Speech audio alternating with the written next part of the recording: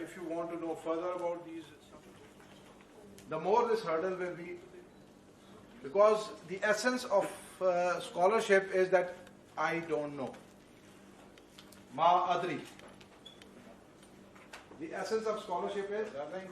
So, if anybody wants to share anything which happened yesterday, so anything you want to say? Anybody? So if there are some friends who are coming on the way, you can. I don't know this certificate is going to have any substantial, but of course, whatever contribution it has to have the attendance. Okay? So with this now, I hand over to Akash, a research associate at very prestigious international institutions, has written a very comprehensive and a very enlightening book on Pakistan's nuclear program. Most of you who are in the business of nuclear studies already know him, and he does not need any introduction. But of course, I wish that you would interact with him. This is an interactive session. It is kind of a short presentation in the beginning, sir, and then we will have dedicate more time to the interactive session. He would be discussing the power competition and national security challenges for Pakistan, and of course we are the victim of that great power competition, as we say in Pakistan. So over to you, sir. Thank you very much. I'll try to be brief. This is a very interesting time to live in, because great power competition, the way it is unfolding across the world, has never been so dramatic as it is now, maybe since the scramble for Africa by the colonial powers in the late 1800s and early 1900s. Nevertheless, for our purposes, great power competition, as you're all aware, basically involves the strategic competition that is emerging between the United States and China, which itself is a reflection of the fact that the world is moving from a unipolar world to a multipolar world, and that is creating friction in the international system. While it is destabilizing for the status quo powers, it also offers opportunities and presents challenges for middle powers like Pakistan. So China's exceptional rise, particularly over the past 2 decades, and in terms of exceptional rise, I would like to emphasize China's remarkable economic growth. They have lifted more than 800 million people from poverty to prosperity. This is unprecedented in human history. And that has eventually translated into greater military muscle and more aggressive and more confident foreign policy posturing, especially in the Asia Pacific. So China's exceptional rise as an economic and military power has shifted the focus of great power competition from the Euro-Atlantic to the Indo-Pacific. The Euro-Atlantic was the focus during the Cold War, because that is where the erstwhile USSR and the Warsaw Pact were rallied against NATO and the United States in the wake of the geostrategic configuration that resulted towards the end of the Second World War. And in this contemporary geostrategic competition, South Asia, the Indians like to call it Southern Asia, but it remains South Asia. You cannot change geography. South Asia is fast emerging as the second most consequential arena in their respective spheres of global influence. In 2013, the Chinese government released a document in the Chinese language about how they perceive their spheres of influence. And very clearly, it was recently, a couple of years ago, it was translated into English. It's available on the internet. And it clearly demarcates Pakistan as the western edge of the Chinese sphere of influence.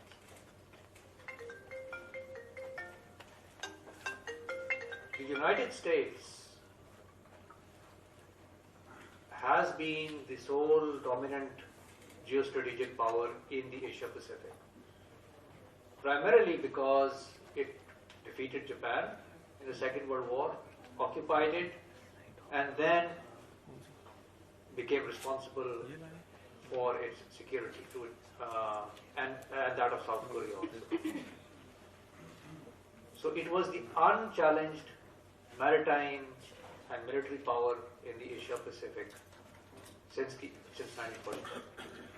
And it is only now that China's massive strides in maritime power is challenging the status quo. But in terms of the relative importance of South Asia, it is important to understand that this region has interests for a number of powers. And I have divided them into 6 different diets.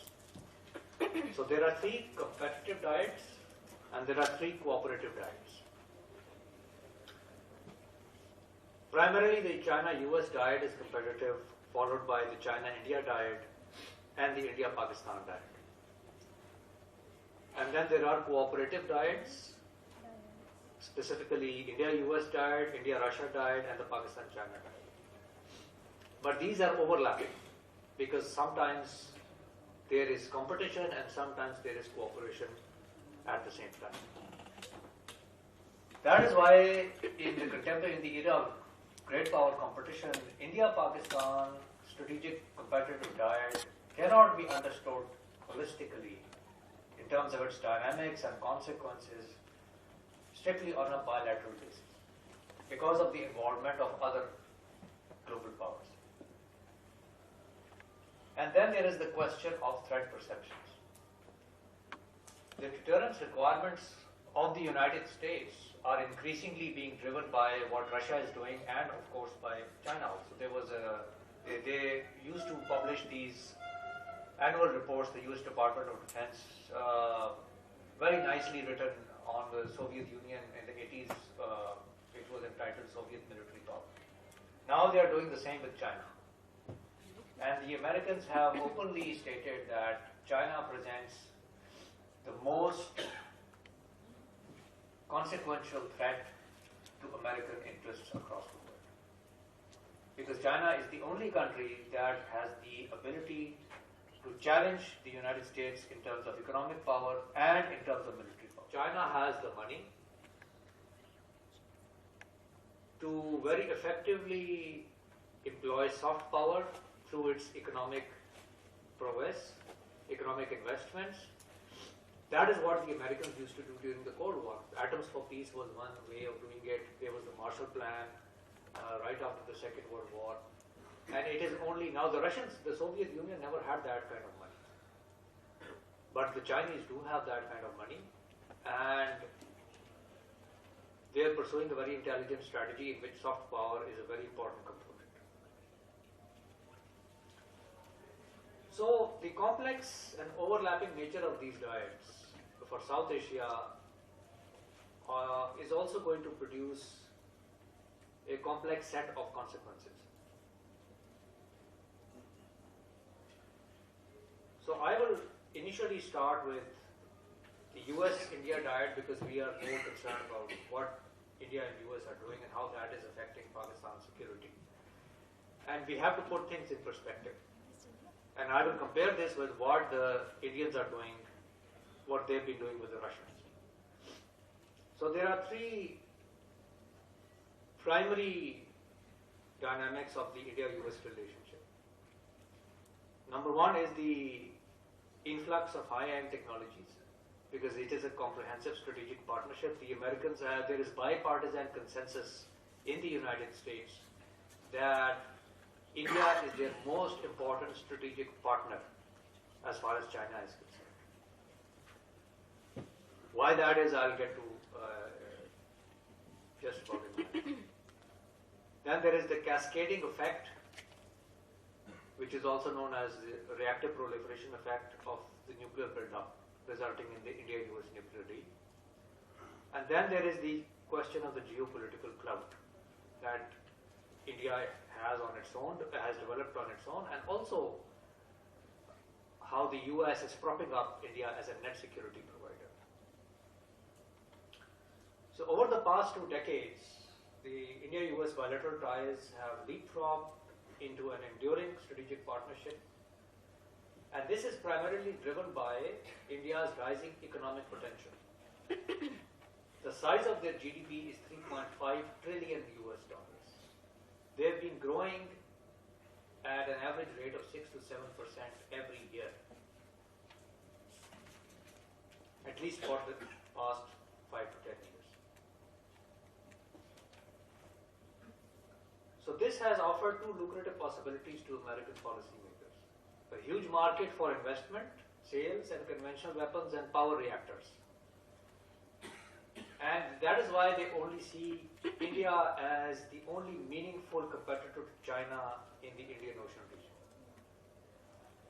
Then there is the result of India's soft power in the West, India's well-placed diaspora in the United States and the West, puts its enormous diplomatic, political, economic weight in advertising India as the most effective strategic counterweight to China before the Congress and the US national security establishment. I would invite all of you to do a study. It's very easy, open source. Look up the number of think tanks and universities across the world that broadly work on South Asia or IR issues or security issues or nuclear issues. Almost 100% will have one or more Indians either working in them or in an important position. और ये आज से नहीं है, this has been going on for the last 20 years. I don't know if you know Ashley Tellis. Ashley Tellis wrote a book in 2001, India's Emerging Nuclear Posture, a very thick book, published by the RAND Corporation. And he's an Indian American, he singularly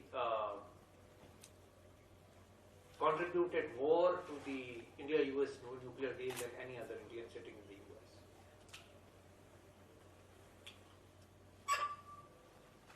And there are many more examples. Vipin Naram is another example. You will find a lot of Pakistanis working or studying in top class universities. कोई music पढ़ रहा है, कोई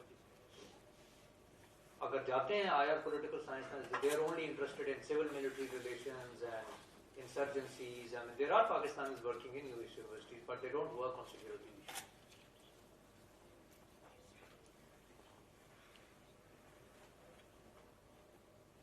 So, India's soft power and its economic potential, primarily its economic potential,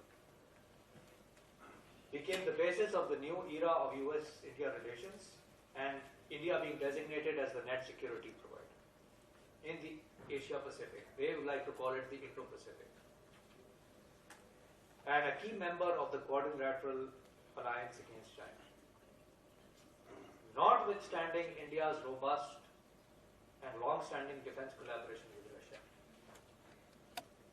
One of the reasons of the India-US nuclear deal was that the American nuclear industry was going bankrupt. And they thought this is an emerging market and the Indians have money, so they'll buy power reactors from us. एक भी power reactor India in India, primarily because of their domestic liability clause or whatever. But that allowed them to get a waiver from the Nuclear Suppliers Group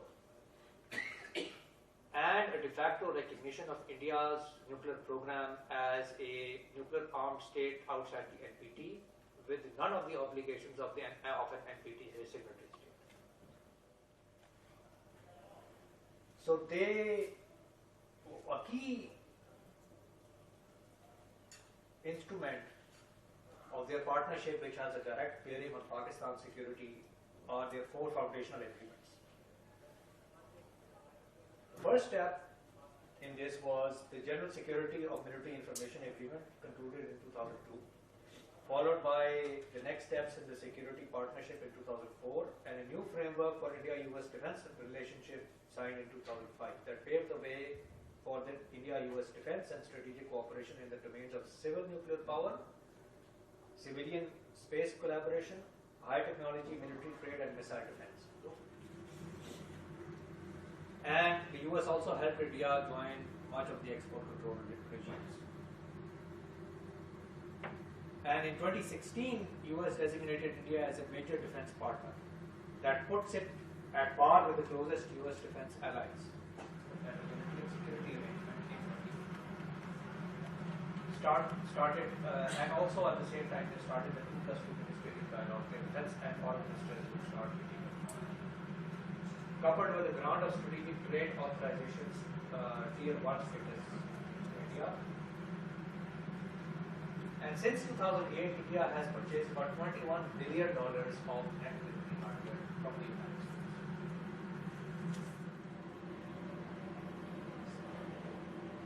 The most significant item in this is long-range maritime patrol aircraft, anti-submarine warfare aircraft, the P-8I Poseidon. And India is now the largest operator of this type of aircraft after the United States. And the agreements that they have signed allows India to receive encrypted real-time intelligence information on what China is doing or anybody else, which can include Pakistan. Started making great strides after over the past 20 years, but only after the United States had concluded these agreements with the world. Similarly, in terms of the NSG, India was able to import uranium under safeguards because they were complaining that they are running out of domestic uranium even for their civilian nuclear energy program. And within less than a year's time of the conclusion of the India-US nuclear deal in 2008 and the waiver according to them by the NSG, they suddenly discovered a very large deposit of domestic uranium. In my view, presents the most difficult challenge for Pakistan. You're all aware that India had signed a comprehensive defense agreement with the former Soviet Union just before the 1971 war. And since then, India has been one of the closest allies of Russia or the former Soviet. Even today, more than 70% of all hardware, military hardware, in the Indian Army, Navy and Air Force is of Russian origin. Much of their offensive capability is of Russian origin. BrahMos is essentially a Russian missile. Much of India's missile program, Dr. Salek is an expert here, he can explain further, has benefited from this collaboration.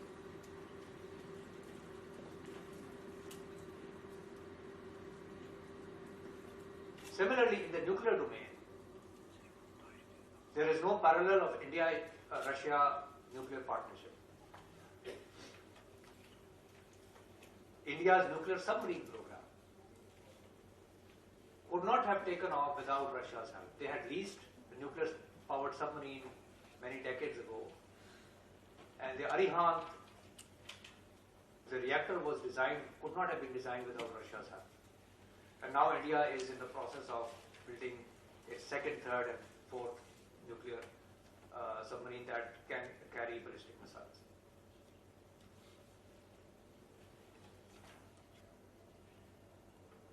Pakistan has been trying unsuccessfully to warm up to Russia.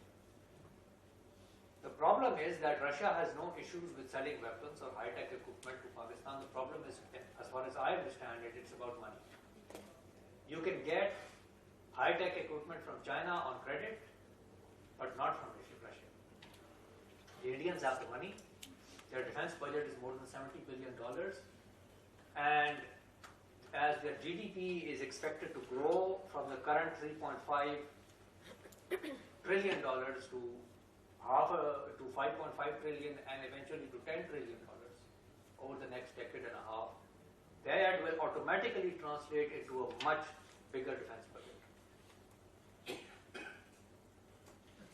The problem with India's defense budget right now is that the size of the military is too big, so they are trying to reform it, trying to cut it down, and eventually, with the increased size of the defense budget outlay, they will have more money to spend on capital acquisitions of high-tech equipment and move away from their dependence on Russia. We've tried to get President Putin to visit Pakistan. He did not. He was in Delhi. Last time he was in Delhi, he said that India is a great power. And India is the only country in the world that has successfully been able to import high-tech military equipment from the United States, Russia, South Korea, France, European suppliers, and Israel at the same time.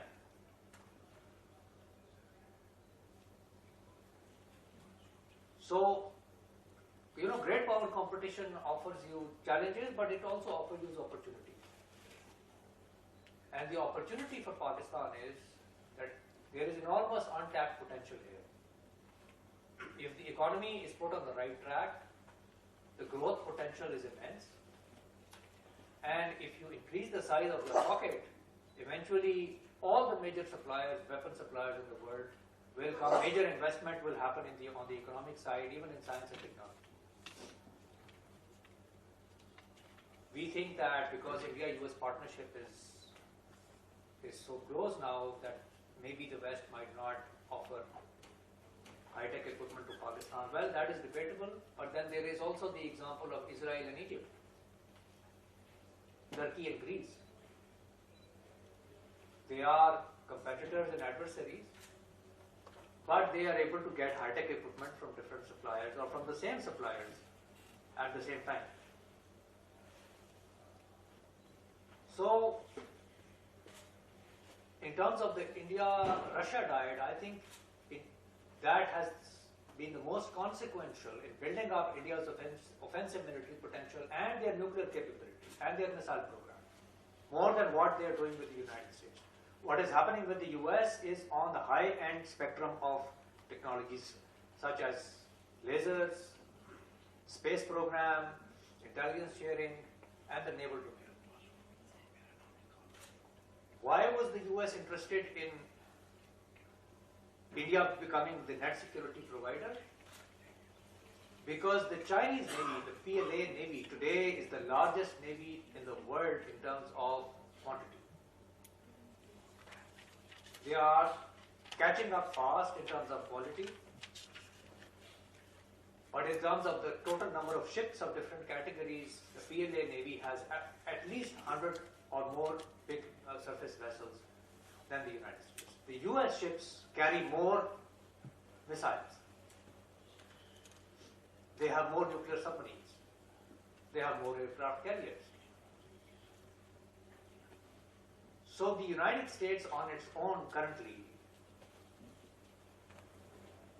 one consequence of what started in 2002, the 2003 invasion of Iraq and then Afghanistan, is that it cost the United States almost $7,000 billion. So they have not been able to, keep up with the arms race. This is an arms race with China. The Chinese shipbuilding capacity is greater than the rest of the world put together. So the traditional American way of doing that is to build alliances and coalitions. And that is where India comes in. India was a natural ally because China and India have a very long disputed border known as the line of actual control, starting from Ladakh going up to Arunachal Pradesh. And since the Doklam crisis in 2016, followed by what happened in Ladakh in 2020, the two-front war is increasingly becoming a nightmare reality for Indian planners. It is a blessing for Pakistan.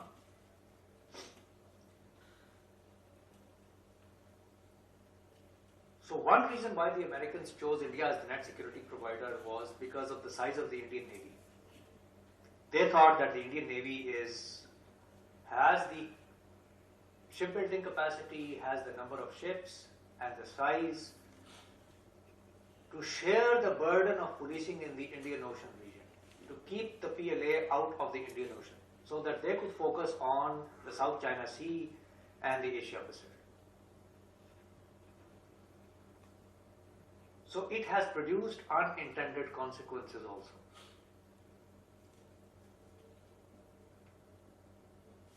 One of which is that thanks to the two-front war scenario, there is now near parity in land and air power between India and Pakistan. पहले asymmetry बहुत ज़्यादा थी, but now that asymmetry is coming down, even in the naval domain. And Pakistan's naval modernization, we were the weakest in the navy. Pakistan's naval modernization, thanks to China and Turkey, is unprecedented in history. We are more than doubling the size of our surface fleet and the submarine fleet.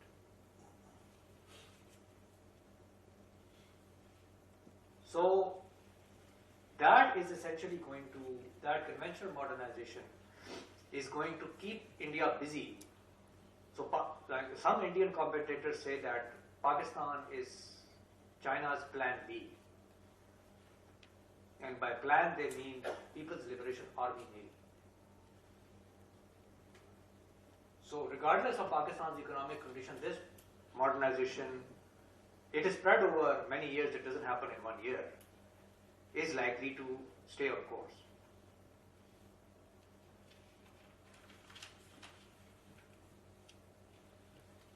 Then there is, this again is producing another consequence. And that is that India will now be forced to rely more on its nuclear capabilities, on its strategic capabilities. That is why you see a change in their language regarding their nuclear doctrine. अभी उन्होंने Agni 5 का test किया. They said it was 5,400, 5,500 kilometer plus. Actual range according to the Chinese is more than 8,000 kilometers. It doesn't matter to us. I mean, we are next door.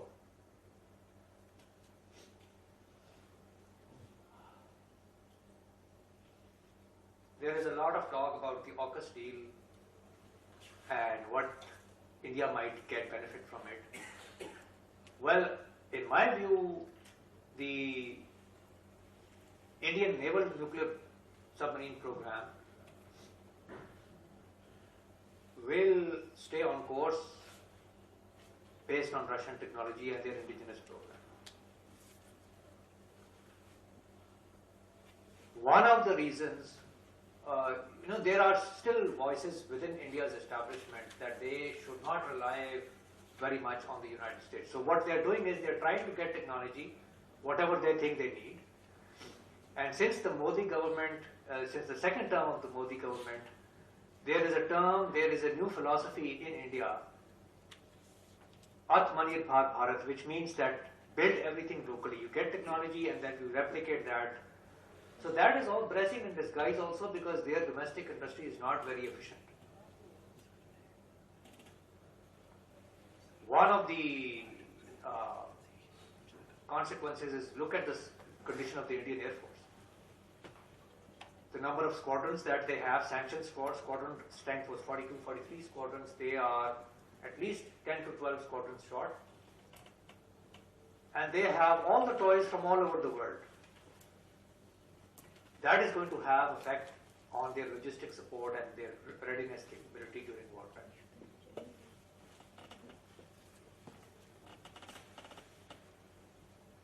So, the reason why India is now becoming more belligerent in their nuclear talk is because they think that the United States, they have the US and the Western backing and Russia's backing. And there is an enormous latent nuclear potential in India. There is a whole concept, there is a theory of nuclear latency and hedging in IR literature. There are many countries in the world that are not nuclear weapon states. They are signatory to the Nuclear Non-Proliferation Treaty, but there is enormous latent potential there, waiting to be harnessed if a political decision is made.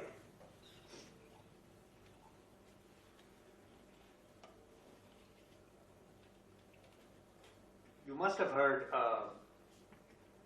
that there is a lot of hue and cry on China's nuclear modernization and expansion, especially over the course of 2022.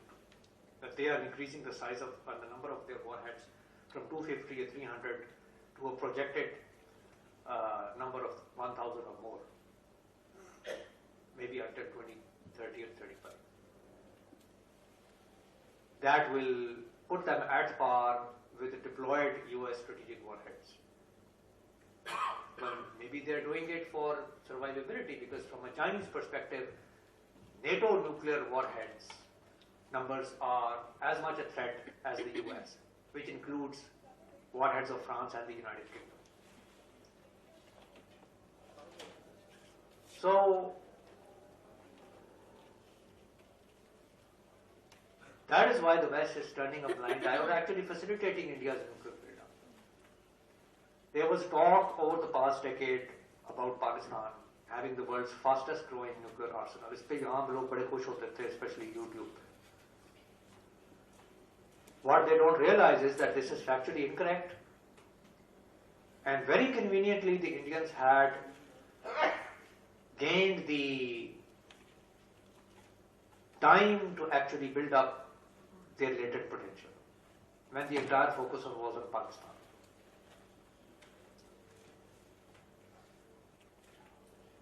ये जो latent potential है, this is in terms of fissile material, nuclear explosive material, in terms of highly enriched uranium and plutonium, which is all outside safeguards.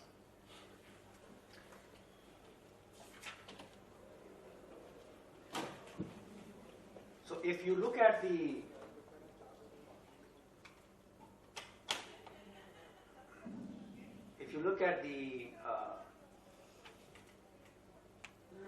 fissile material stockpiles of India and China, वो मसाला होगा तो warhead बनाएंगे ना.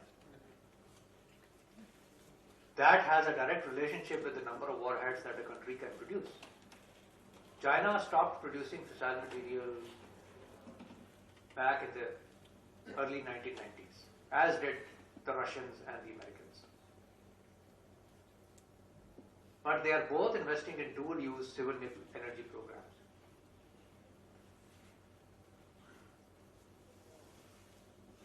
The Indian build-up is part of their three-stage civil nuclear energy program,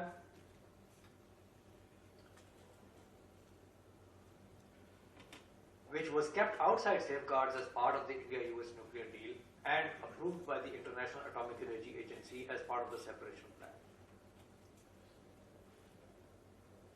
The three-stage plan was essentially a dream of Dr. Homi Jahangir Bhabha from the 1950s and 60s.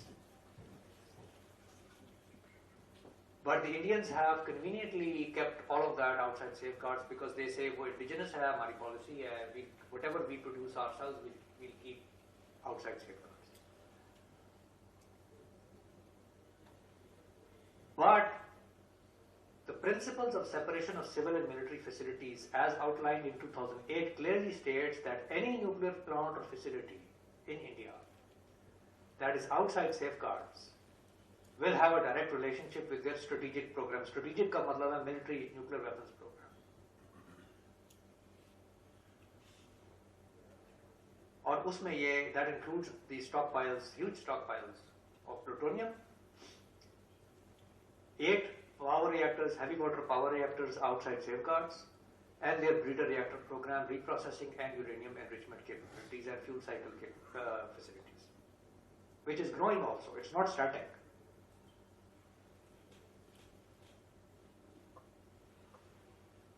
So if you look at the fissile material stockpiles as estimated by the International Panel on Fissile Materials,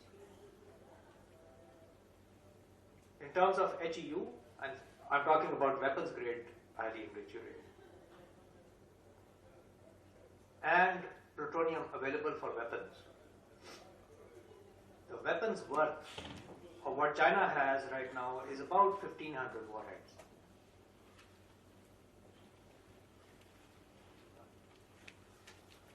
India claim karta hai that it has its highly enriched uranium program is for its nuclear submarines.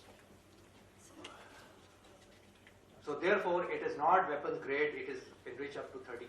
But anybody who knows the subject knows that you can very quickly upgrade the enrichment level from 30% to 90%. That is the problem with what is happening in Iran.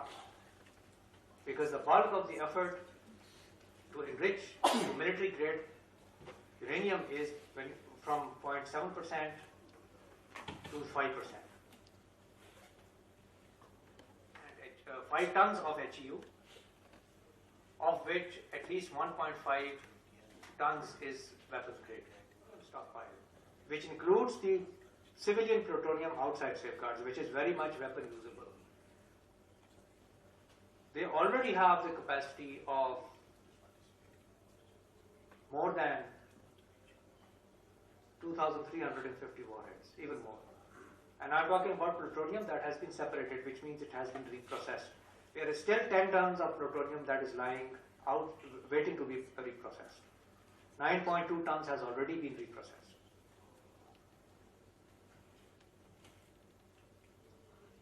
So there is almost parity in some way between the stockpiles.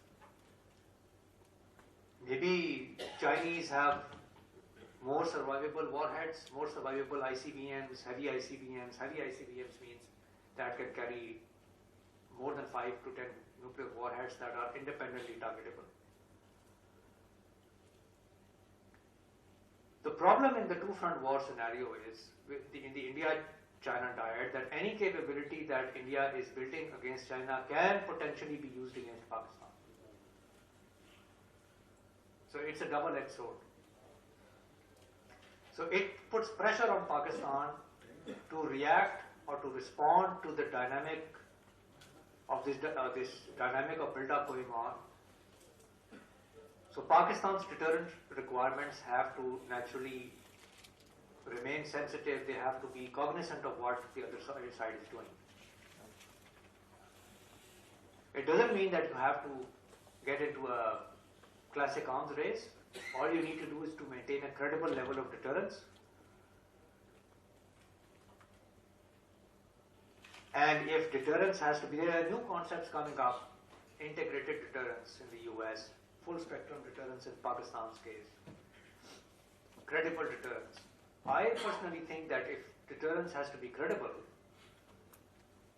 in today's day and age, it has to have a conventional component to it. So it's not just nuclear weapons. And why is that? Because of the introduction of strategic non-nuclear weapons, precision-guided standoff weapons. So, I think in the final analysis, this is a very complex subject. There is a lot of literature coming out virtually. I think अगर आपने IR में career बनाना है, the great power competition is the best thing, is the best bet for our lifetime. That is where all the research is going on. It's fascinating. So, in my final analysis, I think it offers opportunities and challenges. If Pakistan is able to complete its vision of putting its economy back on track, that is the single most important thing. Only then it will have a useful relevance in the eyes of the great powers. where you can benefit from all the great powers without actually compromising on your national interests. Otherwise, the geostrategic location itself can become a kind of a liability. Thank you very much.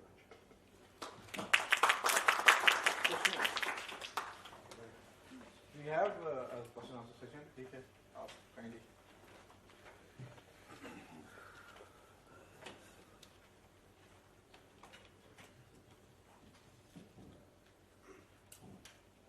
Doctor साहब अगर आप बैठना चाहते हैं तो बैठ. Assalamu alaikum, sir.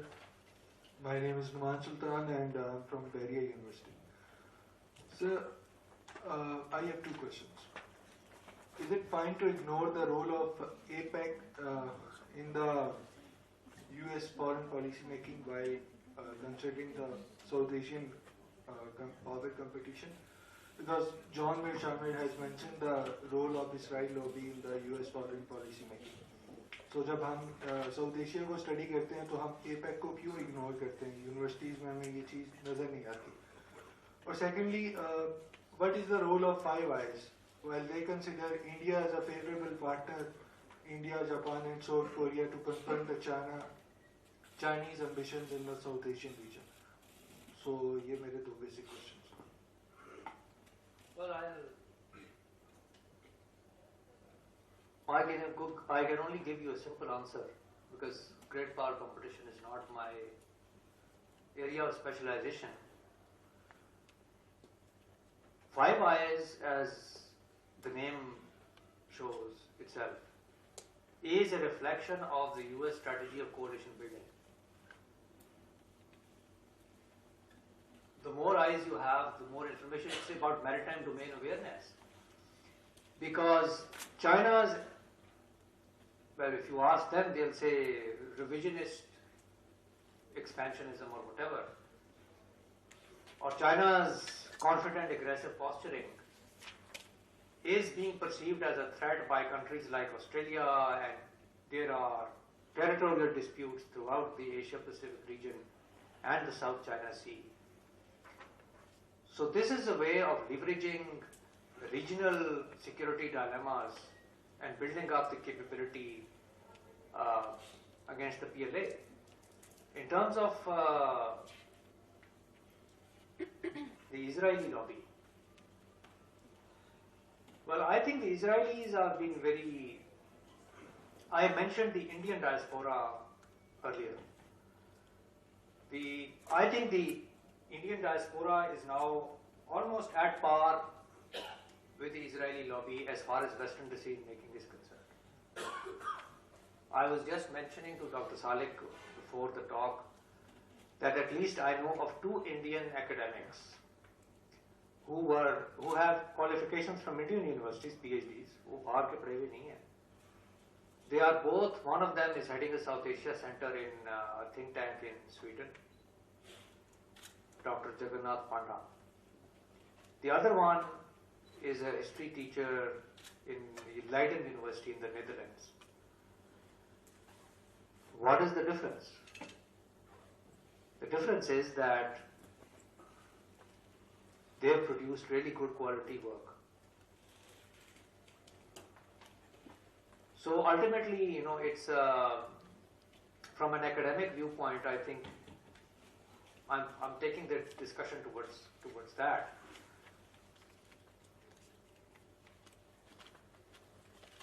Jews के हवाले से हमेशा, especially 20th century में, the concept was that they control everything. Why do you think they control everything? Because they're more educated, they're more enterprising, comparatively speaking. They're a very small minority, but almost everyone is so highly educated.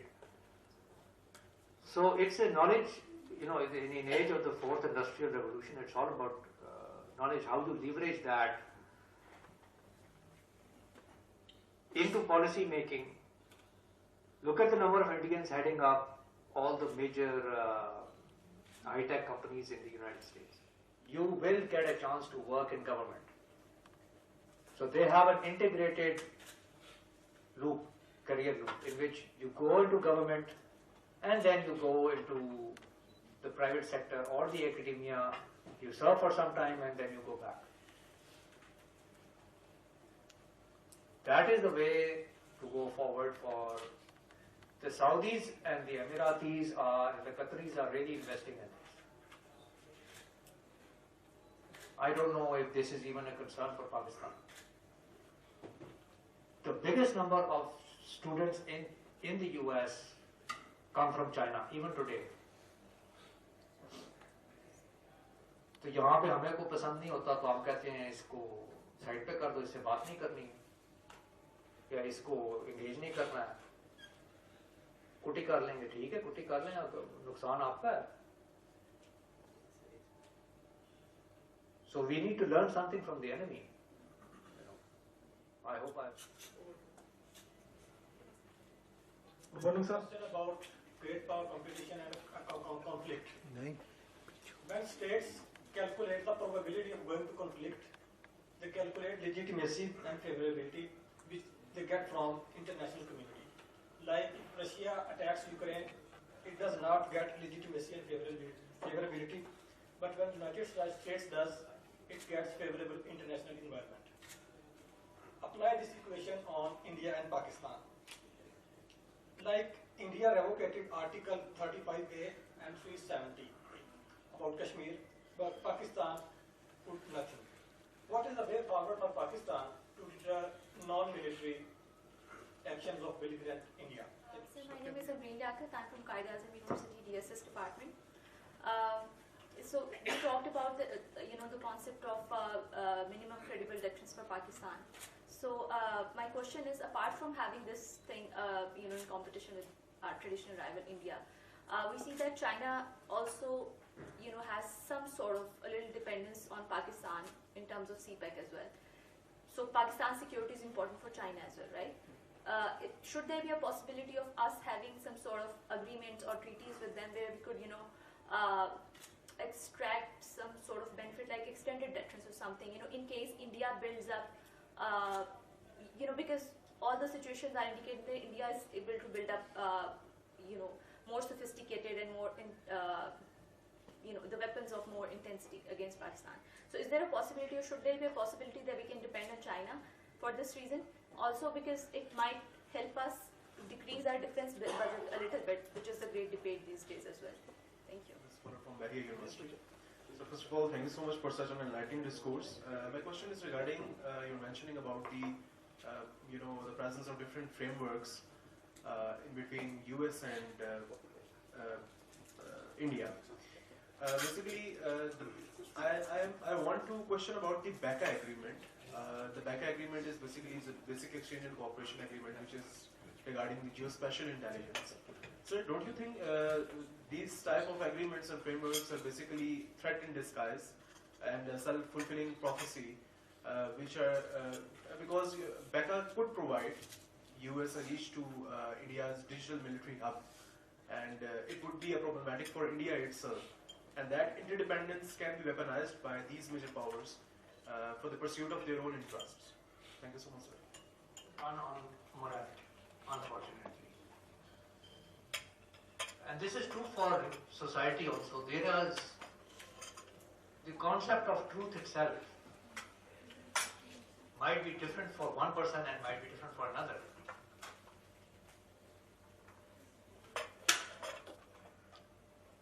Legitimacy is derived from your relative position in the international system. You mentioned Ukraine.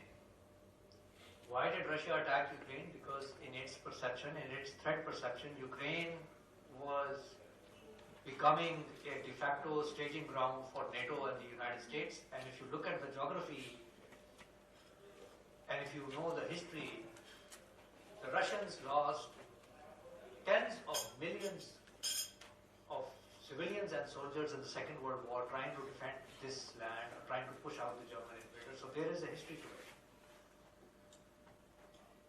If you look at the Ukrainian perspective, attacking another country, if you ask the Russians, they'll say they have exercised the right of self-defense under the UN Charter.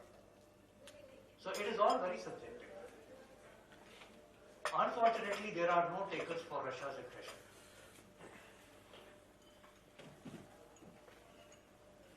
We have a tendency of hanging on to everything that is anti-West. But do you even realize, as I mentioned before, that Russia is of more consequential to India's military capability against Pakistan than the US? And Ukraine itself has been one of the major suppliers of conventional military hardware to Pakistan. So it's all about national interests. In terms of perception building, there is another point that I would like to highlight. There is something called reputational cost.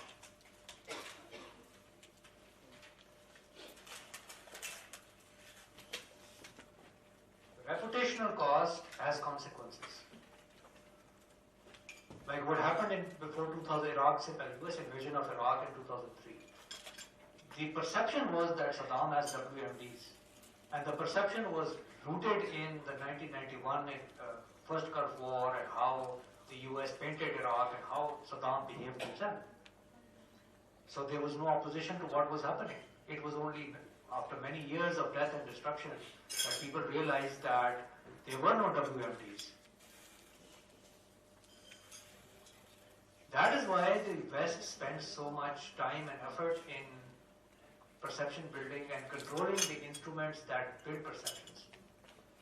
ये narrative building की जो बात होती है, universities, think tanks, media, policy making circles, they all serve their national interest in a way because it's all very subjective. You mentioned Article 35A, revocation of Article 35A and 370. Well, what can you do? If you had the diplomatic leverage, which itself is a function of your economic potential, then probably you could have done something.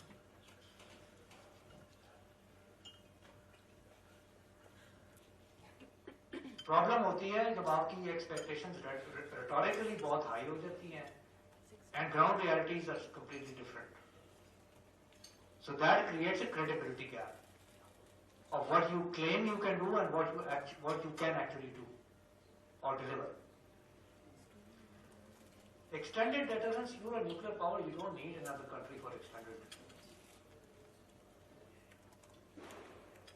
By the way, जब India ने 1974 का test किया था, Pakistan was asking for security guarantees from all the permanent members of the Security Council. Not one country came forward. This is June 1974. You can have extended deterrence, but then you will be a subservient state like Japan and South Korea. That is the choice that you have, basically. या आप alliance system का member बन गए,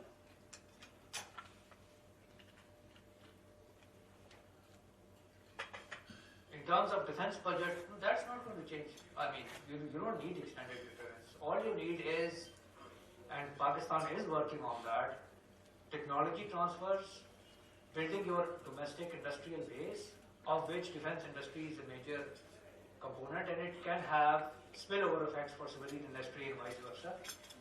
That is what you need, investment in building your capability and your capacity to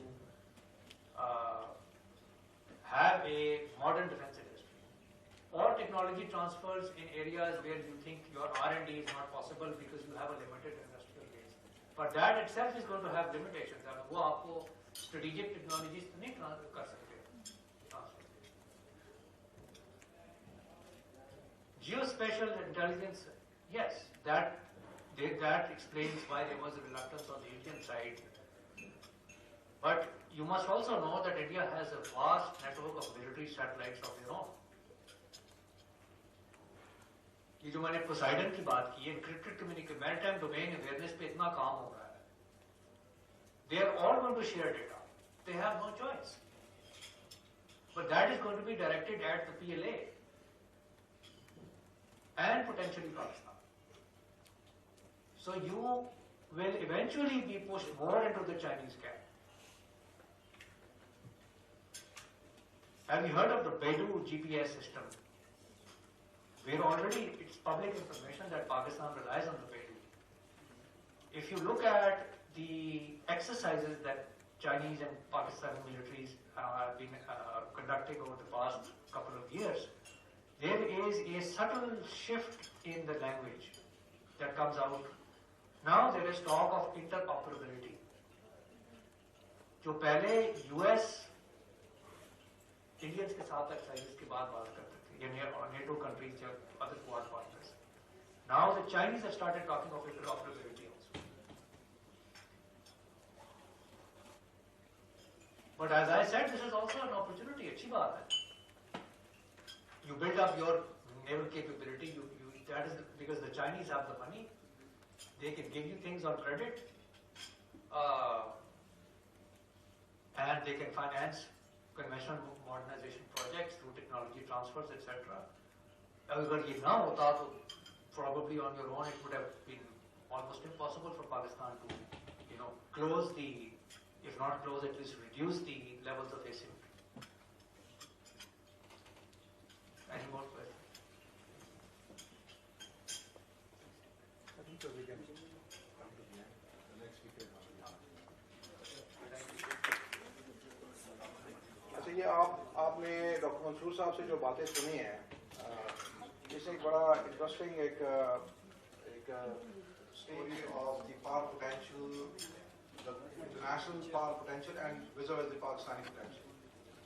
there is a problem in Pakistan. हमारी जो state है और जो सोसाइटी है, ये आपस में एक दूसरे को उतना कॉम्प्लीमेंट नहीं करते जितना करना चाहिए. The society thinks differently, the state thinks differently. That is why the diaspora which goes out does not feel its own obligation to augment the state's effort. आप में से भी जो लोग कल बाहर जाएंगे या आप इंडिविजुअली जब भी किसी एक अचीवमेंट को हासिल करना चाहेंगे या कोई आपकी लाइफ में कोई टारगेट होगा, तो उसमें आपके पर्सनल टारगेट्स तो हैं, लेकिन कहीं वो स्टेट की पावर पोटेंशियल को ऑगमेंट नहीं करते नजर आएंगे. इन्होंने बात की एशले टेलस की. Ashley Tellis singlehandedly, what motivated Ashley Tellis to work for, of course उसका अपना पर्सनल इंटरेस्ट होगा, लेकिन why he singlehandedly put all his effort in increasing the national potential or the state's capacity of India. ये बड़ा interesting question है. Why Pakistani, one way or the other, Mahbubul हक साहब यहाँ पे पैदा होते हैं, यहाँ उनके 5 साल मंसूबे को कोरिया कॉपी करता है, पूरी दुनिया आपकी पोटेंशियल को रिकग्नाइज करती है.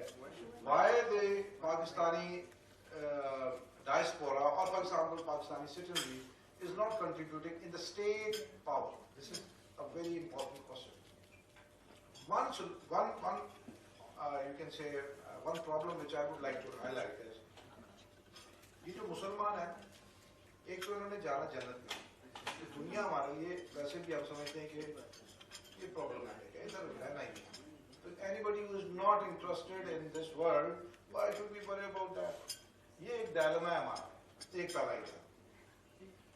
दूसरा सोशल साइंसेस के अंदर जो लोग, जो हम जिस चीज को आज डिस्कस कर रहे हैं, दिस इज सोशल साइंस. इसमें जो इनपुट आ रही है, जो लोग इसमें पढ़ने आ रहे हैं, ये हमारी सोसाइटी का क्रीम नहीं है. Cream of the society including अस, वो हमेशा जो है वो नेचुरल साइंसेस में इंजीनियर्स एंड डॉक्टर्स एंड अभी वो कंप्यूटर्स की तरफ जा रहे हैं, आईटीज हैं. They are very important, but what sets the national direction, what contributes to the national policy, उसमें हमारी नेशनल लेवल के ऊपर हमारी जो यूथ है या हमारे जो लोग हैं, उन लोगों का उतना रुझान नहीं. हम हमेशा से आर्ट्स पढ़ने वाले स्टूडेंट को हमेशा नालायक स्टूडेंट कहते हैं. नालायक स्टूडेंट आर्ट्स पढ़ते हैं, नालायक स्टूडेंट्स. तो ये आज का नहीं है, ये पार्टीशन से पहले मुसलमानों ने, जब ये अंग्रेजों ने यहाँ पे हुकूमत करनी शुरू की, तो जो सोशल साइंस जिस तरह डिस्क्राइब हुई थी, उसको हमने कहा था ये इल्हाद है, यानी कि ये हमें दीन से दूर करने की, ये कभी कम्युनिज्म के चक्कर में था और कभी ये मुख्तलिफ आइडियोलॉजीज को हम इतना थ्रेटन फील करते रहे, हम इनसे डरना शुरू हो गए कि जो ही आप जाएंगे तो या आपकी आखिरत तबाह हो जाएगी, आपका धर्म भ्रष्ट हो जाएगा, जो हिंदू कहते हैं कि आपने अगर पानी पी लिया तो आपका धर्म भ्रष्ट हो जाएगा. That is the kind of a problem we have. ठीक है, तो इसको ओवरकम करने की जरूरत है. आप ये याद रखें. If you want to read something about, आपके ग्रुप में मैंने एक छोटा सा पोस्ट शेयर किया है, वो है मौलवी का गलत मजहब बाय अनायतुल्लाह मशरकी. किसी ने पढ़ा? पढ़े हैं उसको. 1935 Inayatullah Mashriqi is trying to tell you कि ये जो मजहब की डेफिनेशन आपको मिल रही है ना, this is not the reality. एक देखें कि आइंस्टाइन की थ्योरी को पढ़ने के लिए एक बड़े क्वालिफाइड बंदे की जरूरत है, थ्योरी ऑफ रिलेटिविटी को पढ़ने की जरूरत है, ठीक है. लेकिन खुदा के इल्हामी किताब को समझने के लिए हमें एक ऐसे थर्ड क्लास मौलवी की जरूरत है जिसको मैट्रिक भी ना की हुई हो और कोने में बैठ के एक पुराने से महल्ले में वो हमें इंटरप्रेट कर रहा है कि how the creator conceptualizes your role in this world. What a funny story is all about. Because you leave and we leave everything which is consequential, and this world is real. Let us, this is real world. हमने यहाँ पे अपनी energies को focus करके deliver करना है. That is very important. We are every time either losing or winning. और हमारा मजहब जो है वो हमेशा से एक बहुत बड़ा, कल किसी बंदे ने बात की, I would like to once again tell that story. इस्लाम से बड़ा कुछ सेकुलर मजहब हो ही नहीं सकता. Is this secular phenomena कि ला इकराह फी दीन, जो मर्जी करो अपने अपने आप. वो कुल या युल काफिरून ला अब्दुमाता, तुम अपना मजहब करो हम अपना मजहब करेंगे. We are not forcefully, we are presenting a very our own paradigm. That's what we are proud of it. Unfortunately 9/11 के बाद Muslims have become the new Jews. We are ourselves self-ashamed of our ideology and because of lack of knowledge. तो ये जो थोड़ी सी मैं आपको बताना चाह रहा हूँ कि हमारे प्रॉब्लम्स हैं कुछ, उनसे निकले बाहर. सोशल साइंस में कंट्रीब्यूट करें, bring your energies into it and then write something. जो कि मंसूर साहब ने कहा, unless we write, we participate. Go out and take participation in all the international debate, and we are very confident. हमारे पास बड़ा potential है. You all are much more, have the capacity to deliver than what you are doing there. ठीक है? So this workshop is primarily designed not only to give you information, but to ignite the inner spirit which is in you. ठीक है? और connect. हमने कल बात की थी कि we are all in one way or the other connected with each other. We are not isolation individuals. हम जब मिल के बैठते हैं तो we radiate collective energy. So let us connect with each other and let's not end the dialogue here. Once we finish this workshop today, and Dr. Adil was saying कि हम Sunday को पता नहीं क्यों इकट्ठे हो गए हैं. Yes, this is unfortunately because एक कुछ चीजें प्रोग्राम का ऐसा था कि Sundays, why Sunday is a holiday? Why should we sleep on Sundays and Saturday? जिसकी कौम की ये हालत हो, हमें तो सोना ही नहीं चाहिए technically. I just wanted to energize you. ठीक है? क्या हमें हफ्ते में 2 दिन छुट्टियां कर ली चाहिए? Can we afford that? जो इकोनॉमी की सिचुएशन हमारी जा रही है, जो हम bankrupt, what a individual is doing that Pakistan should not bankrupt. कितना डिटैच है सोसाइटी फ्रॉम द स्टेट. आपको समझ आ रही है कि मुल्क डूबा जा रहा है, हम शॉपिंग कर रहे हैं, हम सो रहे हैं. We are not worried, we are so much detach from the state affairs. Unfortunately, इसको बड़ा change करने की जरूरत है. So this is just to bring you back to the discussion which we and bring your energy into your. So I'm sure Dr. Adil is here. He is further going to, and most of you already know him. I just don't want to spend that time of introducing Dr. Adil. We are only thankful to him for joining in today's celebration. So Dr. Adil sir, without further ado, you. अच्छा, doctor Nasir Atiq जो Sunday का कह रहे थे, so why I said this, it is only because Naeem Sadek who can come up with these kind of ideas to wake us up Sunday early morning.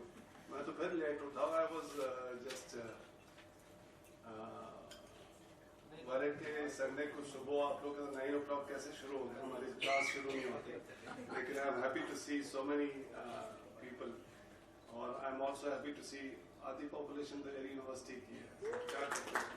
अच्छा, I think I'll move towards more optimist version, because जब आप कहते हैं कि जी ये discarded lot है, हम social scientists जितने भी हैं और main जो है cream वो natural sciences पे है. I think it's a relative thing. जरूरी नहीं है कि जिन्होंने numbers ज़्यादा लिए हैं they are more creative या more productive in society. As I say, I think जो choice है social sciences में है, they are more creative and they made the choices having the options कि जी वो they could go to engineering या medical side, लेकिन they wanted to do something different. So that's what the creativity is. और जब हम देखते हैं अपनी limitations को global level पे, ठीक है, जो थोड़ी सी बात हुई वो pessimism थी उसकी कि जी बाहर इंडिया क्या करता है या दूसरे क्या करते हैं. We are just 230 million with all these difficulties, and there are 1.2 billion people. And likewise, other countries, China, around 1.1, 1.2 billion. We are still holding our fort. Pakistan is seen as a credible military power. Narrative, जो भी दुनिया के अंदर है वो politically motivated होता है. लेकिन despite all these difficulties, we have seen.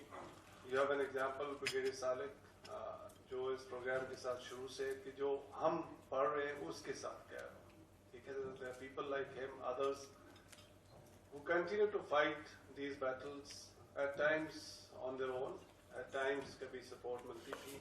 तो I think अगर आप उसको net उसमें देखें तो it's not as pessimist as we tend to believe. Yes, environment जो है इर्द-गिर्द आपको pessimist कर देती है, लेकिन there is lot that we have achieved. And you all are sitting here attending this workshop Sunday को होगी. किसी ने आपको गन पॉइंट पर तो नहीं बुलाया ना. It is your interest that you want to do something in this field. फिर बात थोड़ी सी एक जो हुई, I'm not negating. As scholars we should continue to have these conversations कि कहाँ पे problems हैं, कहाँ पे अच्छी चीजें हैं और हम किस तरह से उसको improve कर सकते हैं. कि डॉक्टर मंसूर ने कहा, and partially I agree कि future is in great power politics. That means if you are working on China, United States, Russia, on those issues, and probably you will have more opportunities abroad. Yes, but if the only purpose is that you want to go out and work, yes. लेकिन अगर आपने south Asia पे करना है तो बाहर के लोग इधर आके रिसर्च कर रहे हैं, हमसे आके मिलते हैं, हमसे पूछते हैं, हमें कॉन्फ्रेंसेस पे बुलाते हैं, and they write books by visiting this region, and that's how you do indigenous research. So the point is, yes, we should take good lessons from those debates, lekin we can also be more creative by integrating those ideas into South Asian debate. उससे तो हमें कोई नहीं रोक रहा ना कि जी अगर आप इंटीग्रेटेड डिटरेंस का United states national security strategy के अंदर आया है. I'll talk about this in my lecture also, that it talks about the capability, the full spectrum of capabilities of your allies that United States would be able to use. So that means India as part of one of the alliance, as alliance partner, can also use US potential capabilities for its own interests. जो बीका की भी बात हुई या जो basic foundational agreements की बात हुई, स्पेस सिचुएशनल एग्रीमेंट की बात हुई. So all these agreements that help India to build its military potential, and that military potential, as the previous speaker said, and Dr. Nasir ने भी शायद mention किया था कि ये पाकिस्तान specific ही होगा. So that integrated deterrence का concept, if we start to do more research and you analyze उसमें से lessons क्या निकल सकते हैं, probably you will be able to come up with some tangible findings or conclusions जो आपके लिए relevant होंगे. तो ये I think we need to be more creative, less pessimist. मुश्किल है. डॉक्टर नासिर कह रहे कि हमें तो सोना ही नहीं चाहिए, तो शहबाज शरीफ का मुझे याद आ गया कि सारी को उन्होंने छुट्टी तो बिल्कुल नहीं होती, फिर उन्होंने कहने नहीं 2 छुट्टी के बगैर तो गुजारा ही नहीं होता. And they have gone on permanent leave as the things appear to be.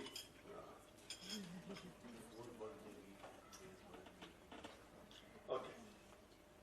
तो ये तो थोड़ा सा detour था, ये distraction हो गई थी, and it's just to trigger your, this Dr. Nasir का कि आपका minds trigger करने की बात है.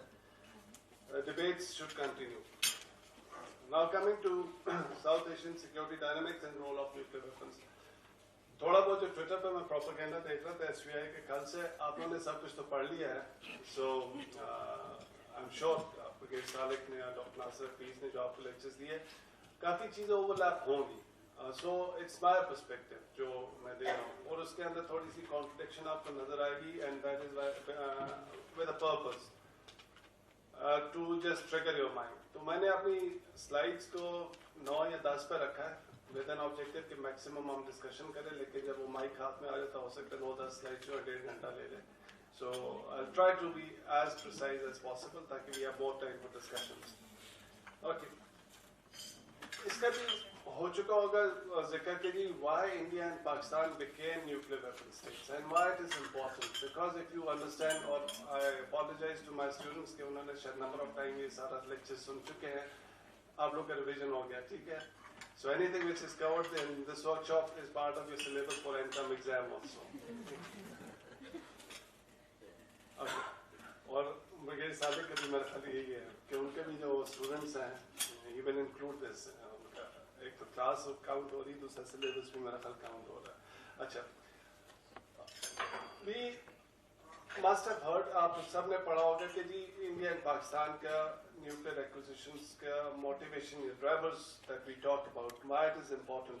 The core argument that I always say that it is important to identify the primary driver, because वो ड्राइवर आपके न्यूक्लियर डॉक्ट्रीन्स के अंदर रिफ्लेक्ट होता है, ठीक है.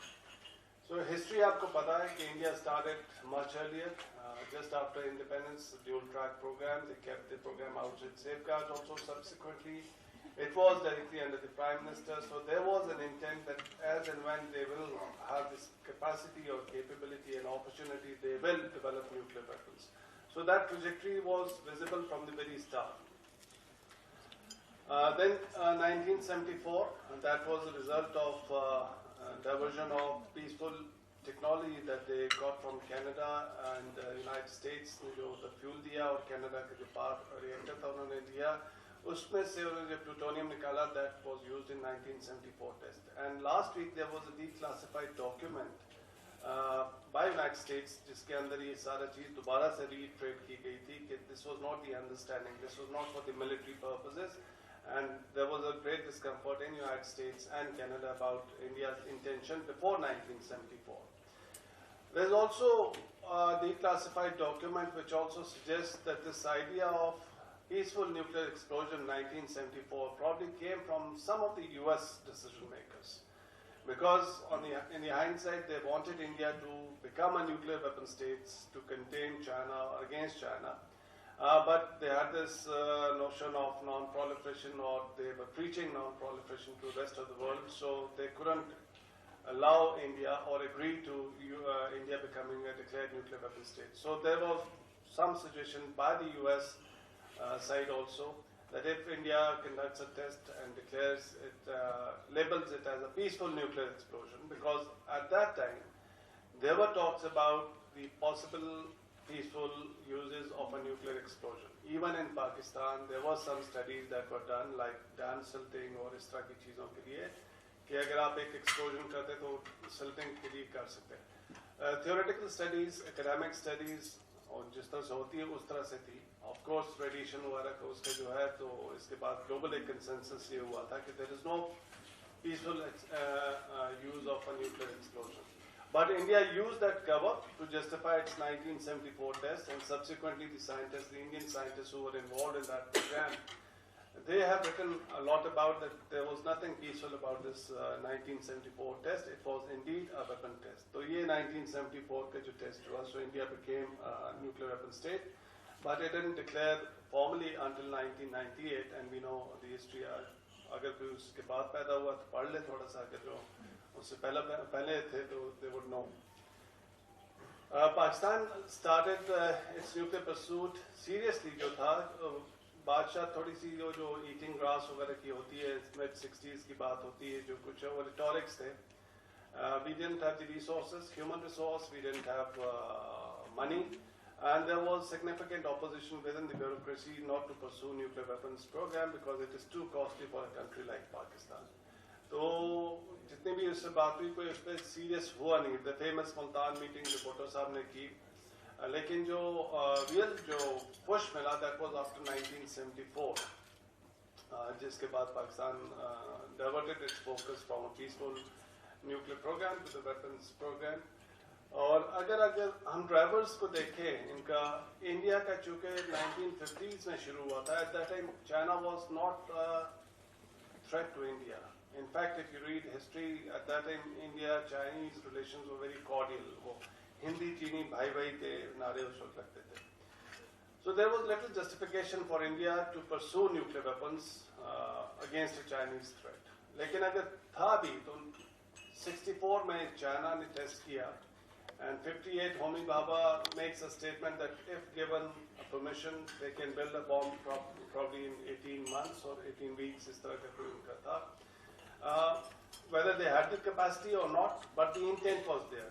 So why India waited for another 10 years before it tested a nuclear device in 1974 and also declared it as a peaceful nuclear explosion? तो Chinese अगर concern था भी for India, जो अभी हम literature में देखते हैं जिसको हमने एक तरह से adopt भी कर लिया, China was not the primary concern for developing a nuclear weapons program. But as states grow, their national interest also evolve.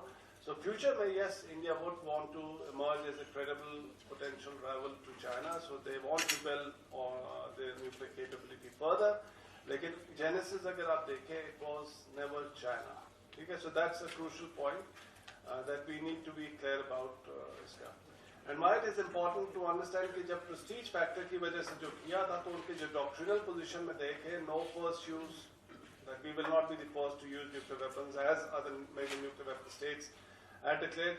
So such kind of iterations in the doctrine are apparent. So Pakistan on the other hand, we started just because India had acquired nuclear weapons and it was essential for our deterrence. तो हमारा mainly security था. तो doctrinal जब हम बात करेंगे इसके बाद तो उसमें देखेंगे कि ये factors जो है dominate करते हैं आपकी nuclear deterrence की जब आप ये policy या postures develop कर रहे हो तो ये reflect करते हैं उसके अंदर.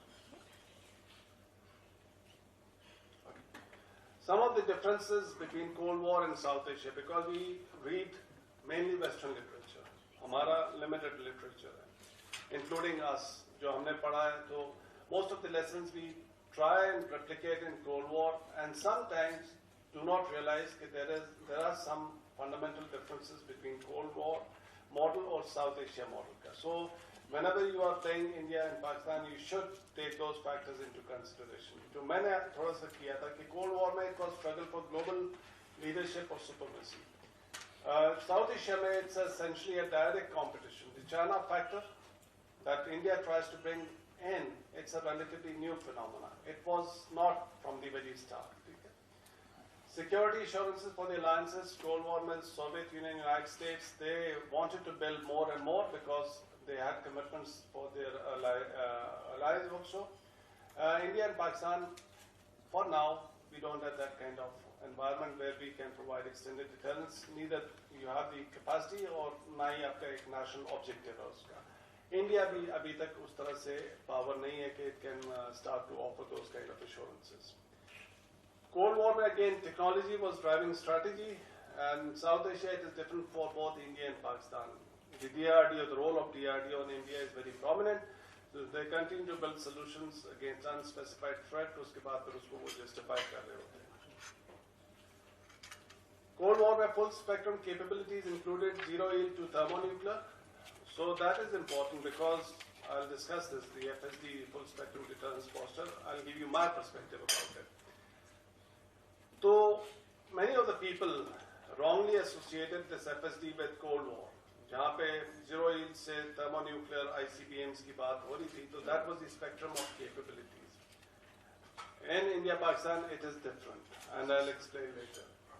During Cold War, US and Soviet Union could afford to engage in limited conventional wars without crossing each other's threshold because they were fighting war not on the territories in East Europe and West Europe. So any limited nuclear use, that would have been an affordable cost for them. India, Pakistan, any nuclear use, both countries would be affected. So that's also an important point once we start talking about the employment options. During Cold War, limited use of nuclear weapons was चाहिए मैं पहले कर दिया इसको तो okay. Now coming to role of nuclear weapons in South Asian crisis. Now many of the things that I will say may not be in line with what you have read, you have been taught elsewhere, क्योंकि ये एक हर एक अपना अपना experience के हिसाब से conclusions ये वो हैं, तो मैं I'll give you my perception. Pre-nuclearization period में there was one major crisis exercise Brasstacks इसको कहते हैं 86-87 में हुआ था जब Indian troops they were mobilized, they wanted to launch a major conventional operation against Pakistan. Pakistan signaled possibly their potential use of nuclear weapons. We didn't have the operational delivery systems. We had not tested nuclear device, but the signals were communicated through indirect sources. जो एक interview की बात करते हैं कुलदीप नैयर को interview दिया Q Khan साहब ने जिसमें उन्होंने इंडिकेट किया कि अगर कुछ इस तरह की चीज हुई तो we might possibly build a bomb or two. ठीक है. अब interestingly, this interview was published after the crisis had dissipated, so public didn't know about this. But Kuldeep Nair साहब को जब किसी ने बताया होगा तो definitely उन्होंने अपनी गवर्नमेंट को and this was with an intent उनको जो बताया गया होगा तो उन्होंने अपनी गवर्नमेंट को कन्वे जरूर किया होगा and that could have played potentially a role in dissipating that crisis. Not the only, because there were other factors also. International powers like United States, they were also involved उसके अंदर. तो nuclear weapons ने लेकिन एक significant role उस crisis में किया था. This was pre-nuclearization period. A few weeks back, we were having this conversation with some Indian scholars के इस interview का कितना role था and why it was not published before the crisis उसके अंदर.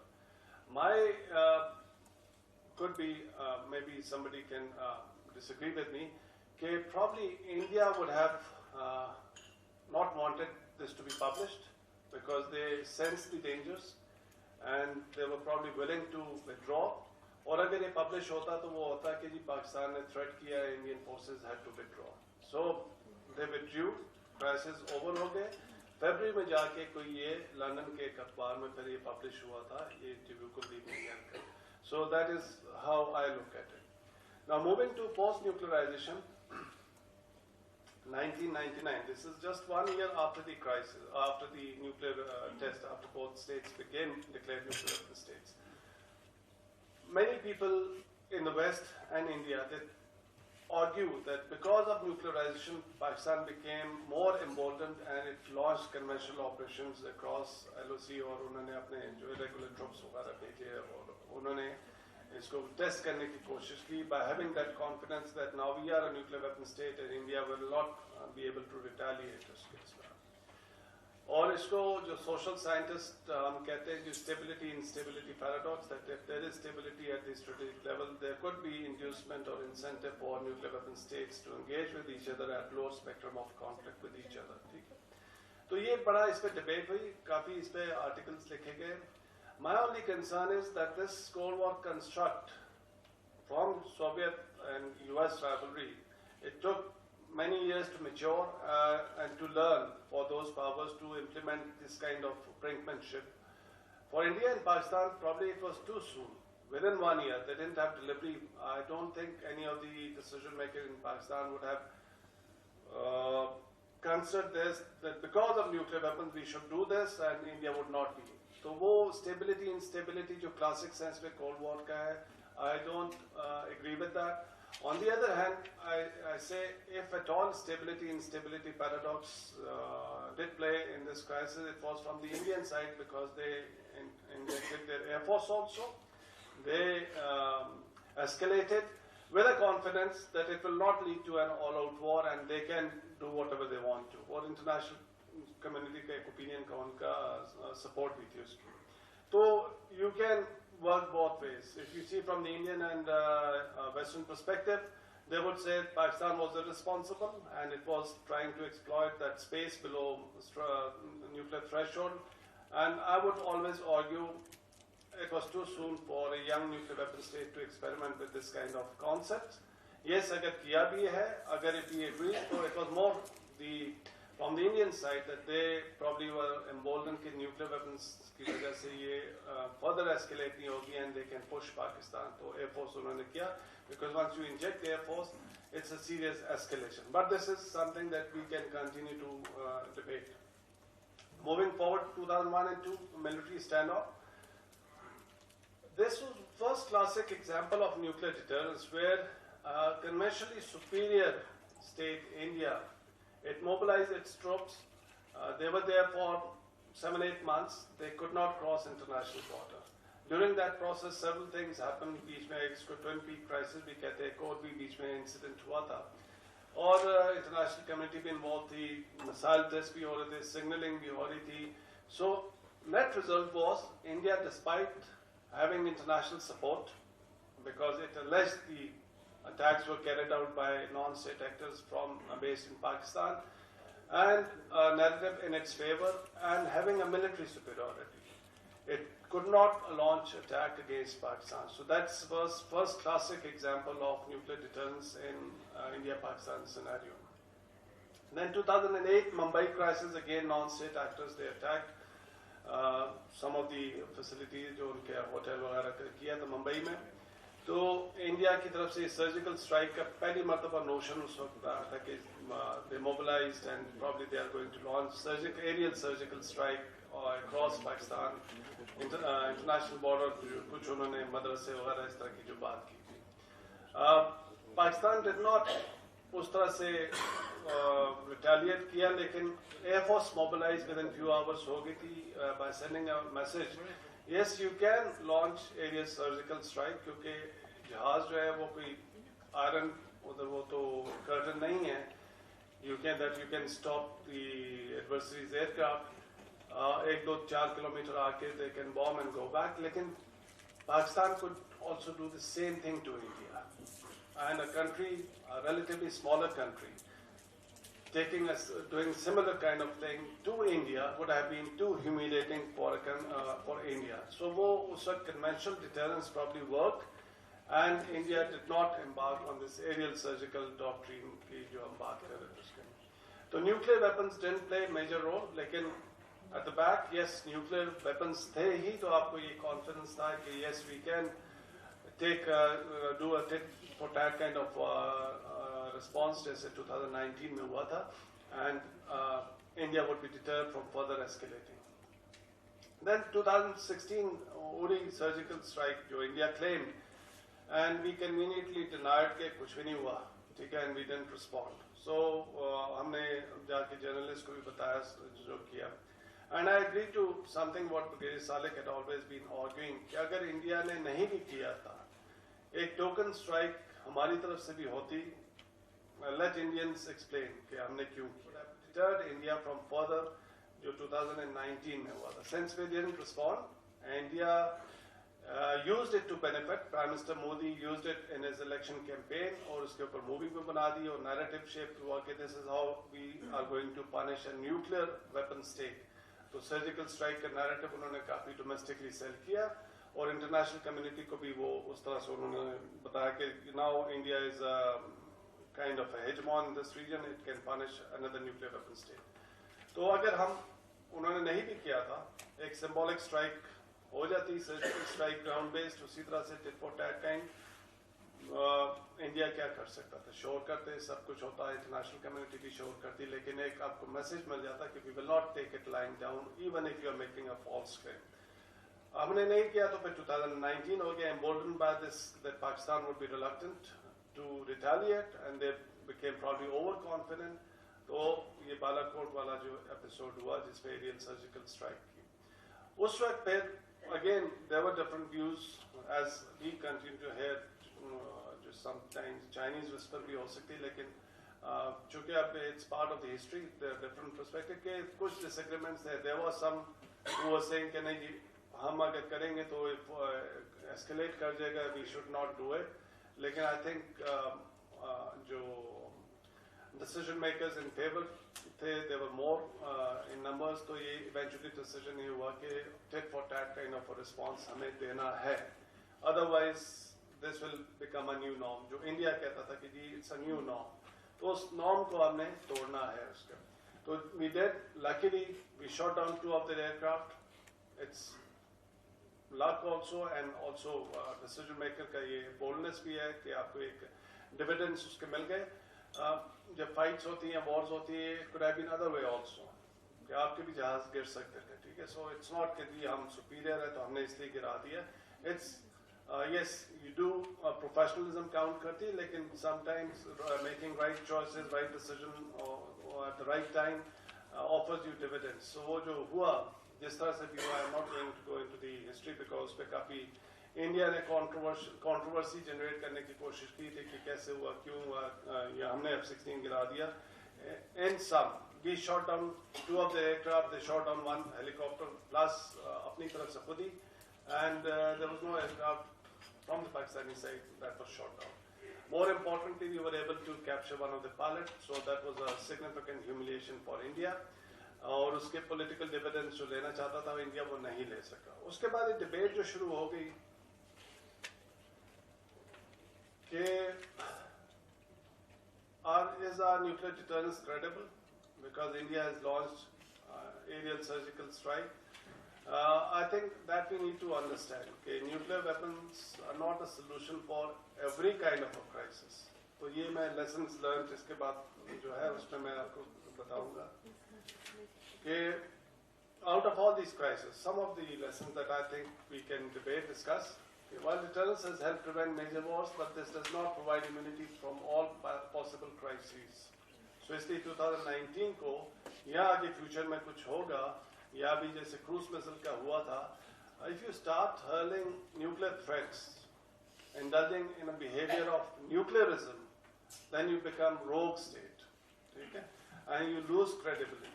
So deterrence only works once it is relative to a particular situation.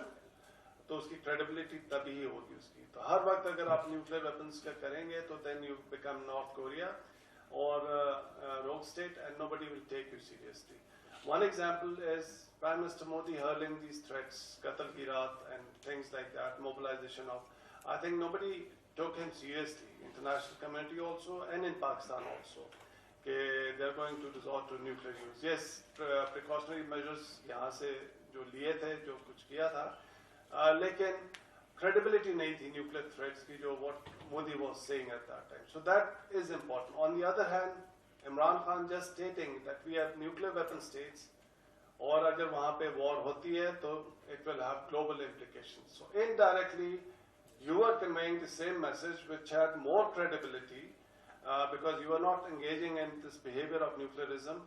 तो आपकी deterrence की क्रेडिबिलिटी ज़्यादा हुई. मोदी ने जो उस वक्त स्टेटमेंट्स दी थी उसको किसी ने इतना सीरियस नहीं लिया था. सेकेंड लेसन ये अभी मैं बता चुका हूँ कि लीडरशिप का पब्लिक सपोर्ट और इकोनॉमी और ये सारे जो एलिमेंट्स ऑफ नेशनल पावर होते हैं कि if you are stuck in such kind of situation या आजकल है कोई इस तरह क्राइसिस होता है तो आप पे लिमिटेशन हो जाती है, ठीक है, because you are under international pressures.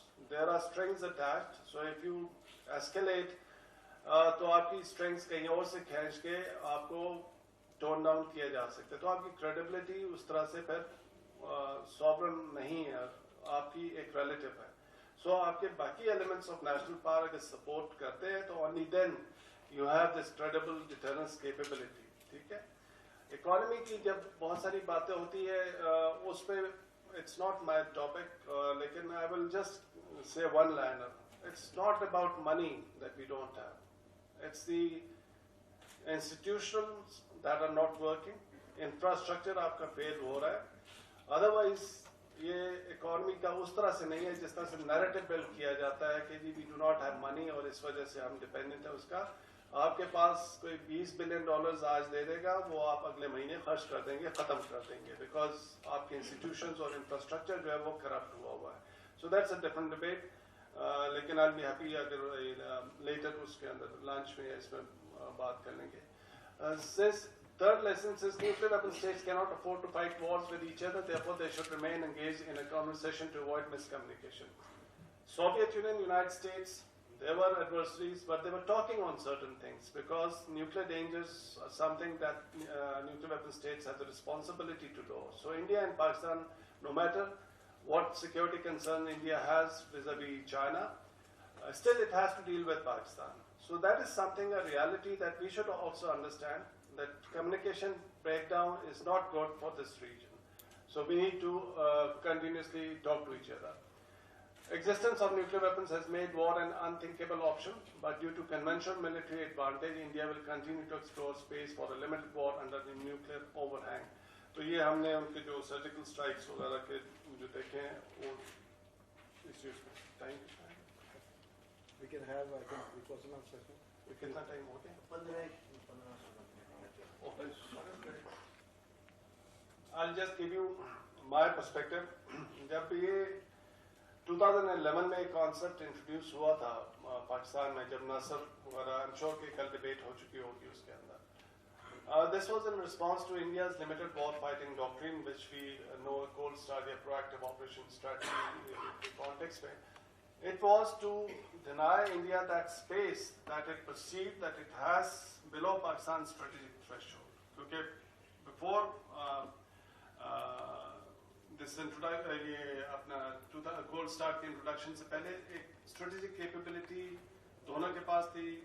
both countries could destroy each other, so वो एक अंडरस्टैंडिंग थी जो 2004 के अंदर एक जॉइंट स्टेटमेंट में भी आया था कि nuclear weapons are a factor of stability. So once India introduced this Gold Star doctrine, the whole objective of this doctrine was to exploit potential space below Pakistan's strategic threshold के अगर हम limited operation कर लेंगे, बेशक 2 kilometers, 4 kilometers, एक symbolic भी operation कर लेंगे, Pakistan would be self-deterred from launching a massive strike against its cities because it would be disproportionate. And if it is disproportionate, it is not credible. So they wanted to test that resolve. तो अब ये पाकिस्तान के पास dilemma था कि अगर 2-3 kilometre अंदर तो आपका न्यूक्लियर डिटरेंस की credibility questionable हो जाती है. And if you respond with massively against Indian cities, this would have been disproportionate. ठीक है? So not much credible. तो इस gap को fill करने के लिए जो credibility dilemma था उस वक्त, we introduced these tactical nuclear weapons, जिसको short range ballistic missile भी कहते हैं, just to give message that there is no space. Now we have a proportional response. There is no space for. बस ठीक है. क्यों आवाज मेरी बहुत खराब हो रही है? Thank you. So there is no space for even limited military operation. So the message at that time that was given that we cover entire spectrum of threats ranging from tactical operation to strategic, and now we have a full spectrum deterrence posture. Many people misconstrued it that we have moved away from credible minimum deterrence and we have moved towards full spectrum deterrence. That means building more capabilities. If you take the later point of view, then it contradicts your credible minimum deterrence also. जो एक confusion create करता है कि ये credible minimum आपकी national command authority की last statement क्या थी? Full spectrum deterrence posture within the ambit of credible minimum deterrence. So as a policy, we have not moved away from your CMD, credible minimum deterrence. As a posture, yes, you have transformed, and this is a qualitative response, not a quantitative response to the Indian challenge. ठीक है? जो 2020 की statement जो I general कितवाई की, एक policy statement annually आती है, उसमें उन्होंने जो ये IISS dialogue में कहा था कि a large variety of strategic, operational, tactical nuclear weapons on land, air, and sea, which are complemented by conventional response options. जैसे थोड़ी सी बात हुई थी कि conventional responses were always embedded in your full spectrum deterrence का, कि ये नहीं था कि इंडिया कोल्ड स्टार्ट करेगा और हम इधर से शुल्ली छोड़ देंगे एक नसर की, नहीं, ये कभी भी कॉन्सेप्ट नहीं था. You would always have your conventional responses, लेकिन अगर conventional responses adequate ना हुए, so you have that backup कि जी we can resort to these use of short range ballistic missiles. That was the whole concept. लेकिन 2020 की it created probably जो debate already इसको कर रहे थे कि full spectrum means कि spectrum of capabilities उन्होंने कहा था कि we have moved away from credible minimum deterrence. So you need to be very clear. You will continue to do minimum in all these spheres as per your threat perception to cover the spectrum of threats, but you cannot move away from your minimum deterrence because you do not have the resources. You cannot engage in an arms race with India. That's not your national objective. The whole objective of your nuclear capability or military capability is to prevent a major war from India. That's the primary purpose. And you will do adequate enough just to achieve that purpose. You're not going to, and you should not be engaging in arms race. तो अगर India ICBM का भी test कर लिया है, India ने ASAT का कर लिया है, you don't have to move in that direction. अच्छा, destabilising trends, I think question answer के अंदर वो आ जाएंगे उसमें. इंटीग्रेटेड डिफेंस की बात कर ली, हाइपरसोनिक लाइट व्हीकल्स की बात कर ली, ये बीका वगैरह कॉमकासा और स्पेस सिचुएशनल एग्रीमेंट ये सारे किए, इनका भी होगा. ओके जी. सर अगर हम what we can do is के मंसूर साहब, आप और आदिल साहब यहाँ पे एक थोड़े से इकट्ठे आपस में भी we can I would like to instigate that. देखें, इन तीनों के प्रेजेंस का फायदा हम ये लेना चाह रहे हैं कि ये लड़ाई कराना चाह रहे हैं आप. we can afford to disagree. We can afford to disagree. We need to learn to disagree and at the same time sit together and talk. ठीक है, लाजमी नहीं है कि लड़ के हम जाएं. I think I would just like to make one comment. Whatever any one of us is saying is not the version, is not the last word. That is our version, that is my version, that is my interpretation. What Dr. Adil is saying is his version. What Dr. Mansoor said, बहुत ज़्यादा आपको difference नजर नहीं आएगा. There are different shades. Shades of the same. इसमें overlapping भी हैं चीजें और कहीं margins के ऊपर difference of opinion भी होगा, which is a healthy thing. ठीक है? Sit together. तो वो इस चीज को हमें इससे घबराना नहीं चाहिए, इसको डिस्करेज नहीं करना चाहिए, क्योंकि डिसएग्रीमेंट होगा, डिस्कशन होगी तो नए आइडियाज डेवलप होंगे. उसकी थ्योरी ऑफ डायलैक्टिक्स है बड़ी मशहूर. वो थ्योरी ऑफ डायलैक्टिक्स ये है कि whenever there is an idea, after some time a counter idea develops.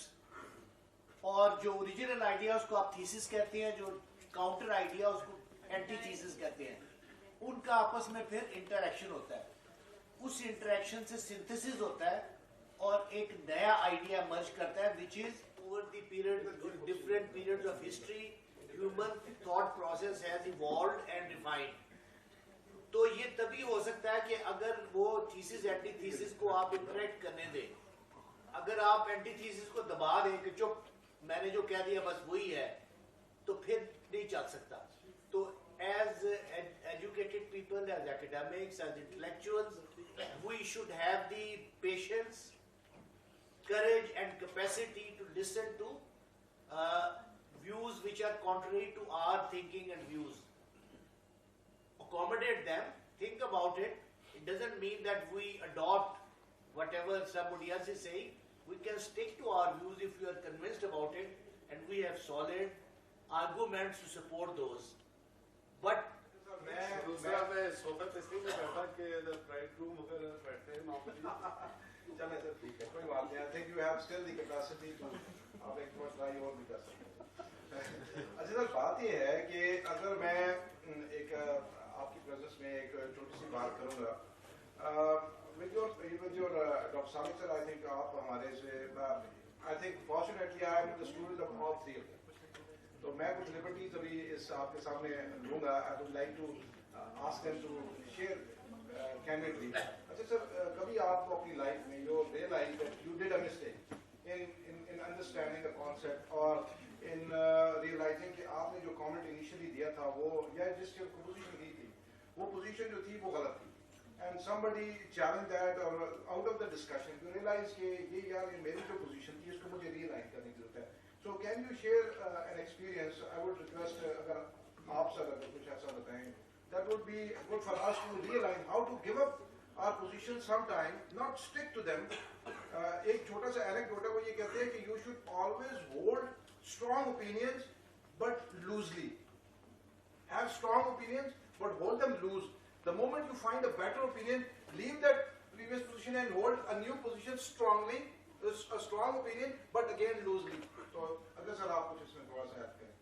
देखिए, इसमें दो चीजें हैं. एक, जब फरवरी 1998 में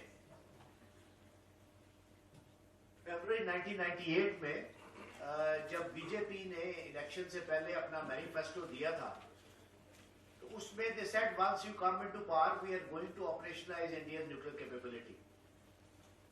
So somebody asked my assessment, and my initial reaction was that this is an election rhetoric, and once they come into power, they will have to deal with the world, and it will be very difficult for them to translate it into reality. So they will back off. It is just it's an election gimmick. They will not go all the way. However, in addition to this, my thought was that if they do, it will not be efficient test. It will be a more advanced device. They will probably claim a thermonuclear test, and there will be multiple tests, because this may well be the very last opportunity for them to test physically. So that was my assessment, which was proven wrong within a few months.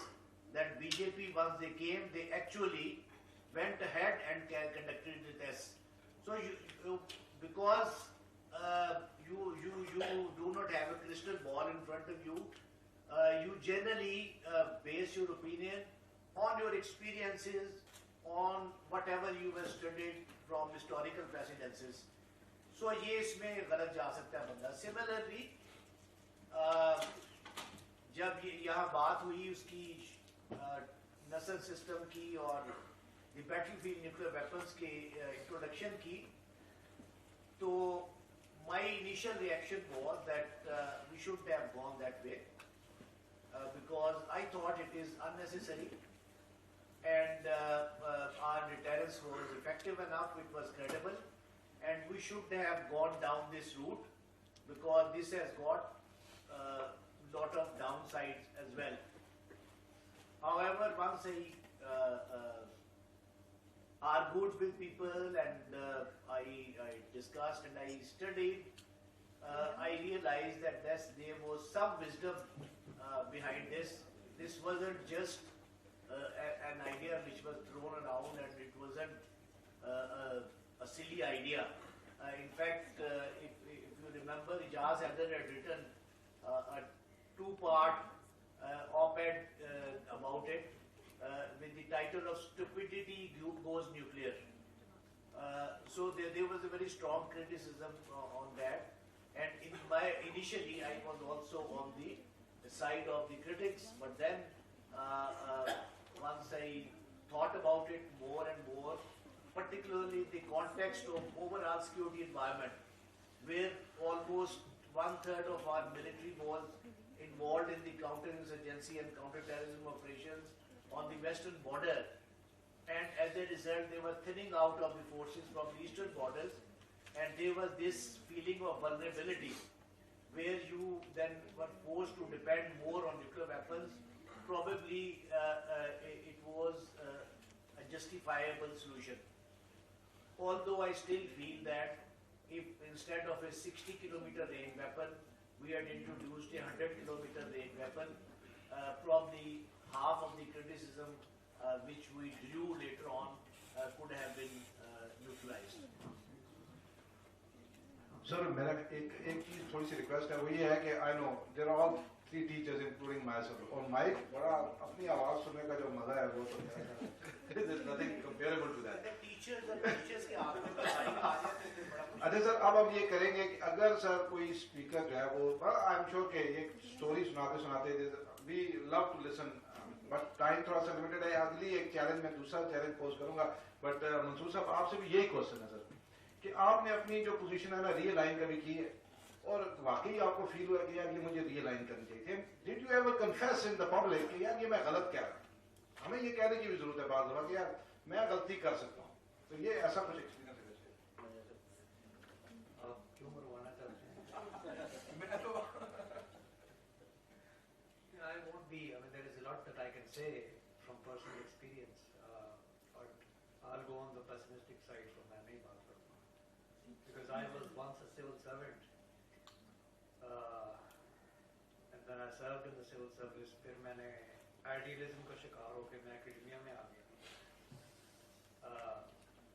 and then it was a roller coaster from there point on. So I'll just taking this point forward. There is actually a debate going on in the US about the future of the academia as it is today. because there is an oversupply of PhDs and market demand नहीं है उस proportion से. So there is a job crisis. For example, मैं आपको इस साल का statistics बताता हूँ. Brown University बड़ी अच्छी reputed university. There are 4 or 5 positions for postdoc, political science. There were 160 applications. अगर assistant professor की या lecturer की position आती है 1 या 2, 300 से 500 applications होती हैं. So वहाँ भी ये debate हो रही है कि whether you really need a PhD to be an analyst or a scholar. I don't know if you heard the name of Freeman Dyson, great physicist who served for maybe 60-70 years in Princeton University's Institute of Advanced Study, यहाँ पे Einstein. He only had a BA from Cambridge University in mathematics. लेकिन he produced many PhDs and is recognized as one of the major physicists of the 20th century. So, all I'm saying is that you have to develop your skills as analysts and researchers. Don't get into the degree ले लेने से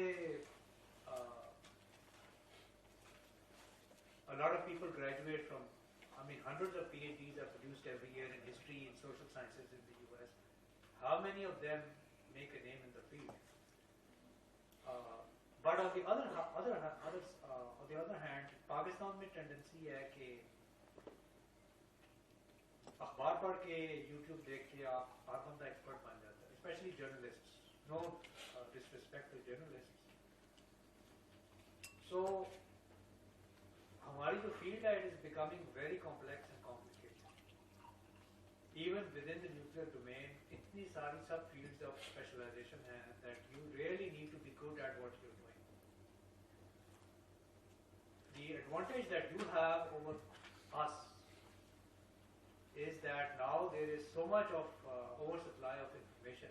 That is an advantage, and that can be a problem also. We did not have that luxury. So choose your careers and choose your professions wisely. To follow your heart, because you would only know what you're good at. And I had mentioned earlier also that you don't have to be a PhD from Harvard or anywhere else to make a name for yourself. It's the work that you produce, ultimately, that is what matters. And one thing that I did change over time, Dr. Salik mentioned tactical nuclear weapons.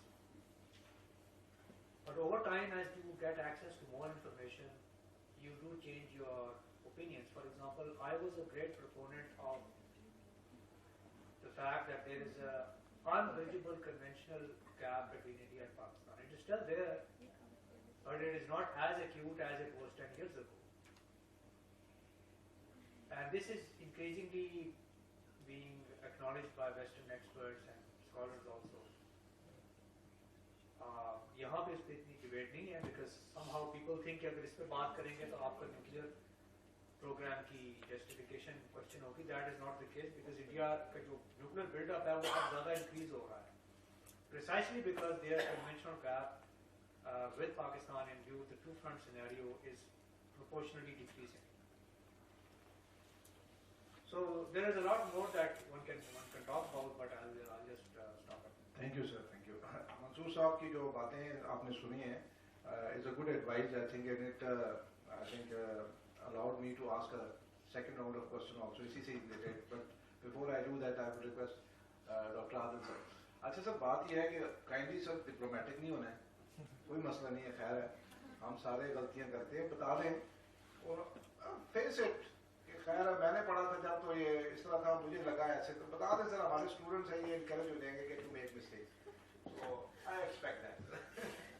आपने preemptive comment क्यों दिया आपने? What do you expect? The diplomat.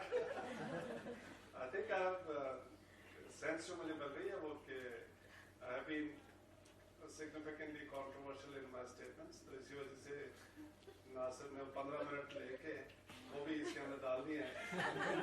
So I regret I should have completed 1 hour. So that's my mistake. अच्छा, जो policy side पे जब हम काम करें तो वो पॉलिसी का काम होता है, उसमें of course you continue to learn. We didn't have any formal training on control. On job training पे हम सीखे, इसीलिए जो शुरू का मेरा comment था, despite our limitations कि हमारी universities में नहीं पढ़ाया जाता था, we all learned. Naeem Sadiq Sahab was first director, although he was on the process of leaving ACTA उस वक्त जब मैंने join किया था, लेकिन I was fortunate enough कि इनके साथ में बाद उससे पहले भी पढ़ा था और बाद में हम engage रहे थे उसमें. तो हम सब ने एक सीखा, तो उसमें गलतियाँ होती है, लेकिन I don't comment on the जो सर्विस के अंदर जो था, जो चीज़ें हुई हैं, नेट रिजल्ट को देखे तो ठीक है. बाकी एकेडमिया में सारे साथ 30 साल में उनसे गलतियाँ बहुत ही होंगी. मैं अभी बहुत यंग हूँ academia, just on the lighter side के वर्कशॉप बहुत सीरियस मुझे लग रही थी. तो इसमें एकेडमिया में मेरा एक ही पॉइंट है, you should not be rigid for every time. Sometimes जब हम पढ़ा रहे होते हैं, लेक्चर दे रहे होते हैं, it has always been a learning experience. ठीक है, और ये एक प्रिंसिपल मेरा रहा है जब आई वाज इंस्ट्रक्टर फ्लाइंग का जब था, कि सबसे ज्यादा फ्लाइंग जो आपकी इम्प्रूव होती है वो होती है जब once you are teaching your student, because your student is a monkey, he can do anything. ठीक है, he can kill himself, he can kill you, so you have to be ahead of him. उसको preempt करके उसकी mistakes वगैरह का. तो ये एक लेसन हमारा हमेशा से रहा था कि आपकी जितनी इम्प्रूवमेंट फ्लाइंग में होती है, जब उसमें it's all when you start teaching your student. उससे पहले आप कॉलर अप जितना मर्जी हो जाए, लेकिन once you get into that role, teaching में भी आई थिंक जो कॉन्सेप्ट्स जिस तरह से हम बात करते हैं क्लास में, आई ट्राई टू कि it's always a learning process. मैं कह नहीं सकता कि कोई चीज़ ऐसी थी जिसमें मुझे कॉन्सेप्ट चेंज करना पड़ा. वो हो सकता है नंबर ऑफ थिंग्स मैंने उसके किया कि स्टूडेंट्स को जब पढ़ाया, जब एनडीयू 10 साल तो मैं विजिटिंग फैकल्टी पढ़ाता रहा, लेकिन जब फॉर्मल उसके अंदर आप आ जाते टीचर के बोर्ड में, आई थिंक वो ओपन माइंड रखे तो every day you are learning. So I can not just say कि एक चीज़ सीखी मैंने स्टूडेंट से, 2 सीखी, या कहाँ से मैंने कॉन्सेप्ट उसको हुए. क्योंकि एक चीज़ जो मैंने कही थी, ये हम सब कुछ मेजर पावर्स में जो राइवलरी चल रही होती है उससे we try to pick up threads and you apply on South Asia. तो उसमें हर वक्त creativity है. Your students can come up with fascinating idea, तो you need course correction. Yes, मेरा ये concept था, इसको South Asia के अंदर वो करेंगे. So I think it's an evolutionary process. I will not say 1 or 2 things. I think आपने ये जो प्रॉब्लम है, ये of course इतना fluid है, ये जो हमारी academic discussion है, ये concepts इतने you can say कि the nuances हैं, ये जो complications हैं, ये हम सारे we try to grasp, and every day there is an improvement. And quantitatively आप ये नहीं कह सकते कि now how much is enough. So it's always an improvement in the quality of your dialogue. अच्छा सर, एक चीज़ जो I think would be interesting for all the young scholars, कि for example एक चीज़ जो लोग इस फील्ड में अभी excel कर रहे हैं, मंसूर ने बड़ा rightly उसको identify किया. अगर if they have question about my laptop also they should come up. इसको मैं ये एक क्वेश्चन करूंगा, इसके बाद आप लोग अगर पूछना चाहें तो पूछ सकते हैं. बल्कि आप कंफर्म कर सकते हैं कि सर वो आप वहाँ पे ये पढ़ा रहे थे तो अगले दिन आप कुछ और पढ़ा रहे थे. दोनों स्लाइड्स के कंटेंट में बड़ा कंट्रडिक्शन था. वो साइलेंटली वैसे स्टूडेंट को पता चल जाता है, वो खामोश रहता है, क्योंकि मसला ही होता है कि नंबर भी तो लेने होते हैं. यू कांट आप दरिया में रहना और मगरमच्छ से बैर नहीं हो सकता. I would say that. अच्छा सर, मंसूर साहब ने एक बात की थी, वो ये कही थी कि एक प्रॉब्लम आ रहा है कि जो हायर एजुकेशन है, ये जो लोग अब सारे बैठे हैं, आप स्टूडेंट्स हैं, आपने आगे ऑफ कोर्स कहीं ना कहीं जॉब मार्केट को भी देखना है. तो what is the advice for those who are working in the strategic subjects के ऊपर क्या इंसेंटिव है, व्हाई शुड दे कंटिन्यू? और इसमें हमें आप जैसे कह रहे थे कि ये गैप तो है, लेकिन एक सैचुरेशन भी है साइमल्टेनियसली. तो कुछ एरियाज आइडेंटिफाई करना चाहेंगे जिसमें उनको काम करने की जरूरत है, या एक्चुअली करना क्या चाहिए? देखिए, बात ये सिंपल सी है कि जो भी आप फील्ड चूज करें, जिस एरिया में, एक तो ये है कि एक प्रिंसिपल याद रखें कि you should know something of everything, and everything of something, which means you should have a broad base of knowledge, general knowledge, and specialize in one particular subject. उसका फिर आपको in and out A to Z हर चीज पता होनी चाहिए. Or if you don't excel, then you won't find a place. अगर आप एक कैरियर अपना चूज करते हैं तो you have to be exceptional in your skills and qualities. Only then you can make a name for yourself. Pedestrians बहुत फिरते रहते हैं, आते चले जाते हैं लोग without making a mark. So if you are going into any field, you are choosing any field, your aim should be to make a mark, to be identified, to be recognized as an expert in your field. Don't just be content with mediocrity. Well, I was talking to a friend last week. If you look at the CVs, I'm not trying to be pessimistic, I am trying to motivate you. अपना जो बार है, मतलब the standard yardstick for achievement, इसको high करें. What happens is that we work in an echo chamber. हम आपस में बात करते हैं, अभी हमारा mostly लोगों का exposure नहीं होता, so we remain concerned about the measures of success and failure. Naturally, जहाँ आप रहते हैं उस environment के हवाले से होता है. But if you want to make a name, I think इतना लोग बाहर काम करते हैं. Political science IR की field में, there is literally so much work that people do. Enabling environment भी होती है. It's very difficult to work here. That is what I'm trying to say. You look at their CVs. All of us sitting here and elsewhere, तीन चार बाहर के male female अच्छे जो नाम है वो एक साइड पे, and all of us put together on one side.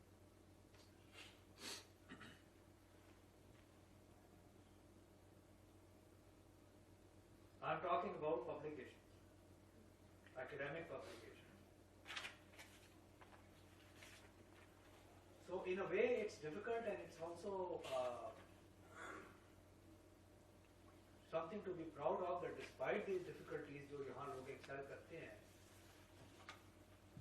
they are probably more capable than people who have had an enabling environment all their life. वो तो elitist, और वो gatekeeping भी बाहर इसलिए होती है. There is a concept of gatekeeping. आप जितने मर्जी अच्छे हैं, अगर आप वहाँ नहीं बैठे हैं, आपको एंट्री नहीं मिलेगी.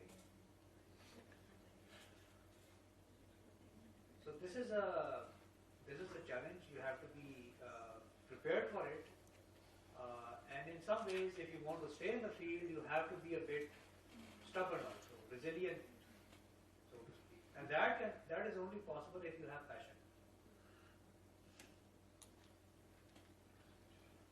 I won't take names, but universities में at least I know people जो IR political science वगैरह में पढ़ाते थे या पढ़ाते हैं. Most of them were CSS failures. Not that CSS is a yardstick, but that was not their first choice. तो इस वजह से फिर वो idiosyncrasies आपको नजर आती हैं universities में in dealing with students, etc. So I won't go into a lot of detail. I think my only advice to you is that अपना yardstick जो है वो उसको आप इंटरनेशनल लेवल पे लेके आए. कोई एक फील्ड देखें, उसके अंदर अच्छा काम करें, and keep working on it, and try to get yourself published abroad, ताकि विजिबिलिटी हो. एंड लर्निंग एक्सपीरियंस भी पीयर रिव्यू का बहुत अच्छा होता है. यहाँ तो पीयर रिव्यू मुझे नहीं पता उसका क्या लेवल है, but I have experienced it my self. You learn a lot. The art of writing it is an art and it is a science in itself. Academic writing ये चीज सीखी. English language के ऊपर mastery, because unfortunately that is the language wherever you go. That is required. And और nuclear के अंदर अगर आपने काम करना, देखें पहली बात मुझे किसी ने बहुत पहले एक बात कही थी कि this is a technical field. You don't have to be a nuclear scientist, लेकिन बेसिक्स आपकी ठीक होगी. अगर आपकी बेसिसिटी ठीक है न्यूक्लियर की, आप फिर आर्म्स कंट्रोल या न्यूक्लियर पॉलिसी में जो बात करेंगे उसमें you will always have a chance of saying something that is not factually correct. So that's about it. Sir ये वैसे इन्होंने जो फैक्चुअल नॉलेज की बात की है, तो just to add to the factual knowledge of the audience, कल एक बड़ा ज़बरदस्त एक एपिसोड यहाँ पे हुआ है, and I was trying to tell them कि you know where from the plutonium is derived, plutonium आता कहाँ से. तो I added to their knowledge that in fact it is Pluto from where we get the plutonium, because Pluto some time वो disappear भी इसी वजह से हो गया था कि कुछ अर्से के लिए वहाँ पर डिप्लीटेड हो गया था, बहुत सारा प्लूटोनियम दिया है प्लूटो से, वो गायब हो गया था. बट लेकिन इन्होंने एक बड़ा ज़बरदस्त इसके साथ एडअप किया है. उन्होंने कहा कि प्लूटोनियम से, अगर प्लूटोनियम प्लूटो से आया तो uranium should have come from Uranus. So that is the kind of knowledge we are trying to create. But fortunately at the end of the day we were all advised कि नहीं ऐसा नहीं हुआ, ये laboratory में बनाए गए. Anyway sir. For a moment I was also confused. One word, the unconventional. That is can achieve success or a failure. Failure is not a bad thing. हम थोड़ा सा अपने you are young, more creative, out of the box सोचे तो you will see कि क्या होगा. मैं एक एग्जांपल दूं कि हम जिस तरह से सोशल साइंसेस को अंडरमाइन करते हैं, डॉक्टर्स जो ग्रेजुएट होते हैं कितनी तनख्वाह 35-40 हज़ार डॉलर होता है. Many of the social scientists जो research think tanks they are earning more than that. या कोई सेल्फ एम्प्लॉयड आर्टिकल्स लिख रहे हैं उससे ज्यादा कर रहे हैं उसके अंदर, ठीक है. सोशल मीडिया के अंदर जो कर रहे हैं वो काम उससे ज्यादा वो कर रहे हैं. तो it's the way you think. जिस तरह से ये इवॉल्व हो रही है, जो 20 साल पहले जिस तरह था कि आपने एक एकेडमिक लेना है तो आप PhD करेंगे, बाहर से करेंगे, वो करेंगे, आएंगे तो ठीक है आपको बहुत अच्छी जॉब मिल जाएगी. जस्ट इमेजिन कि जो 15 इयर्स में रेवोल्यूशन आया आपका सोशल मीडिया का और ये जो आपके हाथ में गैजेट आया, the kind of difference it has made. और जिस तरह से मल्टीप्लाई हो रहा है another 5 years 10 years क्या होगा. Now there is AI based program जो आर्टिकल्स लिख रहे हैं, so it's just matter of time. तो हमारा जो biggest hurdle था जो डॉक्टर मंसूर कह रहे get published abroad, so AI आएगा तो वो hurdle आपको overcome हो जाएगा. तो in the end what matters is your the ideas. वो ओरिजिनल होने चाहिए. ये लैंग्वेज बैरियर्स आपके, क्योंकि यही सबसे बड़ा हर्डल होता है. आप चूंकि सोचते हैं उर्दू में, लिखते हैं अंग्रेजी में, और हमारा अंग्रेजी फर्क है उनकी अंग्रेजी से, तो इट गेट्स रिजेक्टेड उसके अंदर, बिकॉज हम अंग्रेजियाँ ठीक करने वाले उसमें रह जाते हैं. तो जब ये हर्डल खत्म हो गया फिर क्या होगा. So that's what I want to say अपने स्टूडेंट्स को भी, अगर आपने कन्वेंशनली उसी तरह से करना है कि जी PhD करनी है, इधर असिस्टेंट प्रोफेसर लगना है, you will fail in the end. बेशक आप PhD बाहर से करके आ जाए. I've seen many from abroad, UK वगैरह से करके आते हैं, आइडियाज नहीं है उनके पास, ठीक है. जिन्होंने MS किया हुआ है, PhD नहीं की हुई है, यहाँ से they have more bright ideas and they are being published Stimson Center में इधर उधर, because they think out of the box और उसको चीज को अपना करते हैं. हर चीज की इम्पोर्टेंस है. You are in South Asia, which has its own importance. Original ideas, if you bring out, language overcome हो जाएगी, you will get attention globally, ठीक है. हम तो ग्लोबलाइज वर्ल्ड में रहते हैं. तो इसलिए मैं थोड़ा सा ऑप्टिमिस्टिक हूँ और कहता भी हूँ इसको कि अगर आपने कन्वेंशनली सोचना है तो आप बेशक डिग्री जहाँ से मर्जी लेके आ जाएंगे, you will not be able to succeed. लेकिन if you are unconventional, out of the box, rest ले रहे, बोल्ड है, नए आइडियाज लेके आ रहे हैं. आप मुझे बताएं कि 40 मिनट का लेक्चर आजकल ऑलमोस्ट ऑब्सलीट हो रहा है ना, ठीक है. आपको YouTube पे 5 मिनट्स 10 मिनट्स में जो चीज मिलती है दैट गेट्स रजिस्टर्ड उसके अंदर. And many people are now, बाहर भी जो वीडियोस आप देखते हैं डिटरेंस का, I started showing in my class. जो वो डिटरेंस का जो 5 मिनट का था, साबित डिटरेंस की लास्ट टाइम हमारी क्लास थी, अजीज मेड वेरी इंटरेस्टिंग प्रेजेंटेशन. साथ में हमने वो 5 मिनट की वो चला दी एंड वी स्टार्टेड डिबेट. आपके माइंड ट्रिगर होने शुरू हो गए, you start thinking something new. That's where you should be going. तो अगर आपने वही करना है कि किताबें पढ़नी है, आपने you get want to publish, yes, I fully agree Dr. Mansoor की, और मैं चूंकि we have been friends for so long, I understand his frustration of the system. लेकिन you have to live in this system. तो उसमें से किस तरह से करेंगे? You have to be creative. Social media को सिस्टम रोक सकते हैं, सोशल मीडिया ने रेवोल्यूशन लेके आ गए, जो ब्यूरोक्रेसीज है उनको अपसाइड डाउन करके रख दिया उन्होंने। तो इस फील्ड के अंदर भी if you want to succeed, I think you have to be innovative, out of the box और टेक्नोलॉजीज करें, आइडियाज को करें, you can come up with anything new, ठीक है? So that's I think is the future. Very short comment. I'll be provocative. देखिए एक चीज है, social media is it can be a curse also. बहुत से लोग हैं जो सोशल मीडिया पे they have a lot of following. Twitter for example, अगर ट्विटर खत्म हो जाए तो उनकी क्या आइडेंटिटी होगी? Because there is no work to back it up. The other point is, unfortunately, मैंने गेट कीपिंग की बात की थी। गेट कीपिंग इस्लामी जमहूरिया पाकिस्तान में भी करी। No matter how brilliant you are, if you are not good at PR and networking, then this field is going to be a failure. यहाँ पे नेटवर्क्स हैं, मेरिट बाहर का भी ये प्रॉब्लम है, वहां भी नेटवर्क्स हैं। Merit is very subjective. आपने काम किया है, नहीं किया, आप इसको लक कहेंगे, आप इसको नेटवर्किंग कहेंगे। This is eventually going to discourage a lot of people. So you have to be prepared. This is a risk because everybody is not going to be good at PR and everybody is not going to be lucky. So if you keep doing solid work, you will be able to survive. अगर आप काम भी नहीं करेंगे, सिर्फ networking करेंगे और social media पे रिलाई करेंगे, एक टेंडेंसी है ना कि हम सोशल मीडिया पे, यहाँ पे लोग छींक मारते हैं, लोग ट्विटर पे इश्तिहार लगा देते हैं, हमने छींक मारी।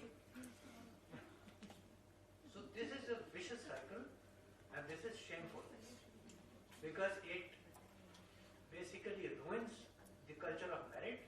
देखिए पैरामीटर्स है ना, आप अगर मेडिकल प्रोफेशन में है, there is a process. Lawyers के लिए एक प्रोसेस है, इंजीनियर्स के लिए एक प्रोसेस है। You can not side track that and jump up. यहाँ टेंडेंसी ये है कि आप सोशल मीडिया पे बड़े अच्छे हैं तो आप कहेंगे जी मैंने ये कर दिया, मैंने 4 किताबें पढ़ ली हैं, मैंने ये कर लिया, मैंने वो कर लिया। If you have all the time on social media, that's going to get you a lot of followers. But अगर ट्विटर खत्म हो जाता है, what is going to be the identity of all those people? जो सही genuine academics हैं, they some of them are in the US, वो social media पे है ही नहीं।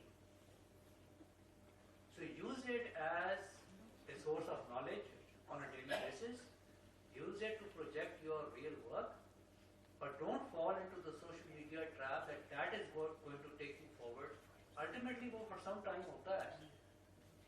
So this is a ये बड़ी complex minefield है। This is not a simple field.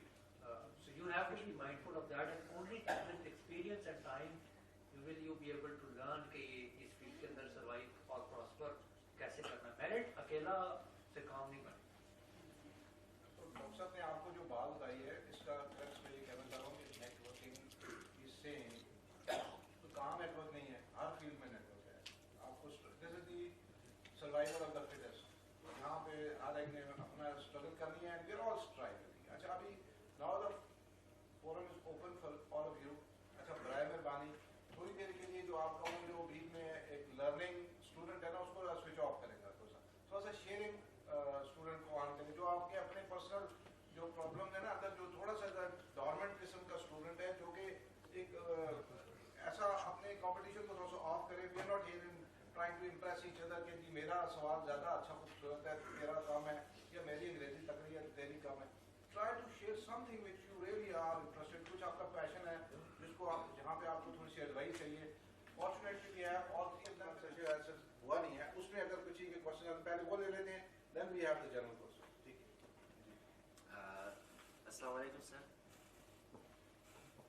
This is Shams Aziz from Qaid-e-Azam University DSS department, and I am also belong to Afghanistan.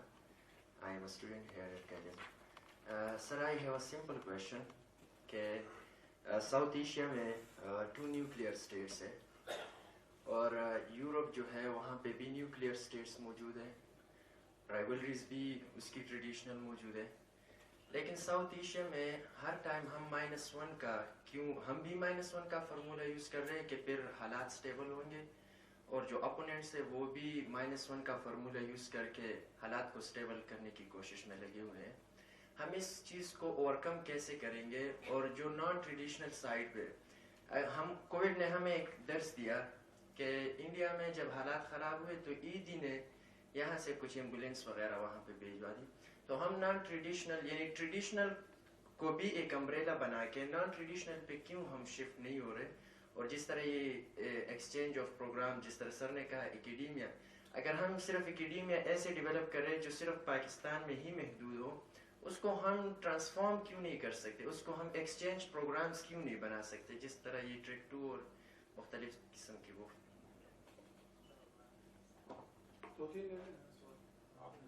From Beria university. Sir आपने मोदी की example दी थी कि उन्होंने nuclear deterrence की बात की थी लेकिन उसको सीरियस नहीं लिया गया। तो अगर लास्ट 2 डेकेड्स देखी जाए तो पाकिस्तान की जो नैरेटिव है या पाकिस्तान की जो कोशिशें हैं वो 1-2 डायमेंशंस के इर्द गिर्द घूमती रही हैं।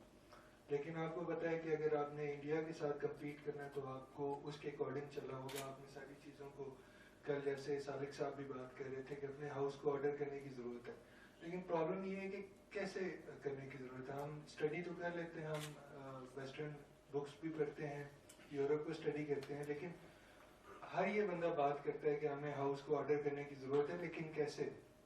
FATF में जब हम ग्रे लिस्ट पे गए थे उससे पहले हम इतने सीरियस नहीं थे, लेकिन जैसे ही हम ग्रे लिस्ट पे चले गए तो सारी एक्टिविटी स्टार्ट होगी और हमें आइडिया हो गया कि आप इसके जो असरात हैं वो नेगेटिव हो सकते हैं। तो क्या हम 2-3 साल बाद फिर किसी और ग्रे लिस्ट में चले जाएंगे, उसके बाद फिर एक्टिविटी तेज हो जाएगी, या हम इसके लिए काम कर रहे हैं? और फ्यूचरिस्टिक व्यू में आप एक्सपर्ट हैं, आप हमें बताएं कि पाकिस्तान का अभी जो नैरेटिव है वो किस चीज़ की तरफ है? न्यूक्लियर एसिड तो हमारे पास है, डेटरेंस भी है, सब कुछ है, लेकिन जो ये बात होती है कि हाउस को ऑर्डर करें तो कैसे किया जा रहा है और किस चीज़ की तरफ फोकस आ रहा है? Defense University. My question is about emerging technologies. How emerging technologies are disturbing strategic stability of South Asia? Thank you. Great.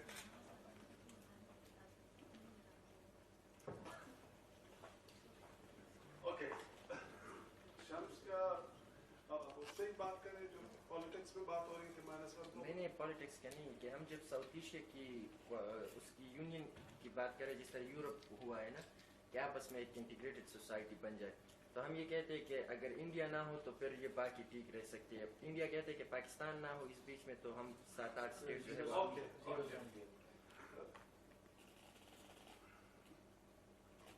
European union के जो सिक्योरिटी डायनामिक्स फर्क है, अगर आप इसमें without going to detail, regional security complexes की theory जो Barry Buzan ने दी है, आपके securitisation and desecuritisation priorities define करती है कि आपका रीजनल सिक्योरिटी कॉम्प्लेक्स कैसा हो सकता है। ठीक है, एमिटी होगी, एनिमिटी होगी उसके अंदर।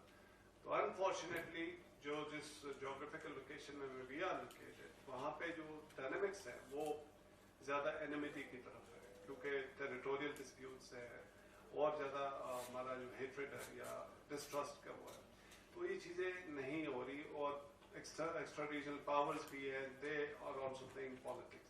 So there are a number of factors जिसको कर लेते हैं। South Asia as autonomous region European Union की तरह एक कॉन्टिनेंट नहीं है कि जो उसको उस तरह से जैसे यहाँ पे प्ले हुआ सोवियत यूनियन का, फिर वॉर ऑन टेरर और इस तरह की।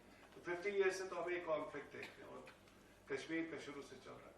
तो इन रियलिटीज को अगर देखें तो काफी मुश्किल है, ठीक है, लेकिन इसका मतलब ये है कि you can not deal with these things. इससे भी ज्यादा रिलेशंस खराब होते हैं, लेकिन देयर पॉलिटिकल विल जब होती है, and there have been instances where India and Pakistan started constructively engaging, जहाँ पे पॉलिटिकल विल वो थी। तो पॉलिटिकल विल हुई तो फिर एक्स्ट्रा रीजनल पावर्स के इंटरेस्ट से कोइंसाइड नहीं करता तो वो प्ले करते रहते। तो हमारा एक relative power strength is not that much के जहाँ पे हम सॉवरेन डिसीजन मेकिंग देख सके। एंड खैर सॉवरेन तो कोई भी नहीं अल्लाह के अलावा, इवन यूनाइटेड स्टेट्स के भी एक रिलेटिव पावर स्ट्रेंथ था और इसी तरह चाइना की उससे, लेकिन हमारी लिमिटेशन ज़्यादा है, इस वजह से ये हमारे कई चीज़ें तो हम अपनी खुद हमारी वजह से वीकनेसेस, लेकिन many of the factors, outside factors, they continue to. दूसरा जो एक्सचेंज प्रोग्राम वगैरह का कहा था, यस, ये जब हालात ठीक होते हैं सब कुछ शुरू भी हो जाता है, कल्चरल एक्सचेंजेस भी हो जाते हैं और जो स्कॉलर्स भी एक्सचेंज होते हैं, तो इवेंचुअली तो they will have to settle for somewhere कि जब भी होगा करना पड़ेगा। नुमान साहब ने आपने किया था कि जो मोदी का न्यूक्लियर डिटेरेंस का आपने कहा था वो तो मैंने खैर बता दिया, लेकिन आपने कहा किस तरह से we have to put our own house in order. I think this topic is not related to my जो उसके बात है और डोमेस्टिक पॉलिटिक्स की आती है, इसमें अगर हम जाएंगे तो फिर काफी कंट्रोवर्शियल इश्यूज भी हैं, उसमें आई विश कि इतना इजी सोल्यूशन होता कि आई वुड से समथिंग इसमें, लेकिन we all know the weaknesses, जैसे मैंने थोड़ी सी अभी बात की थी, it's not that I am telling you, I think younger generation they know very well problems क्या है सिस्टम की, इंस्टीट्यूशनल हमारी वीकनेस इंफ्रास्ट्रक्चर उसके अंदर है। सो ये डोमेस्टिक पॉलिटिक्स का ये हम लंच में बात कर सकते हैं, because I just want to focus more on something which I have said, lecture जो आपका था उस पर करूँगा। एक खाली इस पर अगर कहूँ तो आप गवर्नेंस ठीक करते हैं, काफी चीजें ठीक हो जाएंगी। अब how to do that, that's again उसका सोनिया नास का जो emerging technology, yes I think ये वाला जो है थोड़ा सा मैं रेलेवेंट क्वेश्चन इस वजह से है कि मैंने स्लाइड लास्ट छोड़ भी दी थी उसकी। Sir, but I have read your articles. Thank you Safa. Why are you asking question? I was not it was not self-explanatory.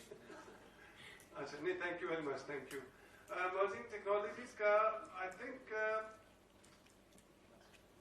impact है भी और इतना नहीं है जितना स्टेट किया जाता है कि as if something is going to change.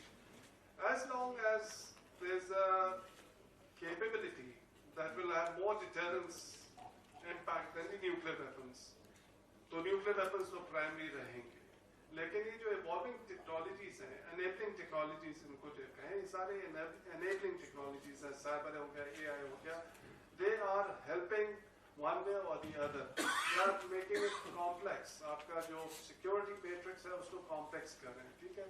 New concepts are being evolved, जिनको debate करने की जरूरत है, जैसे cross domain deterrence की बात होती है, so cross domain deterrence is what across various capabilities आप किस तरह से कर सकते हैं, there are nuclear weapon states and then there are non-nuclear weapon states, but they have more cyber capabilities, can they balance out?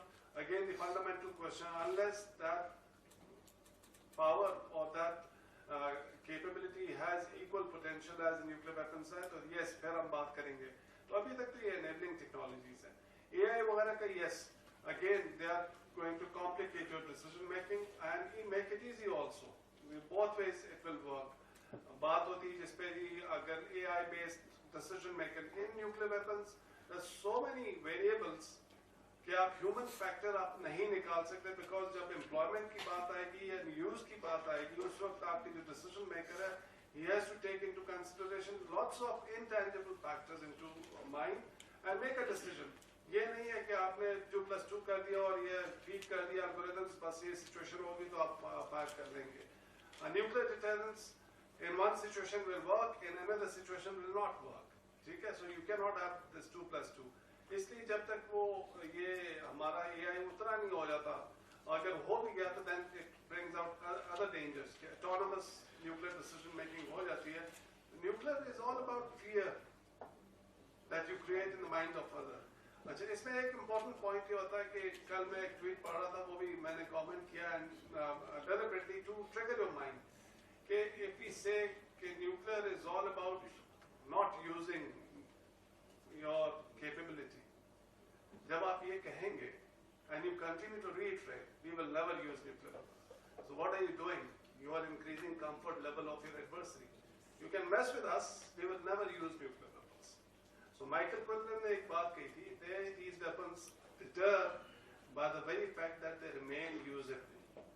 और usable इस होता है कि आप capabilities अपनी enhance करते हैं, options अपनी increase करते हैं, and you continue to convince your adversary we have solutions to all the problems and we will use. It's a rational decision.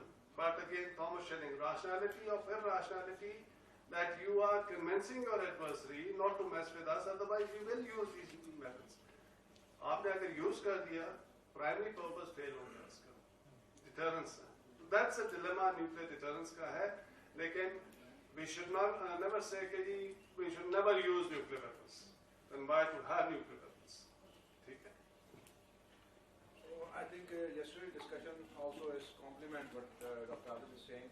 अच्छा एक चीज याद रखें आप जो उन्होंने बड़ी जबरदस्त बात की and it just highlights a point जो probably I think संतु ने कहा सर कि the art of winning war without fighting war. और यही एक concept है जो कि the nuclear strategy, the success of nuclear strategy lies in the non-use of the nuclear weapon. अगर आपने use कर दिया तो फिर that the bubble has busted. So with this, I think we have another round of questions if somebody is interested. Most of your points, Dr. Mansoor, particularly what you mentioned about being passionate about your field and not necessarily needing a higher degree in every case, because after experience, your passion, your publications, etc., all of that matters. Because a PhD, contrary to popular opinion, is not just, and to explain, I'm a faculty member and also PhD candidate at Yale University. So a PhD is not the ultimate pinnacle of academic achievement, it's a means to an end. And I think that's actually where the problem lies, because for instance, I've been in academia for about 12 years, and I work primarily with think tanks. And the trouble is that despite you may have a large number of, for example, publications, you may have sufficient exposure and experience within the field, but ultimately, if you wish to remain in academia, and I'm just going to talk specifically about Pakistan, without a PhD, you cannot be appointed as more than a lecturer, and that's actually really problematic. So there's an experienced panel of established academics, 3 of whom are my teachers also. Can we work on a system where this sort of thinking or this sort of mentality, particularly within academic institutions of higher learning, can we work around where experience should be equivalent in some ways to having a degree? Because I think there are a lot of PhDs that we probably know who might not be as good as experienced academics. So you could comment. Shut down the HEC. Yes. Next. ये gatekeeping है ना, ये यहाँ भी बहुत है. I'm sure you understand what I'm saying. And eventually it is going to destroy the meritocracy. अगर आपने merit की base पे एक field को बनाना है, individuals की careers को enhance कर देगी for some time. Eventually we all fall down. Problem ये है कि if you're doing policy analysis, think tanks Pakistan में कौन से think tanks हैं? थोड़े से हैं. उनका आपस में उस तरह कंपटीशन फंडिंग के लिए नहीं होता जिस तरह बाहर होता है. So there is less, and same goes for universities. So if you're doing policy analysis, maybe you don't need a PhD, but then PhD is also a status symbol in Pakistan. आप doctor नहीं है तो आप जाहिल हैं. भाई आपने एक टॉपिक पे मकाला लिखना है ना, that's it. अब I know people in the US जो कि वहाँ से PhDs भी करते हैं. PhD के बाद अब जो नॉर्म है वो है 3 से 5 साल postdocs in Ivy League universities before you are considered eligible to apply for a job. It is becoming impossible.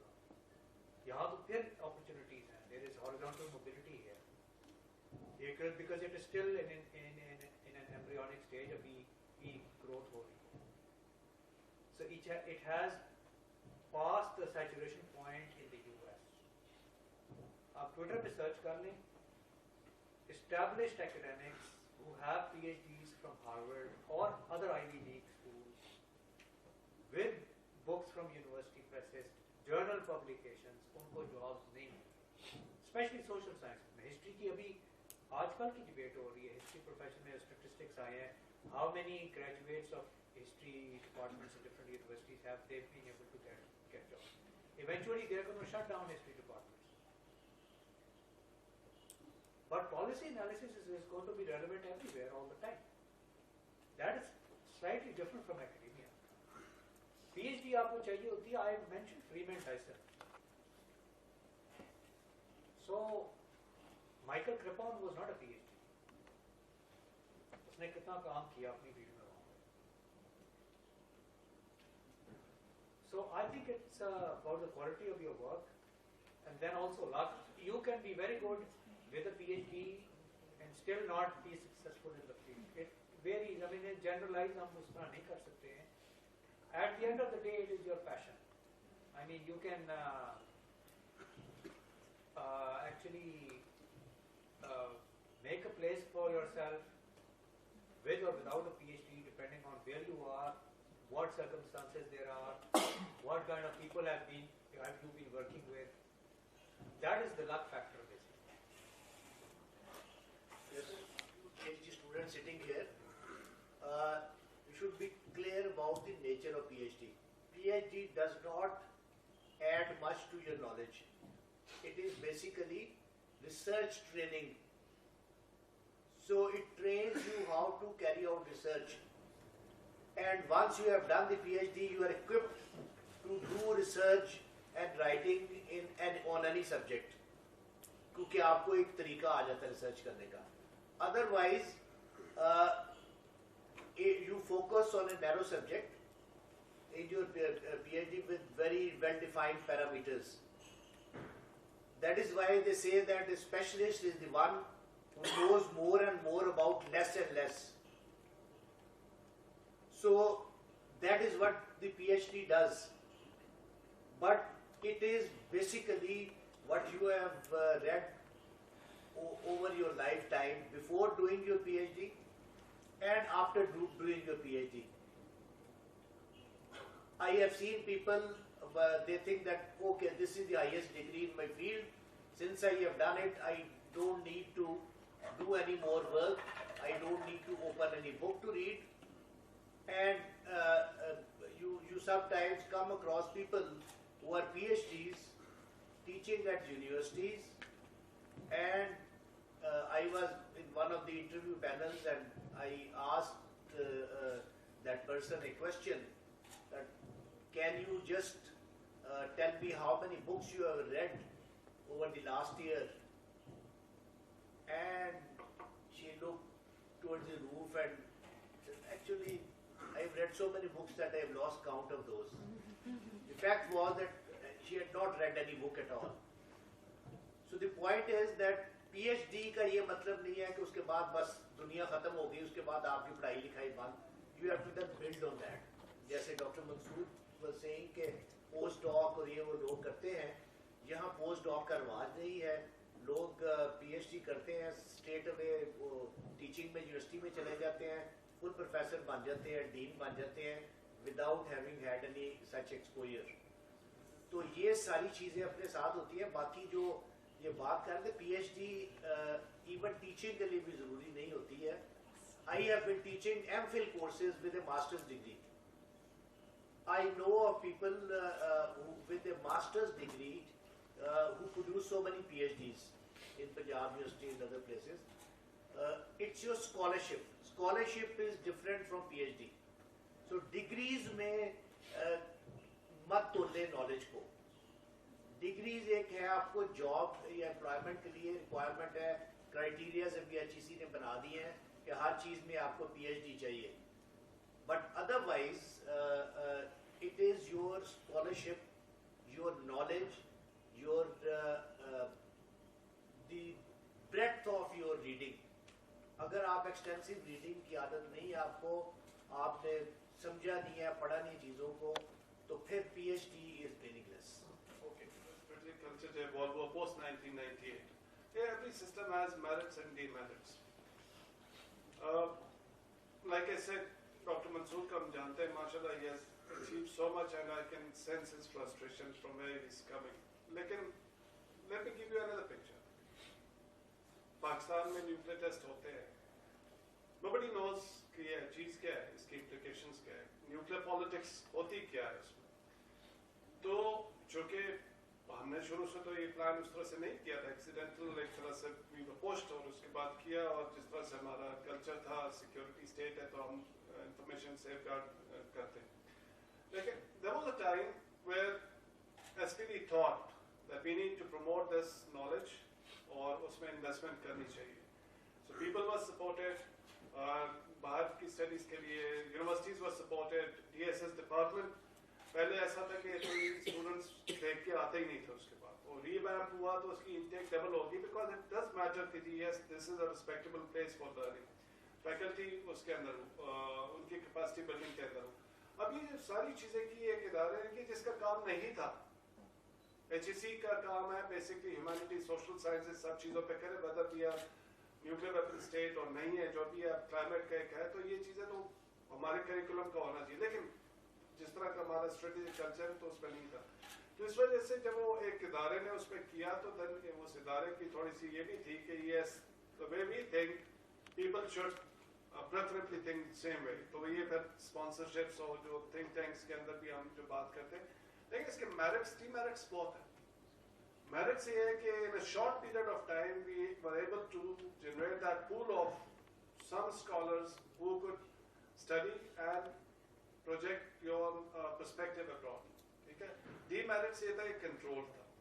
Now we are a mature nuclear weapon state. Youngsters जिससे भी पूछे आप undergrad के उसमें भी उनको भी पता है कि nuclear weapons चीज क्या होती है. ठीक है? Coming fresh from the fountain college वगैरह से जो A level से, क्योंकि हमने debate को generate कर दी. Now is the time for people to take on. Gatekeeping का I agree. हम जैसे लोगों के ऊपर gatekeeping का impact ज़्यादा होता है because we have a baggage कि हमने policy में काम किया हो. आप लोग के ऊपर नहीं है. Nobody will ever ask you unless you want to go and say कि जी मुझे funding चाहिए किसी चीज़ की, तो वो तो आप बाहर भी किसी से funding लेते हैं तो आपको then you have to adopt your agenda accordingly उसके अंदर करना पड़ता है, किसी भी मुल्क में हो जाए.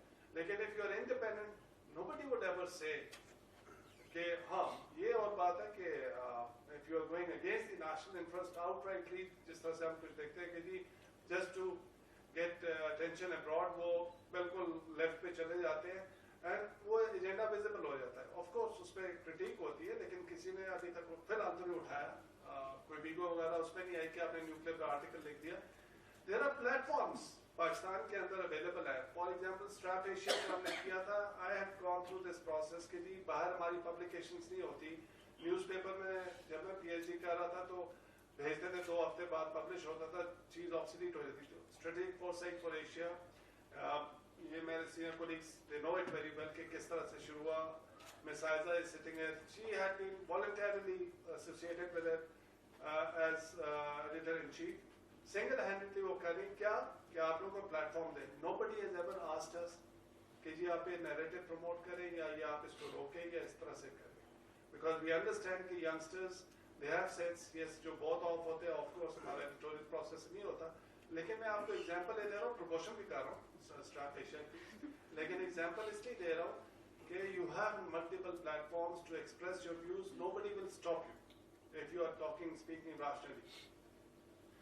Again, example success का मैं आपको दूं कि एक young researcher from a think tank, she hadn't joined think tank उस वक्त. She had just done Fatma Jannas उसने undergrad किया था and she sent an article which was not of very good quality. As I was sitting here, she said कि sir probably publish नहीं होगा. I just requested her give it a chance. ठीक है, हमने उसको इन्होंने करके एडिटर को कर दिया. उसके बाद जो next article आया which was significantly improved, और उसके बाद there was no stopping back. She is a researcher at one of the think tanks and she is publishing internationally. ठीक है, हमने खाली एक प्लेटफॉर्म दिया, कॉन्फ्रेंस दिया, बाकी वो यंगस्टर्स को किया. तो ये सारी तकरीर करने का मकसद ये था कि चीज़ें ठीक है, एक स्ट्रेटेजिक कल्चर में हम रहते हैं, लेकिन there are so many opportunities. If you are creative, you can exploit those opportunities, make your name, be heard. लोग पढ़ते हैं, ठीक है, तो इसलिए बहुत ज़्यादा ग्लोमी होने की जरूरत नहीं है. आई नो कि लंच का टाइम होने वाला है, लेकिन there are lots of things. From Bahria University, and my question is about nuclear terrorism. जैसा कि कल डर्टी बॉम्ब्स की बात की थी, तो इसमें सर लास्ट 2 decades में over 200 kg जो है यूरेनियम की स्मगलिंग इंडिया में जो है वो रिपोर्ट हुई और इसके ऊपर काफ़ी सारी रिपोर्ट्स भी हैं। तो मेरा क्वेश्चन ये है कि इंटरनेशनल मीडिया में और या इंटरनेशनल कम्युनिटी में इस चीज़ को क्यों नहीं हाईलाइट किया जाता, जबकि छांगा मांगा में यहाँ पे कोई छोटा सा भी इंसिडेंट हो जाए तो सीधा न्यूक्लियर के ऊपर हमारे वो क्वेश्चन उठने लगते हैं। तो मेरा क्वेश्चन इससे रिलेटेड, और पाकिस्तान जिस तरह पाकिस्तान में नॉन स्टेट एक्टर्स जो हैं बहुत ज़्यादा एक्टिव है और उनको फंडिंग की जाती है, ये हमारा नैरेटिव है, तो नॉन स्टेट एक्टर्स भी ये यूज़ कर सकते हैं डर्टी बॉम्ब, तो पाकिस्तान इस चीज़ को कैसे टैकल कर सकता है? सर मेरा question. Thank you. My name is Numangul and I am a MS student at NUST, studying peace and conflict studies there. My question is to each and every one of you. It's based on some guidance that we all require. When we MS student graduate, either some of us go to think tanks or they pursue towards PhDs.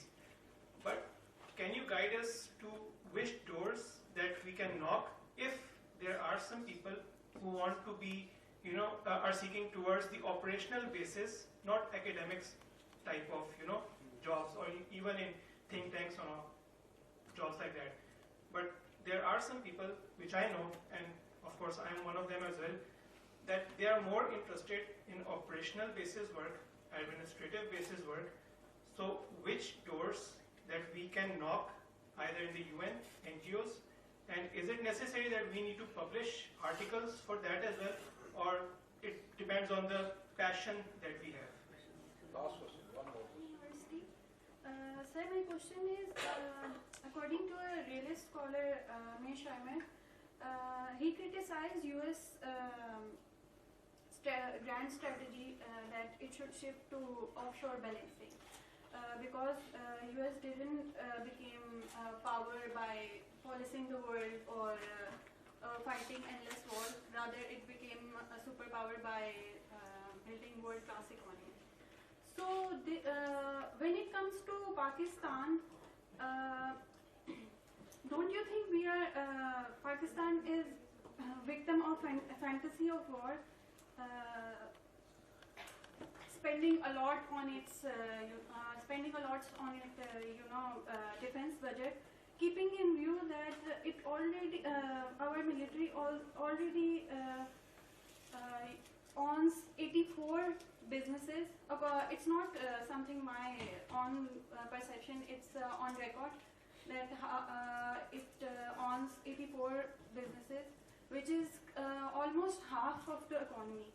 So, do you think we have some policy to, or we are working on any policy to curb the role of the military, or civilians ने already military को इतना उनकी economy build करके powerful कर दिया कि they are servants to the military.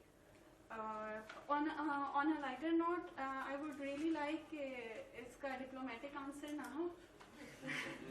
Or this is not something. You will get your answer. Don't worry. Last question. I think last one. ये था कि मैं अभी ना खाना बयान करूँगा क्योंकि मेरी थॉट्स बहुत ज़्यादा इस टाइम स्कैटर्ड है, मैं एक ऐसे फेज से गुजर रहा हूँ।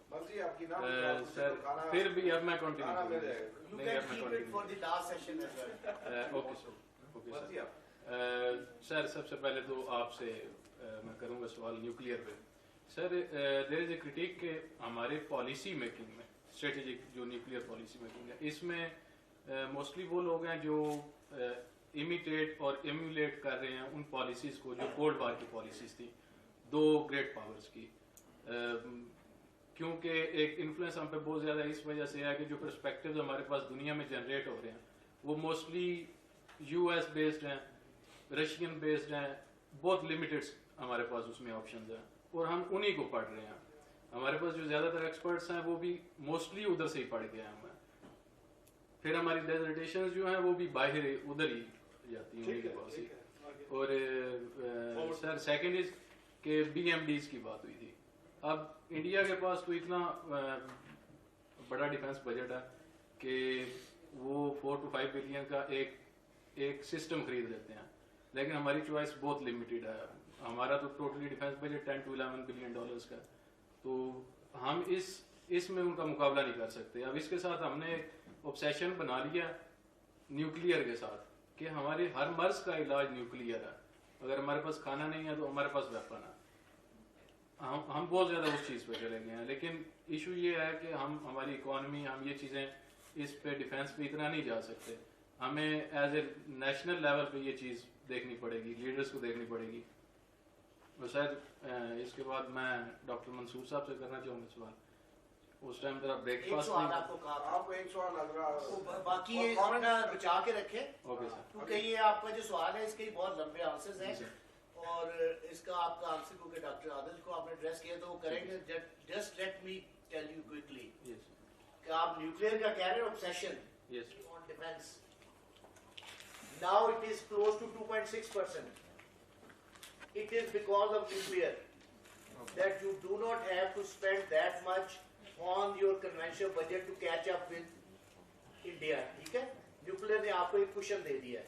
सो न्यूक्लियर का ऑब्सेशन जो है ना वो ऐसे यूजलेस नहीं है। इट हैज प्रोवाइडेड यू एक सिक्योरिटी का जो है वो आपको गारंटी हो गई। दूसरा ये है कि it has led to savings on expenditure on defence. ठीक है, आप जरा बजट की फिगर्स देख लें तो ये पिछले 20-22 साल की, तो it will be very clear to you. ठीक है, एक तो सिर्फ बाकी डॉक्टर आदिल आपका जो क्वेश्चन था मिल बस जिसको कहते हैं मिलिट्री बिजनेस और के जी डिफेंस पे आप इतना ज़्यादा स्पेंड क्यों करते हैं। See there are certain structural problems. Pakistan जब क्रिएट हुआ था तो इसकी ज्योग्राफी बड़ी पेकुलियर थी। You had two wings separated by 1,000 miles of hostile territory. ठीक है? And the partition did not happen smoothly. There were unfinished agendas of partition left, including the status of Kashmir, जिसमें British का भी हाथ था क्योंकि वो जो रेडक्लिफ अवार्ड हुआ था उसमें बहुत सारे एरियाज जो पाकिस्तान को मिलने चाहिए थे वो इंडिया को दे दिए गए थे। Ferozepur district for instance was a Muslim majority area. ठीक है, it was given to India why because there was a large ammunition depot in that they didn't want it to come to Pakistan.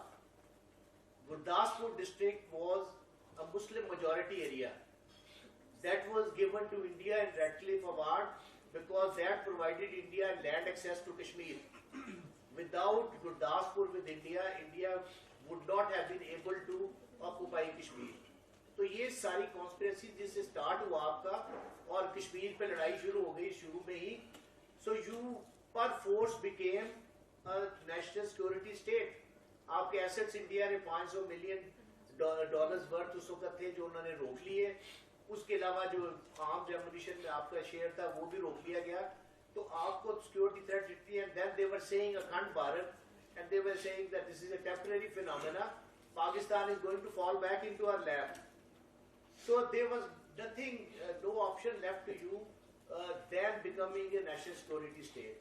ठीक है, ये आपकी हिस्टोरिकल बैगेज था, compulsion थी, you are forced into this.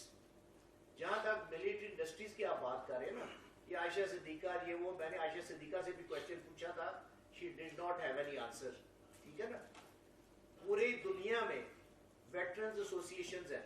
America में veterans association है, आप जाए उनके हॉस्पिटल है, उनके ऑर्गेनाइजेशंस हैं जो चंद साल सर्विस करके एक टेन्योर वॉर का अफगानिस्तान में या इराक से करके सोल्जर गए हैं। They are allowed free education in the universities, higher education government pay करती है उनका। ठीक है, उनकी पीएच शॉप्स हैं मिलिट्री सर्विंग एंड रिटायर्ड लोगों के लिए जहां उनको टैक्स फ्री चीजें मिलती हैं। तकरीबन 20-30% उनके रेट्स मार्केट से कम होते हैं। वाई दीज इंडस्ट्रीज, फौजी फाउंडेशन, ये वो सारे आर्मी वेलफेयर ट्रस्ट आ गई, इसमें कोई वर्दी वाले फौजी नहीं बैठते। टॉप के ऊपर एक आध रिटायर्ड 2-4 लोग होते हैं टॉप टीयर्स में, बाकी जो एम्प्लॉइज नीचे है वो सारे सिविलियंस होते हैं। अस्करी बैंक पे आप जाए आपको कोई वर्दी वाला बंदा बैठा नजर आता है? There all youngsters like you, Qadir university के इधर के ग्रेजुएट्स, एमबीए किया हुआ सारा कुछ। ठीक है, तो actually it is providing employment to millions of people. दूसरा इसकी क्या रीजन क्या है? मिलिट्री में हमारा जो एक सोल्जर है ना, वो 18 या 20 साल की एज में, 18 साल की एज में नॉर्मली इंडक्ट होता है, ठीक है, 16 से 18, 15 साल सर्विस उसकी मैक्सिमम होती है अगर एज एनसीओ रिटायर होता है वो। तो by 33 to 35 years of age ही रिटायर्स, छोटे छोटे उसके बच्चे होते हैं, तो आप क्या करें, उसको अरेबियन सी में फेंक दें? ही नीड्स एन एम्प्लॉयमेंट ना। आपकी इंडस्ट्री नहीं है इतनी कि जहाँ एम्प्लॉयमेंट मिल जाए, आपकी गवर्नमेंट में कैपेसिटी नहीं है कि रिटायर्ड लोगों को री एम्प्लॉय कर सके, आपकी इकोनॉमी में इतनी गुंजाइश नहीं है। So they have to be looked after, they have to be employed क्योंकि they have given their best years of life to the nation. Officers, 85% officers retire at the age of between 40 to 45, 10% 50 साल तक retire हो जाते हैं। I retired at the age of 50, ठीक है। आपकी सारी रिस्पॉन्सिबिलिटीज होती हैं, बच्चे आपके पढ़ रहे होते हैं अभी, तो यू नीड एन एम्प्लॉयमेंट। और जब आपकी स्टेट आपको एम्प्लॉयमेंट नहीं दे सकती, आपकी प्राइवेट इंडस्ट्री में वो एब्जॉर्प्शन की कैपेबिलिटी नहीं है, तो आर्मी ने ये वेलफेयर ऑर्गेनाइजेशन रखी कि जो रिटायर्ड लोग हैं उनको कोई ना कोई किसी सूरत में एम्प्लॉयमेंट मिल जाए, ठीक है। तो इनका ये फंक्शन है। And on top of that, if you look at the figures, the largest tax paying entities in Pakistan are these kind of industries run by Fauji cement and Fauji fertilizer and all those kind of things. ये सबसे ज्यादा tax government को पे करते हैं, कोई और industry इतना टैक्स नहीं पे करती। सो इसका एक कंपल्शन है, आप क्रिएट कर दें ऑल्टरनेटिव्स। जो लोग 30, 35, 40 साल की एज में रिटायर हो रहे हैं, उनको 10-20 साल नौकरी चाहिए ना। सिविल सर्विस में तो लोग 60 साल में रिटायर होते हैं, तो उनको उस वक्त घर भी मिला होता है, नौकर भी मिला होता है, गाड़ी भी मिली होती है, सारी फैसिलिटीज होती है। तो वो आपने जो गैप कवर करना है, जब उसके लिए आपकी इकोनॉमी में, आपकी सोसाइटी में कैपेसिटी नहीं है, तो फिर आपको कुछ करना पड़ता है। और अगर मिलिट्री ये ना करे, फिर लोग मिलिट्री में आना छोड़ देंगे, क्योंकि यही इंसेंटिव है ना कि मेडिकल की फैसिलिटी मिल जाती है, वो रिटायरमेंट आपको थोड़ी बहुत कोई सपोर्ट मिल जाती है। So that is, there is a logic behind it. इसको ब्लो अप किया जाता है, इसको एक्सरेट किया जाता है, इसको मलाइन किया जाता है unnecessarily by people who have their agendas. और उनसे जब मैंने ये आयशा सिद्दीका से वुडरो विल्सन सेंटर में जब वो अपनी बुक प्रेजेंट कर रही थी, तो मैंने कहा कि व्हाट डू यू थिंक, आपको पता है कि किस एज में रिटायर होते हैं? She was not clear about it. जब मैंने बताया उसको, तो मैंने कहा बताओ उनका क्या करें? She had no answer. मैंने कहा क्या अर्जेंटीना में, ब्राजील में, अमेरिका में रिटायर्ड लोगों को नहीं लुक आफ्टर करते? एंड शी सेड करते हैं। तो मैं फिर आपने मिलिट्री इनकॉर्पोरेटेड सिर्फ पाकिस्तान से रिलेट करके क्यों लिख दी? ये तो वर्ल्ड वाइड फिनोमेना है। तो ये चीज, इसको कॉन्टेक्स्ट में देखा करें, ठीक है। आपका क्वेश्चन था यूरेनियम के बारे में। देखिए, जो बात डॉक्टर मंसूर ने भी की थी और probably doctor Adil also mention, as a social scientist also, once you are dealing with these subjects, technical knowledge आपका बड़ा साउंड होना चाहिए, ठीक है। आपने कहा 200 किलोग्राम यूरेनियम इंडिया में थेफ्ट हुई है, ठीक है। वो किस शेप में थी? वो यूरेनियम थी, it was not enriched, low enriched और हाईली एनरिच्ड, इट वाज जो नेचुरल यूरेनियम जो माइन में से निकलती है, ठीक है। और आपको ये भी पता होना चाहिए कि यूरेनियम जब नेचुरल फॉर्म में आती है तो उसमें 99.3% यूरेनियम 238 होती है और 0.7% यूरेनियम 235 होती है जो बॉम्ब मटेरियल है, ठीक है। इसका मतलब ये हुआ कि अगर 100 किलोग्राम नेचुरल यूरेनियम हो तो it will give you less than 1 kilogram of bomb grade material. 200 में से कितना निकलेगा? 1.5 किलोग्राम, ठीक है। आपको एक बहुत सोफिस्टिकेटेड डिजाइन हो ना आपका HU बेस्ड, तो यू नीड 15 किलोग्राम। नॉर्मली 20 से 25 किलोग्राम चाहिए एक बॉम्ब के लिए। अब ये से तो क्या बनता है? कुछ भी नहीं बनता। दूसरी चीज ये है कि इसको भी सेपरेट करने के लिए प्रोसेस चाहिए। आपको या सेंट्रीफ्यूज प्लांट हो या लेजर एनरिचमेंट का आपके पास हो या गैसेस डिफ्यूजन प्लांट हो, जो बहुत बड़े प्लांट होते हैं इंडस्ट्रियल स्केल के, तो जो एक नॉन स्टेट एक्टर की कैपेसिटी में नहीं है। It is a pilferage, it is a weakness in India system, लेकिन इससे कोई थ्रेट नहीं होती. हम प्रोपेगेंडा वॉर में लग जाते हैं, इंडिया पाकिस्तान के खिलाफ अनफाउंडेड प्रोपेगेंडा करता है, हम उनके पीछे लग जाते हैं, हम भी उसी तरह करते हैं. तो दूसरे लोग हमारे ऊपर हंसते हैं कि यार ये तो है, ये इसको किसी के साथ में पत्थर के तौर पे मार सकते हो और तो इसकी कोई वैल्यू नहीं है. ठीक है ना. तो ये आपको इन चीजों की अंडरस्टैंडिंग होनी चाहिए कि किस मटेरियल की क्या पोटेंसी है, क्या वैल्यू है. सोवियत यूनियन के ब्रेकअप के बाद देवर डजन ऑफ इंसिडेंट्स जहां ये स्मगल होता मटेरियल पकड़ा गया, जर्मनी में इधर उधर स्टिंग ऑपरेशन के जरिए भी, वैसे भी कहीं 500 ग्राम कैपेसिटी थी, क्वांटिटी कहीं 700 ग्राम थी, नेवर मोर देन 2.5 किलोग्राम्स, जिससे कोई बॉम्ब नहीं बांध सकता. और वो डिफरेंट डायरेक्शन में जा रही थी, 1 किलोग्राम उधर चला गया, आधा उधर चला गया, 1.5 उधर चला गया. तो उसकी कोई वैल्यू नहीं ऐसा जब तक सब कोई इकट्ठा ना कर ले. तो ये चीजें इनको इस कॉन्टेक्स्ट में देखा करें. इस वजह से बाकी जैसे हमने बात की कि एक आपका इमेज होता है, unfortunately because of our own follies, हमारी मिस मैनेजमेंट की वजह से, मिस गवर्नेंस की वजह से, और इकोनॉमिक जो हमारी जो है इस वक्त क्राइसिस है और पॉलिटिकल क्राइसिस, उस वजह से हमारा इमेज खराब है.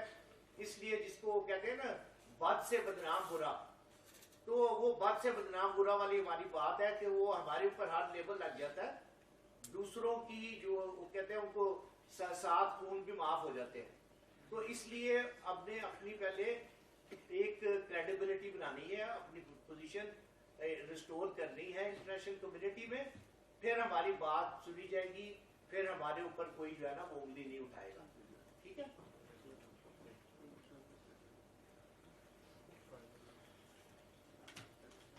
Okay. Just briefly, because I know कि lunch break हो रहा है और सारा आपके दिलों में जो चल रहा होगा कि क्या लंबी तकरीरें शुरू होगी. हमने जो सवाल एक किया है, जिस काउंटर उसको एक करने का कि एक कमेंट किया था, US became a super power because of economic उसके क्लाउड की वजह से. Just recall history. Is it true? US ने सबसे ज्यादा वॉर्स की पोस्ट वर्ल्ड वॉर 2 के बाद का उसका यूएस का देखें. Yes, we talk about capitalism और सारी चीजें जो कुछ कहते हैं, लेकिन जो सुपर पावर बना है वो अपनी मिलिट्री माइट से बना है. ठीक है. और चाइना अगर सुपर पावर जा रहा है तो चाइना है टेकन दैट राउट. जब ये पोस्ट 90s में जब ओबामा साहब ने शुरू किया था और ओबामा ने उस वक्त जो ये ग्लोबलाइजेशन के ट्रेंड शुरू हुए थे, yes, China used that. लेकिन this is something we can continue to discuss उसके अंदर. Why I picked up this comment was कि हम भी एक narrative के पीछे लगे हुए हैं जियो इकोनॉमिक्स के उसमें. जियो इकोनॉमिक्स वर्सेस जियो पॉलिटिक्स थोड़ा सा मैंने मेंशन भी किया था अपनी टॉक पे. In the end, it is all about geopolitics. बाकी सब उसके ingredients हैं, लेकिन the way we have brought out, that's my personal perspective. हमने versus geo-economic versus geopolitics किया कि जी हम इकोनॉमी को अपना जियो-इकोनॉमिक्स में ट्रेड कॉरिडोर्स कहाँ लगाएंगे जब अफगानिस्तान जब तक स्टेबल नहीं होगा. इंडिया आपके साथ बात नहीं कर रहा, Iran is not very friendly. So where are you going to develop these trade corridors, geo-economics? पहले domestic economy आपने stabilize करनी है, then you move. तो ये as a social scientist we need to think objectively. ठीक है, not what the state is parroting the narrative. दूसरा जो सवाल था आपका नाम, सॉरी, आमिर साहब. आप कह रहे कि policy makers we imitate Cold War model. The entire world imitates Cold War model because that's the only sample. जहाँ पे Cold War की जो nuclear strategies evolve हुई, we all learn from the same experience. ठीक है, there is no other model. और उसमें कोई हर्ज नहीं है. उसको आप साउथ एशिया के अंदर contextualize करेंगे, you can draw lessons. Is there any other model that you can learn from? I don't think so. ठीक है, सारा जितनी भी nuclear weapon states हैं, 5 and plus 3, we are all doing the same. Massive retaliation का क्या होगा, ठीक है, flexible response का क्या होगा, limited nuclear options का क्या होगा. So So we continue to contextualize those strategies in our specific region as per your own potential and your adversary's capability, and you develop उसके अंदर, ठीक है? तो that's the only lesson that we have, या template, इसलिए उसमें कोई हर्ज भी नहीं है उसको सीखना, unless के we want to use nuclear weapon first और उससे फिर lessons लेके हम strategies करेंगे तो probably वो नहीं होगा. दूसरा BMD का जो है, I'm sure ये बात हो चुकी होगी yesterday, इसका BMD system कोई fool proof system नहीं है दुनिया में अभी भी, ठीक है? लेकिन एक है session, last session I will talk. Okay, तो वो आपको कहेंगे. There's no full, briefly कोई fool proof system नहीं है. India, Pakistan वैसे because of the geography और distance के हिसाब से.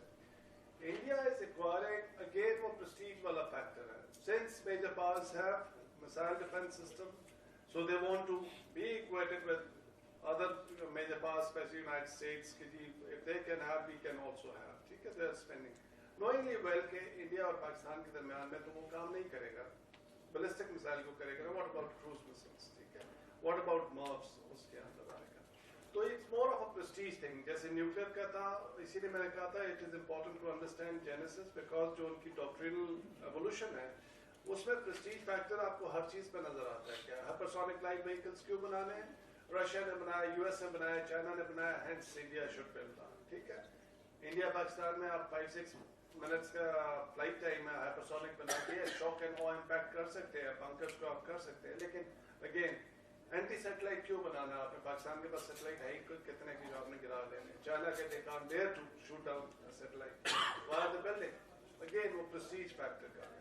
तो उस चीज से जब आप करते हैं तो we should be very clear कि हमने credible minimum deterrence का है. We will do as much as is required, not doing what India is doing. ठीक है? तो आपको न्यूक्लियर में नंबर्स में पढ़ने की जरूरत भी नहीं होती.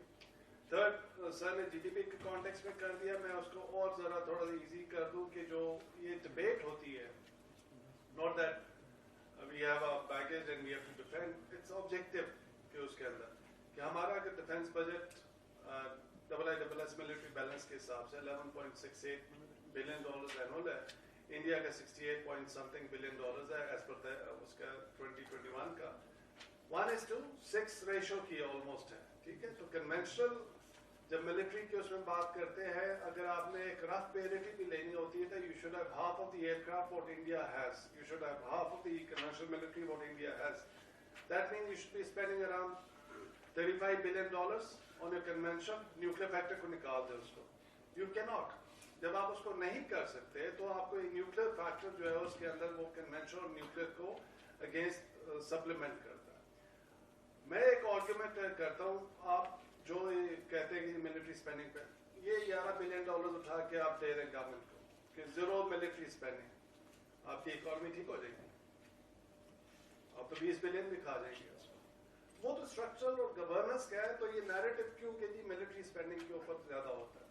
अगर आप ये नहीं करेंगे, न्यूक्लियर अपना नहीं मेंटेन करेंगे, पर फोर्स आपको half of what India spending, if you want to remain अपनी इंटेग्रिटी रखनी, सॉवरेनिटी रखनी, तो आपको स्पेंड करना पड़ेगा. बेशक आप घास खाएं, जो मर्जी खाएं, ठीक है, लेकिन you will not be able to, you do not have the resources. तो ये न्यूक्लियर आपको देता है क्वेश्चन के you are spending less, you have additional resources available to spend on non traditional, जो किसी ने बात की थी. लेकिन वो इशू तो और है, गवर्नेंस का है, आपके इंस्टीट्यूशंस का है, गवर्नमेंट के प्रायोरिटीज का है उसके अंदर. इट्स नॉट अबाउट कि ये मिलिट्री स्पेंडिंग की वजह से आपकी इकोनॉमी इफेक्ट हो रही है या आप ड्रैगन हो रहे हैं और आपका उसमें चल रहे हैं. तो don't believe what I am saying, just do your objective analysis उसके अंदर and you will find out कि जी ये नैरेटिव का जेनेसिस क्या है और उसका बेसिस क्या है, और अगर हम इसको निकाल देंगे तो क्या हमारा हाल होगा.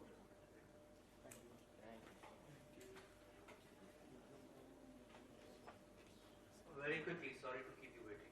I think it's important to call a spade a spade. The facts and the figures speak for themselves. आप जब बजट अनाउंस होता है, फाइनेंस मिनिस्ट्री की वेबसाइट पे जाएं, look up yourself what proportion of the budget goes to defense.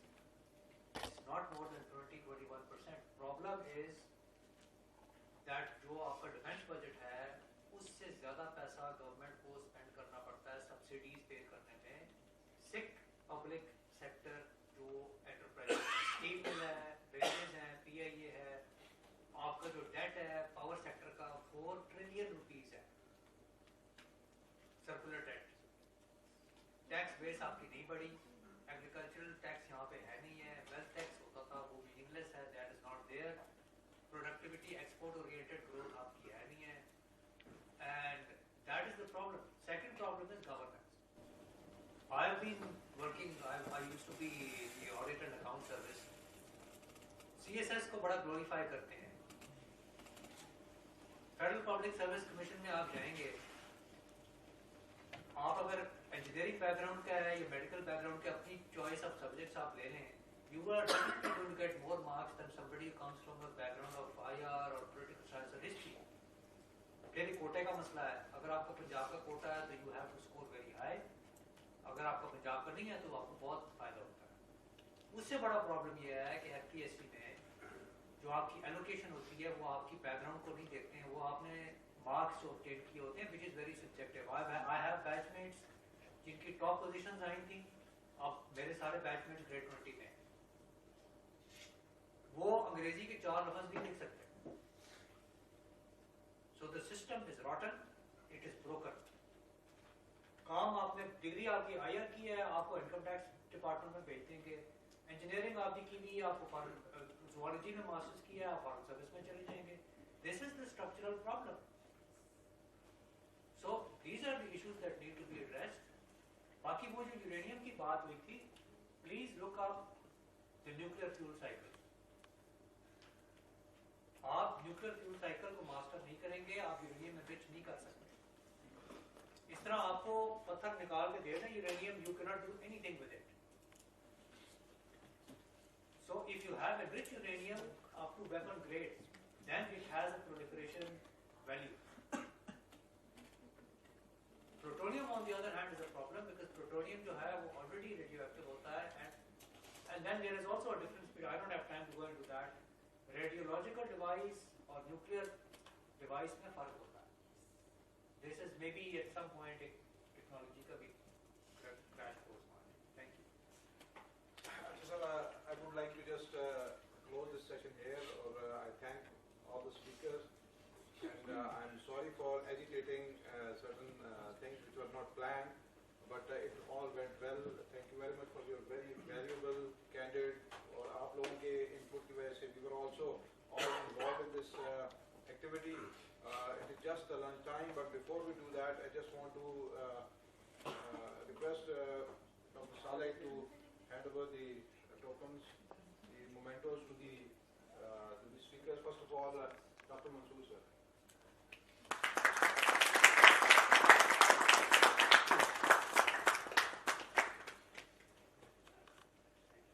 Then I request Dr. Adil Sultan, sir.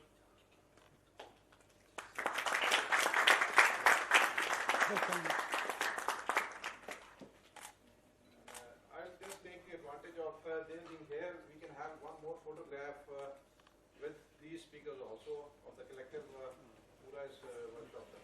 एक बस photograph.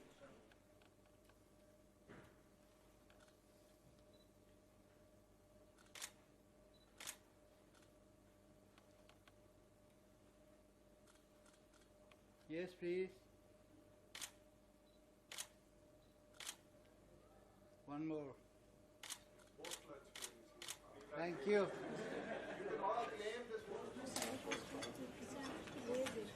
I think we can start. क्या लगा बाकी आपको कुछ थोड़ी सी जो ये आखिरी सेशन है इसमें मैं आपको स्ट्रेटेजिक फोरसाइट के बारे में कुछ बताऊंगा, लेकिन उससे पहले कुछ इंट्रोडक्शन के तौर पे ये देख लें कि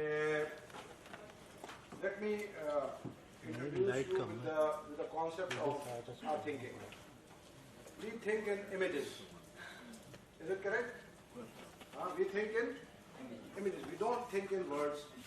हम अल्फाज जब जाते हैं, आपने कभी ख्वाब में कोई नैरेटिव सुना है, कोई कहानी सुनी है? हमेशा ख्वाब में क्या होते हैं? इमेजेस होते हैं, ठीक है ना? और इमेजेस के बारे में क्या कहा गया है? An image is equal to 1,000 words. A story which you write in 1,000 words can be reflected in a single image. ठीक है? We all think in images. So ये जो images हैं, इनको create करना. अब ये जो सिनेरियो प्लानिंग की गेम है ये बेसिकली डिराइव की गई थी हॉलीवुड से। हॉलीवुड अपना जो स्क्रीन प्ले लिखता था, क्योंकि जो प्रोड्यूसर जब प्रोडक्शन करता था तो वो जो एंड प्रोडक्ट स्क्रीन पे डिस्प्ले करना है उसको राइट अप में लिखा जाता था, और उससे फिर जो डिजायर रिजल्ट थे वो वहां पे प्रॉप्स खड़े किए जाते थे, कुछ लोग, कुछ डायलॉग, कुछ चीजें सारी, but they were all images. ठीक है, जब आप ABC पढ़ना शुरू किया आपने तो आपको A फॉर क्या बताया गया था? A for Apple. Okay, let me ask you one thing, it is a challenge for you all. Please draw an apple. Hurry up, you have only 1 minute. Draw an apple. A for apple, draw your apple. Draw your apple. Let me see what is your apple. You have been listening to this word A for apple, so please draw the apple. Draw your apple. You are at liberty to draw as beautiful apple and write a small description underline which is not visible because आपके color scheming नहीं है आपके पास, a small one liner. How is your apple? Communicate to us, how is your apple? Draw an apple and write a small line. How is your apple? सबने कर लिया? Okay. So each table will, anybody who wants to show his apple to me first? आपसे यहाँ से आपने बना लिया?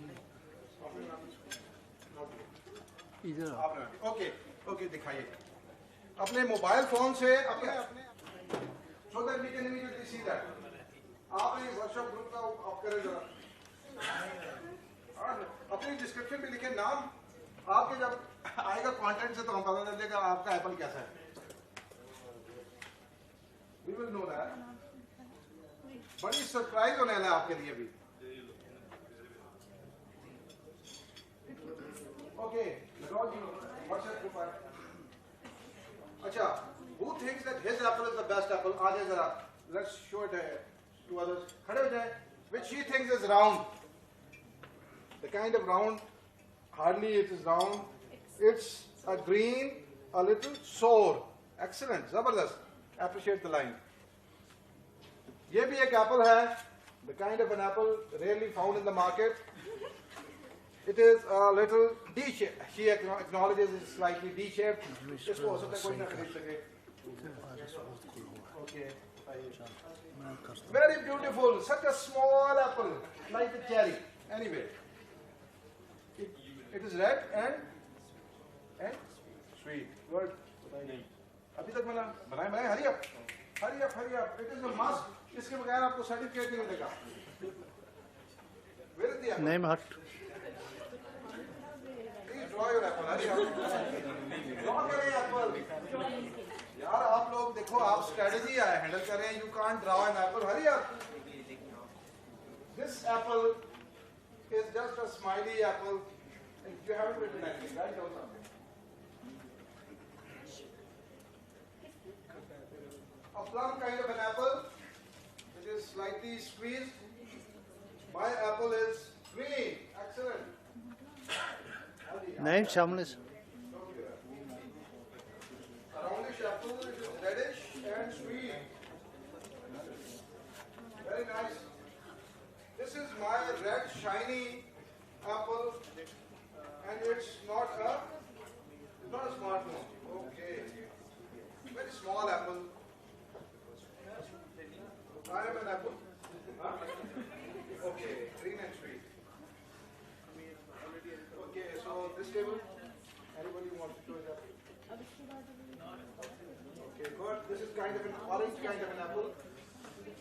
Okay, fruity.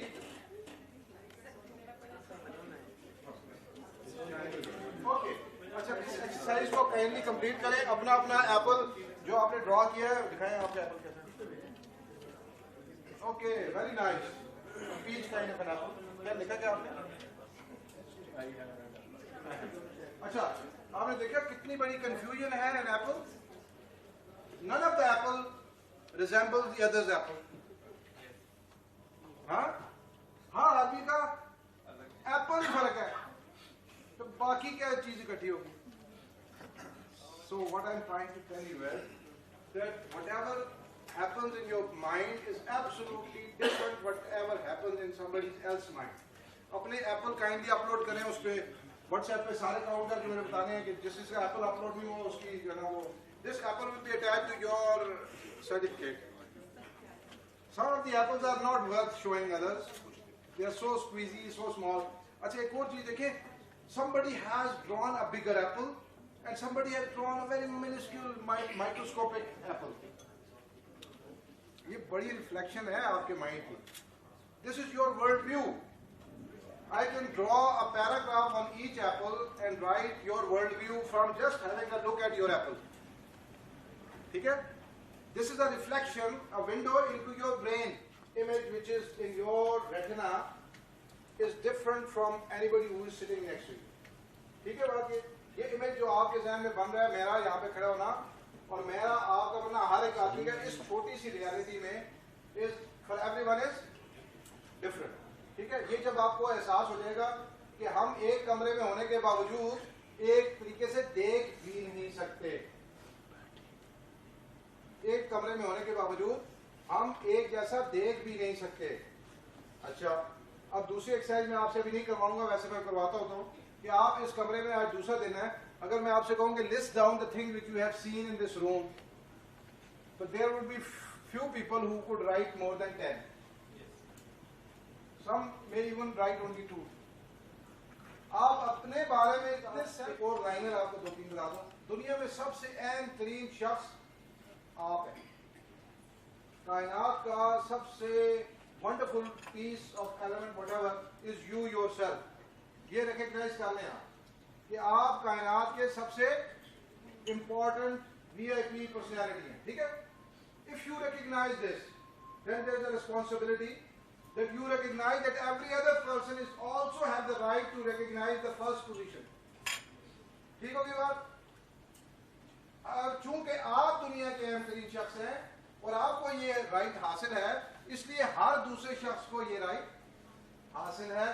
So we are all within ourselves the most important person on this earth.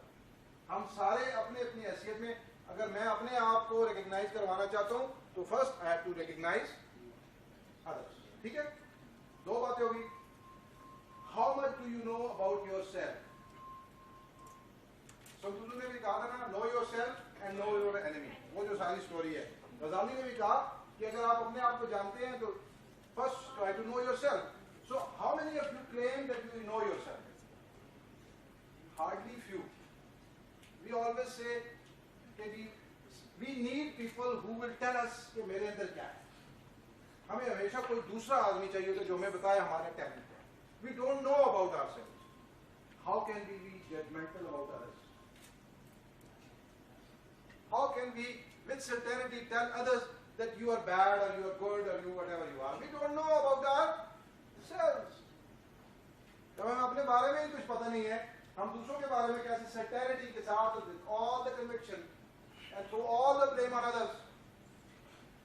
ऐसा नहीं हो सकता. ठीक है. ये दो इक्वेशन आपको बता दी. How much control can you exercise on yourself? आप अपने हार्ट को कभी कह सकते हैं कि आज जरा थोड़ा सा मैंने जरा दूर जाना है तेजी से चलना. You have no control within your own body. आपके जिस्म के अंदर क्या हो रहा है? You have involuntary movements going on. You can't control the chemical processes going on. Whatever goes on in your brain, you have no control on them. Absolutely, you are clueless what is happening inside you. You have not a single element of control on your body except exterior. थोड़ा सा कुछ आप शायद समझते हैं कि शायद मैं चल लेता हूँ या हाथ से कुछ तो कंट्रोल भी बड़ा लिमिटेड सा है. तो इसलिए आपके अपने ऊपर तो कंट्रोल है नहीं तो दूसरों को एक्सरसाइज करना चाहते हैं कंट्रोल ये बड़ा मुश्किल है. ठीक है. और कभी ऐसा होता है कि जी मिनट नहीं गुजरता तो क्या does it mean that it is a quantity which is dependent on your mood? और does it has a एक घड़ी की क्लिक के साथ वो चलता है. ये हमेशा इसमें प्रॉब्लम रहा है कि टाइम है क्या. What is the exact dimension of time? इसमें जो मर्जी कर ले आप. एक चीज तो है ना there is a past, there is a present moment and there is a future. और फिर हम माजी पैदा करने की मशीन है. Every second you are producing a past. लम्हा हाजिर जो है बहुत बारीक सी नीडल की टॉप के ऊपर जिस तरह कपड़े का थान हो ना, और एक नीडल के ऊपर से गुजर रहा हो, तो that fraction of second is the present. इसलिए अरबी में दो सीगे हैं सिर्फ. अरबी में कोई ऐसा सीगा नहीं है जो कि आपको ये बता सके. अरबी में प्रेजेंट को और फ्यूचर को मिला के एक मुजारे का सीगा और एक माजी का सीगा. That's all. बिकॉज प्रेजेंट की सिचुएशन इतनी लिमिटेड सी है कि वो उसको नाप के अलग से एक जमाना नहीं क्रिएट किया. ठीक है, लेकिन present is the most important time frame in your life. ये वो चीज है जो इस प्रेजेंट से इसमें कॉन्सिक्वेंशियल है. जो एक्शन आप लेंगे it is going to have a future. It will create a future. So the future is just like it is the consequence of what all we do now. Now. लम्हे हाजिर के बारे में क्या कहते हैं? Now. इकबाल का भी शेर है ना now के बारे में. वो कौम नहीं लाए के हंगामा फरदा जिस कौम की तकदीर में इमरोज नहीं. यानी कि now. You can't plan things for tomorrow. There's something I'll do tomorrow. No. If you can do something now, that is the crux of your life. ठीक है, अब आगे चलते हैं. Now the consequence होते हैं in the future. Somebody says we can control the future. Somebody says we cannot control the future. It is predestined, preordained. Both are wrong and both are correct. You can shape the future and you have no control on the future at the same time.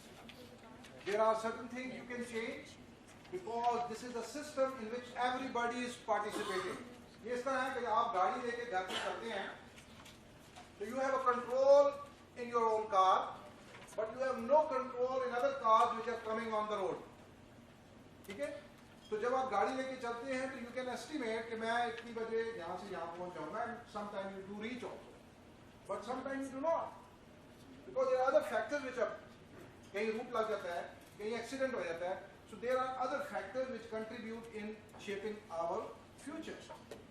Future में long term future, short term future, immediate future.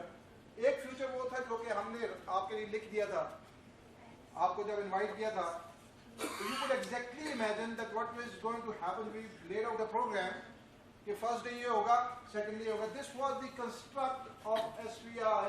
We regulated your future. We made this thing happen. और ये हमारी अब सलाहियत थी कि how excellent we could do that. And it is your capacity how excellent you took out of that. अच्छा, अब future को मैप करना, ये अब दुनिया में कहीं पे भी पॉलिसी स्टडीज कोई भी विदाउट अ फ्यूचर स्टडी नहीं होती है. फोरसाइट के बगैर नहीं होती है. Whatever we ought to exactly determine what is going to happen, but exactly what is likely to happen. So there could be few options, A, B or C, and something will happen out of these 3-4 things, and maybe something may happen out of the box. But still we will be able to control that. ठीक है? अब ये subject इतना बड़ा है कि इसको मैं इस छोटी सेशन में आपको सिर्फ इंट्रोड्यूस करूँगा. ठीक है? So I'm going to ask you yet another exercise. Write a letter now. You all will close your eyes and I'm going to speak and you start imagining what I'm going to ask you to do. ठीक है? Please close your eyes. Please. And I'm very certain sometimes people will not be able to close their eyes even. They are so much frightened. They pata nahi what may happen. Nothing is going to happen. You are under the roof. No external factors are going to play. Nobody is going to touch you. Neither your material. Please close your eyes. Please close your eyes. Everybody in this room should not see images closed, black screen. I will start painting on your retina the ideas. You are going to respond to that. Okay. So you're all now a traveler. A traveler which is traveling in time, in a time machine. I am going to take you from 2022 to the future. So you are all now on board a plane. Please fasten your seat belts. You are sitting on the seat of an aeroplane which is flying through the time. So from 2022, you are being taken from now to 2047. 25 years from here. 25 साल आगे आप चलेंगे. The aeroplane is about to land. the announcement has been made that your plane has successfully landed in 2047, almost once Pakistan has completed 100 years. So from the aerodrome, you have been taken to the lounge. You are sitting in the lounge, and then you have been asked, a person comes from your back and knocks you or aapko haath laga kehta hai कि he is some relative, your brother, your somebody who is coming from 2022. Now from 2047, you are going to write a letter to him. Write a few lines. What have you visualized in 2047? Now start looking around. In your closed eyes, start looking around. What is happening? What environment are you looking at? What situations have changed? What television is being, what news are being broadcasted? What future you have seen? So 2047 का image आपने अपने ज़हन में तैयार करना खुद, self creation, create it yourself. Be as idealistic, as revolutionary, as non-materialistic, non-pragmatic. जितना हो सकता है करें. Wildness of your imagination. Let the horses of your imaginations run wild. Think of anything. 25 साल में बहुत कुछ हो सकता है. Okay. Open your eyes and start writing the letter. हाँ जी आप. Write down the letter. आप लिखिए अपने उस रिश्तेदार को जो आपको वहाँ से मिला था, उससे कहा था मुझे खत लिखें 2047 में आपने क्या देखा. Please write down your experience. One paragraph.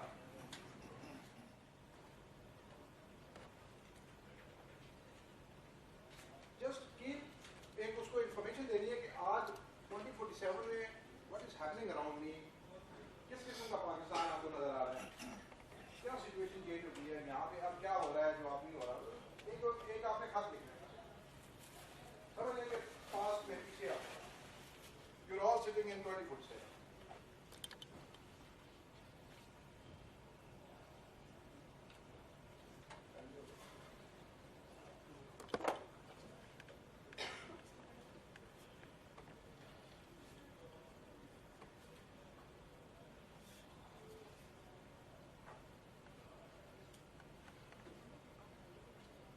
Paragraph लिखें, उस रियलिटी को डिस्क्राइब कर दें जो आपने देखी है.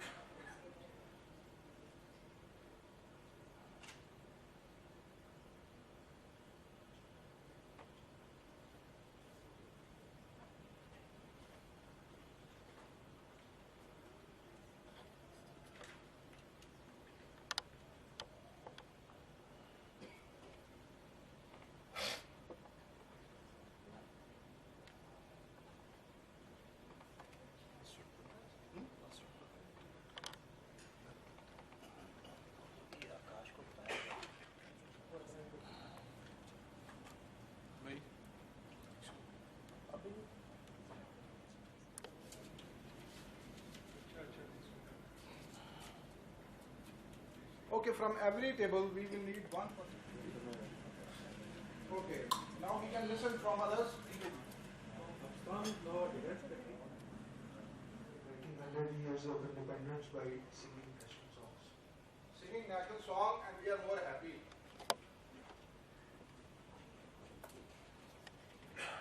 सबसे पहले my white hair with older face. क्योंकि 2047 में जाएंगे सही बात है.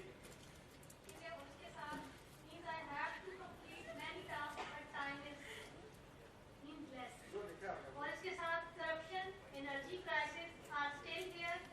ठीक है, roads are good with modern metro buses and modern means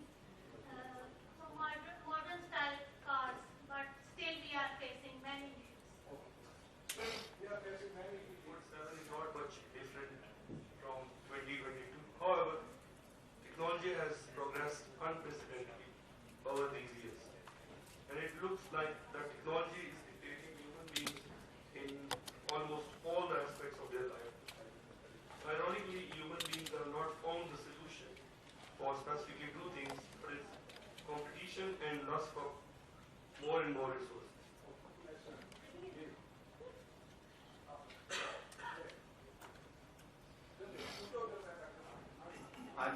I'm here in 2047. Right now I'm sitting at the balcony of my apartment and I can literally see smart taxis, robots, and bikes flying. I'm scared to see that someone may fall down, and I'm writing this letter by just even thinking. And in addition to this, the world here is so complex, and I'm missing the simplicity we had back in 2022. मैंने एक ही line लिखी है उसमें मैंने लिखा Bhutto is still alive.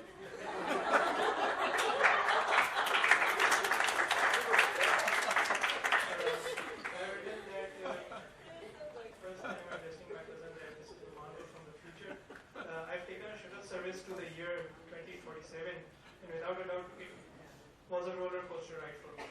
In the year 2047, the world has changed. It has reached to a point of great advancement in technology. I could clearly see flying cars and flying humans with jets. Furthermore, it is a revolutionary era. There is one drawback. Humans are less in number. One more thing, there is one more drawback, that plants can be seen less in number due to the climate change that we left behind in 2022. We have not worked upon that. So it's a AI dominated era with less. अभी ना सोचें, लिखा है वो पढ़ें. अच्छा, read the text. Don't start reading. Read the text. That's very important. Text चाहिए आपका. Text पढ़िए. This is in the idealistic world of 2047. Hey, today's breaking news is AI, artificial intelligence, driving robots mistakenly rushed on the roads of capital city and crashed couple of Teslas going on the road. The first report of the incident being submitted in the headquarters of the robotic agency in Sydney. A strict action expected to be taken against robots.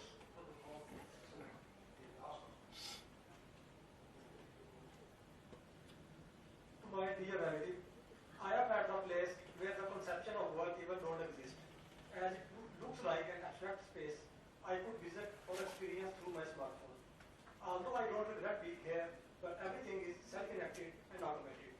You lie on a bed and can get everything done, even food. We don't bother obesity here because tech has taken over treadmills. But yes, human interaction is less. Goodbye. So, Governor's story must be known to us. One man. Okay, up. One moment. I'm writing this to give you a picture of how Pakistan looks like in 2047. Guess what? All the fears, insecurities, inabilities we had back in 2022 are now gone. We are among the most advanced nations in the world.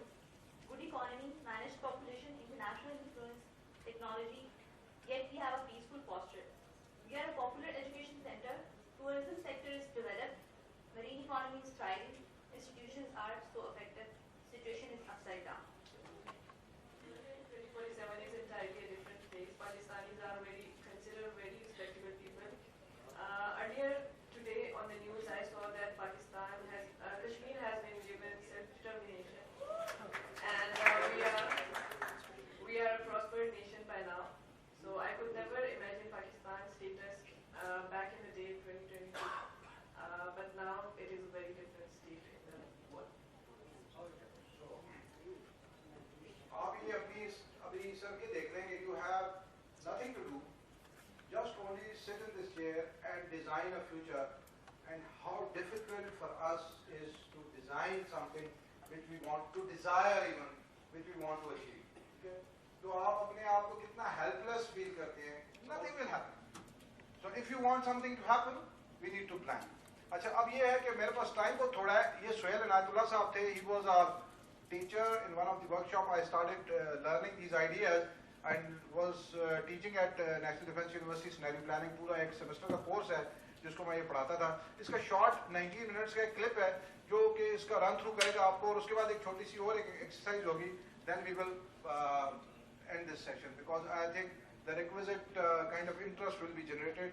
Because if you hear from the person who has taught me or taught so many people around the world about, and he is one of the top Pakistani hai, one of the top futurists of the world. ठीक है? So Suhail Inayatullah की एक video आपको छोटी सी मैं दिखाऊंगा. Thank you. My presentation is on causal alert analysis, or CLA. You know, when you land in Australia, you have to come up with an acronym or they don't let you in. So mine is CLA. It's a theory and methodology to how to have deeper and longer lasting change. When I work with organizations, I ask them, you have this new vision, but do you have a new measurement of it? Do you have a new vision? Do you have systemic enablers? Has your culture transformed? And do you have a new supportive metaphor? So often they have a vision and strategy, but they don't have these 4 layers. So we'll talk more about that. Now, if you're engaged in change, you can often get tired. It's almost single loop, it becomes overwhelming. You're inspired today, but how about Monday morning? So the Monday morning question to me is crucial. What's the one thing you might do differently from this presentation or earlier presentations? What's the thing that you enact, you change your behavior? There's also double loop learning, equally important. So it's not what you'll do differently, but you have the mechanism to learn about learning. So many organizations, they want to predict the future. I said, well, you might get the future wrong, but if you could create a learning framework, you'll get it right. To do a learning framework, you have to have a narrative. The narrative foresight is almost the most important part. What's your metaphor of the future? If you can figure out your story, you can use your story to leverage to enable a possible future. So start to think about, what is my story about the future? What might that be? Now often when people think about the future, they think it's out there, robotics, space travel, but as Professor Milovich says, the future is not an empty space. It's like the past. It's an active aspect of the present. So as you can guess, thinking about the future is in fact to change today. So the future then is an asset. It's a resource that we can wisely use. It's a narrative to be employed. So this process called analysis CLA is how do we employ the narrative? And the reason why we engage in this is, one, the world is changing and the rate of change is heterogeneous. It's different in different parts of the world. It's different when you're 80 versus when you're 18. And 2, to do this well, you have to do multiple stakeholders, whole of government, whole of business partnership. But the reality is, most of us don't like some of these stakeholders. And finally, given this rate of unequal change, we lose agency. So we get inspiration, but CLA says, let's go beyond inspiration. Let's change multiple levels of reality. So it's how to bring back... Because you're not already there, so you just want to eat there. ये कोई innovative solution नहीं है. This is not a better solution, ठीक है? So ये है एक default future. आप कुछ ना करें, यहाँ बैठे रहें, आप डिग्री करेंगे, आप CVs ड्रॉप करेंगे, कुछ भी नहीं होगा. आपको एक दिन किसी जगह पे कोई मुलाजमत मिल जाएगी, आप मुलाजमत करेंगे, आपकी वालदा साहिबा या बहन कोई आपका रिश्ता लेके जाएंगी, आपकी शादी हो जाएगी, आपके बच्चे हो जाएंगे, फिर आप तंग हो जाएंगे. ये किधर से आप शो कर देते हैं. फिर उसके बाद बच्चों के साथ आप बाहर अपनी कम्युनिटी को ड्रॉप करने जाएंगे, वो वापसी पे आएगा, फिर करते करते आप बूढ़े हो जाएंगे. बच्चे बड़े हो जाएंगे, वो आपकी सुनेंगे नहीं, आप लोगों को कंप्लेन करेंगे, ये बच्चे से आजकल भी सुनते नहीं, आपके मोबाइल में घुसे रहते हैं, ठीक है. फिर वो बच्चे बड़े हो जाएंगे, वो उनकी शादियाँ हो जाएंगी, उनकी बहुएं आ जाएंगी, आपको प्रॉब्लम उनसे शुरू हो जाएगा. ये हर वक्त जो है, ये हमारी बात सुनते नहीं है, कभी इधर जा रहे हैं, कभी इधर के घर में खाना नहीं खाते, रात को कम से कम डिनर तो इकट्ठा कर लें. So sometime and then you will be sick, आपको डॉक्टर पर ले जाया जाएगा, आप बीमार हो जाएंगे, गोलियां खाते रहेंगे, थोड़ी देर बाद आपको टेंशन शुरू हो जाएगी, आपको मस्जिद का रास्ता नजर आ जाएगा, नमाज पढ़ना शुरू कर देंगे, अल्लाह से माफी आपको तब तक और जन्नत दो तक नजर आना शुरू हो जाएगी. एक दिन आपको खामोशी से सैक किया जाएगा, अशहदु अल्ला इलाहा इल्लल्लाह, कलमा शहादत, and you will die. This is going to happen with each one of us. Can you change it? Yes, you can change it. How can you change it? ये है वो default future, ये कोई use future. हम सारे आप मुझे देख रहे हैं, यार डॉक्टर साहब PhD कर लिए, ये बड़ा सक्सेसफुल आदमी है, या मेरा रिश्तेदार है वो अमेरिका चला गया है, उसने बड़ा पैसा बना लिया, उसकी कोठी बड़ी चली है, उसकी गड्डी बड़ी चली है, वो बड़ा एंजॉय कर रहे हैं. Let's be like it. Start copy. Pakistani माहिर है कॉपी पेस्ट, स्पीचेस आ जाते हैं, जो कुछ चल रहा है उसके पीछे सारे चल पड़ते हैं. अगर रेस्टोरेंट चल रहे हैं, सबने रेस्टोरेंट लगा देंगे. अगर किसी ने IT में चल रहे हैं, सारे ने IT कंपनियां ला देंगे. We are very good at the youth future. जो दूसरों ने करना है, मैं भी वही करना है. ओ भाई, उन्हें किया उदा अपना framework see, you can not do that. This own future बड़ी इंटेलेक्चुअली मोटिवेटेड किस्म का एक फ्यूचर होता है. लेकिन उसका ओनरशिप नहीं है, उसको फंडिंग नहीं मिलती, उसका why things fall apart and bite back. आप बड़ा इनोवेटिव, इतने सारे प्रोजेक्ट्स होते हैं, उनको जब गवर्नमेंट चेंज होती है तो अबैंडन कर दिया, उसके साथ किसी की एसोसिएशन ही नहीं, वो बनते बनते कहीं और ही जाए. Alternate future, for example, simultaneously you should know 1, 2, 3 ये possible options है हमारे पास. पॉलिसी का क्या मेन फीचर क्या होता है? Should try to give options to the decision maker. Multiple options and all practical. ऐसा कुछ नहीं होना चाहिए हाँ जी इंडिया से जंग कर लें, कश्मीर आजाद करना है, क्या पॉलिसी ऑप्शन है? Let's go and fight. ये कोई प्रैक्टिकल ऑप्शन है? या कश्मीर के साथ अगर ये होता है कि मतलब ऐसी ऑप्शन होनी चाहिए कि हम फोर्स करें कि Kashmir should have the incentive to join us. They are already doing that. कैसा प्रैग्मेटिक पॉलिसी ऑप्शंस क्रिएट करना एक पॉलिसी एनालिस्ट का काम है. और दिस इज अल्टरनेटिव फ्यूचर. अब इनर अलाइनमेंट ये होती है कि आप इन स्टोरी जब भी आप ऑप्शन, अब आपने अपनी स्टोरियां सुन ली हैं, हम मोस्टली कंफ्यूज स्टोरियां हमारी, हम ये आर्टिफिशियल इंटेलिजेंस, ये गैजेट्स, ये इंफ्रास्ट्रक्चर, ये टेक्नोलॉजी बड़ा इंस्पायर करता है कि हमें चाहता है कि अच्छा मॉडर्न होने की एक डेफिनेशन क्या है? कहीं पे भी इंफ्रास्ट्रक्चर, गीगा मॉल, सेंटोरस बना, मोटरवे बना, पुल बना और बिजली लगा दें, एनर्जाइज कर दें, बत्तियां लगा दें. ये है टोटल आपकी नॉलेज. तो how can you go beyond that? ठीक है ना, ये है सारी इसकी थोड़ी आगे चल. अच्छा ये है जो सबसे बड़ी बात है मैपिंग द प्रेजेंट. आप आगे कहीं जाने जाते सबसे पहले रियलाइजेशन क्रिएट करें कि वेयर यू आर. जब आप मैप रीडिंग या मैप हमें पढ़ाया जाता है, फौज में पढ़ाया जाता है, वो बताते हैं आप सबसे पहले ना ओन लोकेशन मुहैया करें कि आप हैं किधर, तब आपको पता चलेगा आपने जाना किधर. आपको यही नहीं पता आप हैं किधर. You don't assess your capability. You don't know where you are, where you belong to, who you are. आप हैं कौन, आप चाहते क्या हैं, ये तो कोई नहीं बता सकता ना. आप एक बस स्टेशन पे चले जाएं और उसे जाके कहें कंडक्टर को 10 भाई मैं जाना किथे है. कंडक्टर से आप जाके ये सवाल पूछे भाई बताएं मैंने किधर जाना है, वो क्या करेगा? आपको कहेगा इन्होंने जाके पीछे अस्पताल से मांगो.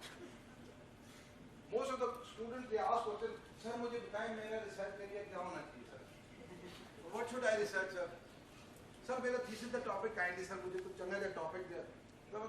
There are some who even ask sir मैं दसो एक सवाल एक बनाता हूं सर, कल मैं सेमिनार जा रहा हूं मैं सवाल एक पूछ लिया सवाल. So you have to know yourself.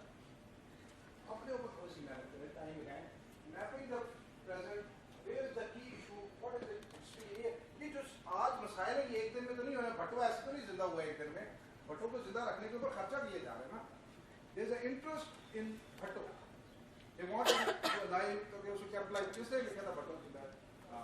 तो भट्टो को जिंदा रखने में किसी हिस्ट्री है ना, उसका फायदा है किसी को. Somebody unless you know that भट्टो नहीं मरेगा, unless you cut that line तो भट्टो नहीं मरेगा. और मैप करें प्रेजेंट को.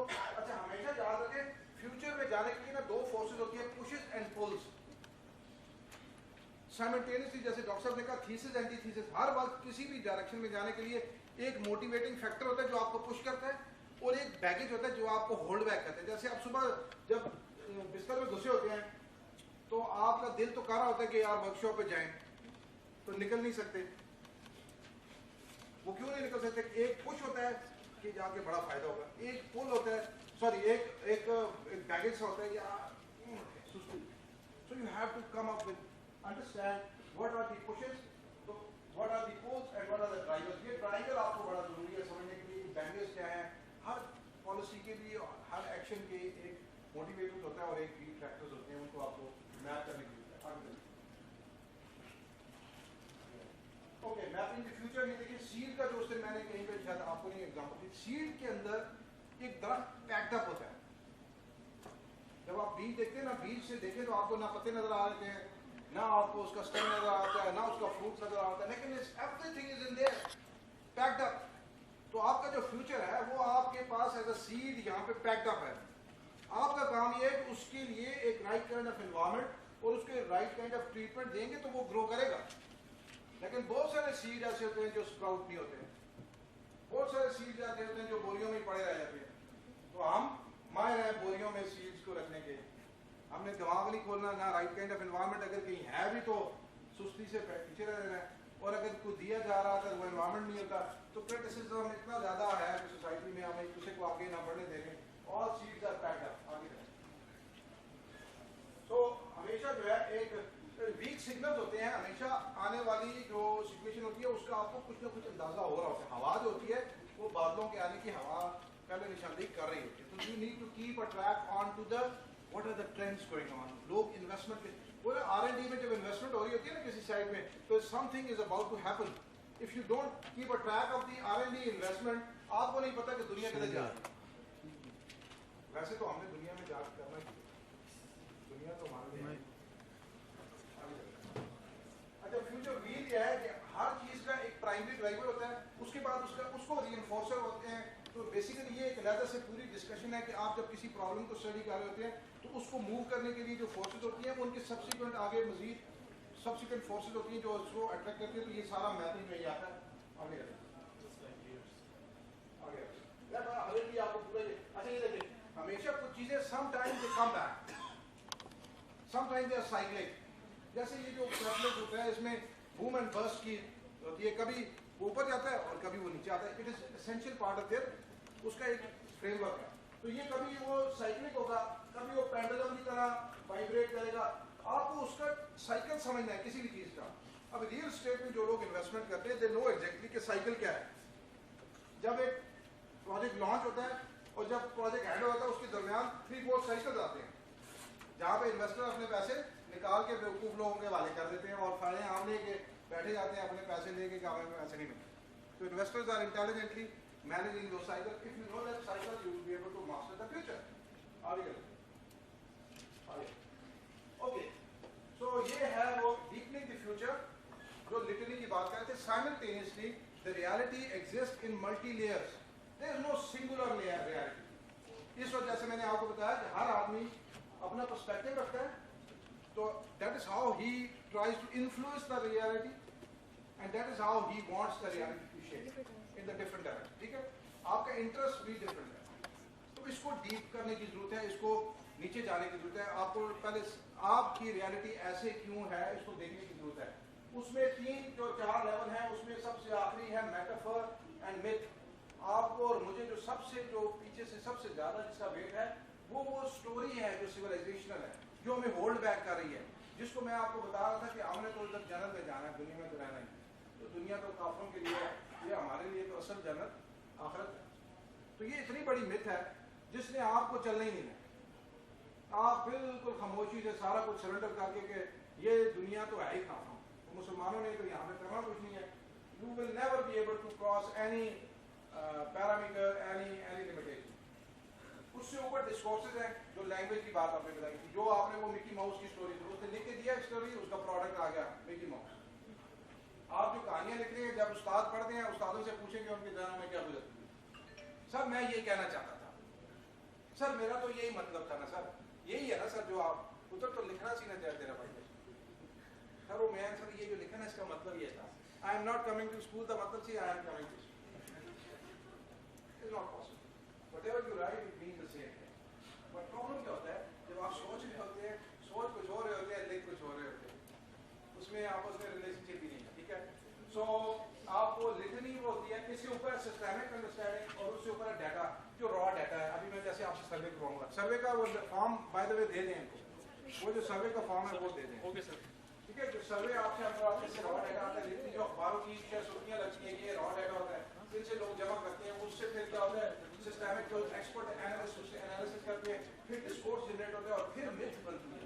मिथ को चेंज करना जो है, ये मेटाफर को चेंज करना एक लॉन्ग टाइम प्रोसेस है, सिविलाइजेशनल इशू है। जब तक ये चेंज होती, जैसे आपने देखा उन्होंने कहा कि जी ministry thinking of themselves in a fourth, और बायर उन्होंने कहा कि ये लोग जो सारे हमसे मानते हैं दे आर बुल्स, तो बेहतर तरीका क्या है कि कहते हैं कि बड़े किसी को पकड़ो और उनको मरवा दो। This is the kind of solution we have. If you want to change you need to change the story. आगे अल्टरनेटिव फ्यूचर्स आगे। ओके, सो ये देखिए हर चीज का एक कॉन्सिक्वेंस है, short term and long term. हर चीज का एक पाथवे है। आप जैसे बीज बोते हैं तो उसके 6 महीने बाद फसल तैयार होती है, उसका एक टाइम फ्रेम है। अगर आप एक प्लॉट खरीदते हैं तो उसको मैच्योर होने का एक टाइम फ्रेम है। ठीक है? अगर आप एक डिग्री के लिए दाखिला लेते हैं तो उसके मेच्योर होने का 4 साल का टाइम फ्रेम है, और वो सर्टेनली उस टाइम फ्रेम में उस एक प्रोसेस से गुजर के पहुंचेगी. You are predictable. तो जब आप फ्यूचर्स को देखते हैं तो फ्यूचर्स में there are futures which are possible futures. There are some possibilities which can occur. हो सकता है आप पास हो जाए, हो सकता है आप फेल हो जाए. एक सेमेस्टर एक्स्ट्रा लगाना पड़ेगा, यही हो सकता है मैक्सिमम, और कुछ नहीं होगा. यही होगा ना, 2 सेमेस्टर. अच्छा, जीपीए हो सकता है आपका 4 आ जाए, हो सकता है 3.4 आ जाए, हो सकता है 2.67 हो जाए, लेकिन ऐसा नहीं हो सकता कि यार 1 तो नहीं आए, और 2.25, 35, 50% से ऊपर ही आप पास हो गए. तो ये जो पॉसिबिलिटीज है यही रेंज है. दुनिया में बहुत सारे कामों की रेंज बड़ी सी लिमिटेड सी होती है. आप थोड़ा सा इंटेलिजेंट वर्क करें तो आपको पता रहता है कि क्या रेंज है. पॉसिबिलिटी फ्यूचर है, लेकिन डिजायर्ड फ्यूचर क्या है? You want to achieve a grade. Desired future के लिए फिर you have to burn the midnight oil, work a little extra. Accumulative factor होगा, सारे सब्जेक्ट में एक सब्जेक्ट में छोड़ दिया तो ए नहीं बनेगा, जीपीए 4 नहीं बनेगा. तो डिजायर्ड फ्यूचर जब आप सेट करते हैं, you want this thing to happen, so it will happen only with the prerequisite. If you fulfill that. आगे आगे.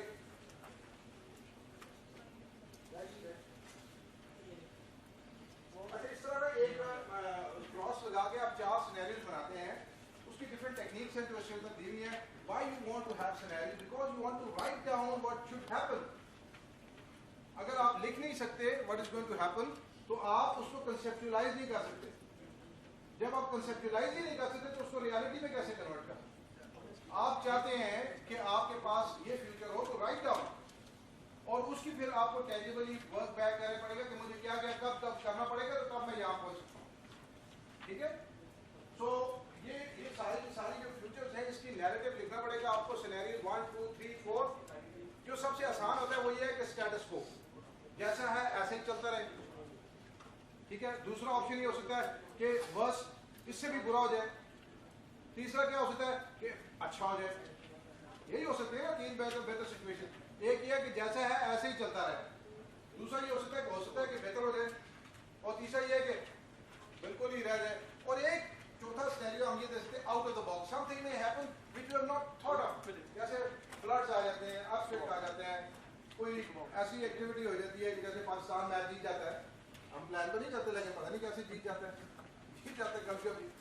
हारना तो ऐसे ही लिखा होता है. ठीक है, नेक्स्ट.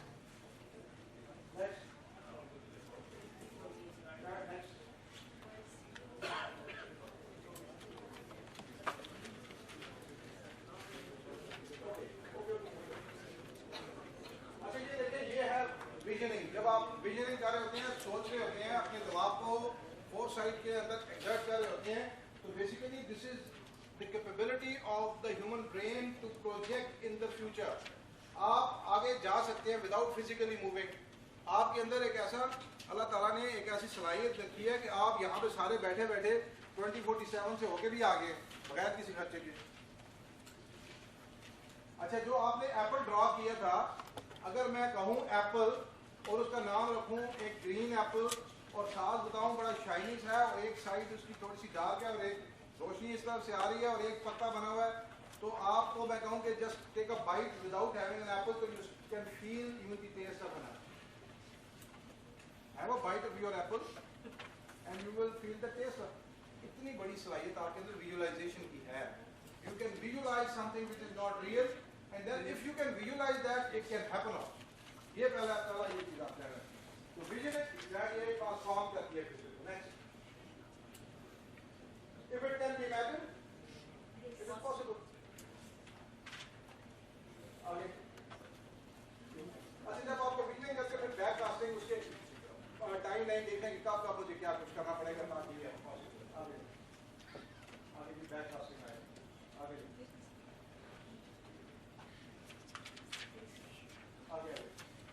Okay, that's all. एक हरिकली मैंने आपको एक बड़ा कॉम्प्लेक्स जो ये सब्जेक्ट है इसके ऊपर इनसाइट थोड़ी सी जल्दी करके दी है. So it is otherwise going to take lot of time. It's पूरा सिस्टम का कोर्स है and still things are not complete. आपको इसमें एफर्ट करनी पड़ेगी. जो द लास्ट वर्ड है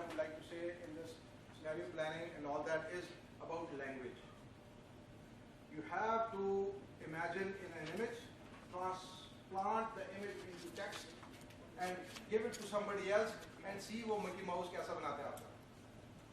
It should be able to make the same image which you have in your brain by writing and then reading, and it should bring that. This is the transformation. ये आप कर सकते हैं. आप जब लिखें कुछ चीज़ तो आपके जहन में जो विजुअलाइजेशन है वो उसी तरीके से आए, और जब उसको कोई पढ़े तो उसके जहन में वो इमेज क्रिएट हो जाए. This is the miracle which can happen. और ये होती है एक मूवी का जो डायरेक्टर है, वो एक स्क्रिप्ट लिखता है, राइटर होता है, डायरेक्टर, प्रोड्यूसर सारे बैठते हैं और वो एक स्क्रिप्ट लिखते हैं और फिर उसको लाते हैं इमेज के ऊपर और फिर बैठ के कहते हैं नहीं ये वो नहीं मतलब नहीं, कास्ट सारी चेंज कर देते हैं, फिर कहते हैं दोबारा प्रॉप क्रिएट करते हैं, डायलॉग चेंज करते हैं, फिर कहते हैं हाँ ये तो कहते हैं सिर्फ लिखना नहीं. ठीक है ना. This is the problem. Whatever you are thinking you should be able to write it, and somebody if reads should be able to have this. ये इसलिए आपको लिटरेचर पढ़ना चाहिए, लिटरेचर पढ़ना चाहिए, नॉवेल्स आपको पढ़नी चाहिए. भी जबकि आपको पता चले कि डिस्क्रिप्टिव लैंग्वेज कैसे लिखी जाती है. सिचुएशन आज आप इस जैसे जाएंगे, हमारे रिसर्चर्स इसकी रिपोर्ट लिखेंगे, तो रिपोर्ट लिखने का मतलब ये होता है कि आप बताएंगे कि what actually happened. So if you are not able to extract the reality and then produce the reality in a manner that it reflects the reality जो actually हुई है, ये है आज आपको करना. So I hope and I wish we had time, and I even we can think of planning expanding this. इसमें बहुत ज़्यादा activities बाद में plan की जा सकती हैं, but I think this has been a first issue. I hope you enjoyed that.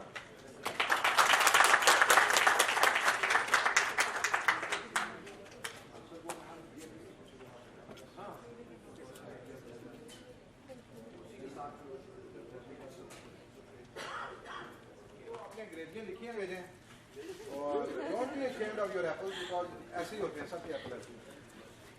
ठीक है ना. एप्पल्स और अपनी ये कहानी जरूर मुझे out of box and now back to conservatism and tradition. So you have to then switch back to the system you are used to. Talking of Apple, I think most of you will be familiar. Anyone who has not heard the word the Big Apple. पता है सबको Big Apple? किसको कहते हैं? New York. Okay, there were certain points which was discussed in the previous session, and I thought they need little more elaboration. There was this question about the cost of nuclear deterrence, and I gave you some idea about the economic dividends of having a nuclear deterrence. But also remember that nuclear weapons can only be deterred with nuclear weapons. They cannot be deterred with any other weapon. आप जितने मर्जी conventionally strong हो, अगर आपके opponent के पास nuclear weapons हैं, you cannot deter it. तो एक तो ये reality आपको पता होनी चाहिए. दूसरा एक general हमारे perception है कि we probably spend too much of our resources on developing nuclear capability, and people go back to that metaphor which was used by Mr. Bhutto in 1965 when he said that if India goes nuclear, Pakistan will also go nuclear, even if we have to eat grass or stay hungry. And people pick it up, and that also became the title of the book written by Brigadier Feroz Azam Khan, giving the impression that Pakistan literally had to eat grass. But we have all lived through those times, and we never ate grass, despite sanctions and everything. First time we faced the nuclear-related sanctions in '79, at that time the amount of American assistance to Pakistan was merely $50 million, which was nothing. So once that assistance was cut off, did not make much of a difference. And later on, also in the decade of 90s, once we had all kinds of sanctions, it did not make any difference. Created some difficulties for us. There was that opportunity cost, you can say, but we were never in a situation where we were forced to eat grass or even reduce our 3 meals to 2 or 1. So, ये एक perception बनी हुई है कि it is very costly thing. I remember in one of the meetings, there was a group of parliamentarians. People in NDU would know that that National Security Workshop, which is conducted by the NDU for the Parliament SPD, and this discussion was going on, and an lady MLA, daughter of Amir Jamaat Islami, she said that had we not spent all this money on nuclear program, we would have been able to spend that money to open 2,000 hospitals and 5,000 schools and what all. And the response was that, one, that there is no price for freedom. Second is that if that money was not spent on nuclear program, it was given to the government to spend, how do you assume that all that money would have been spent on building schools and hospitals? It could just have been eaten up, spent on foreign tours, for 33-course dinners and whatever. So ये इसको translate करना इस तरीके से is totally unrealistic. And one of the senior officers sitting there, he narrated a story that he was Deputy Military Secretary with General Ziaul-Haq. Once he went to visit India, and he said while we were there, there was a Sikh group captain who was accompanying us. He actually invited that Deputy Military Secretary and the ADC to the President for tea at his residence. And they were reluctant to accept it.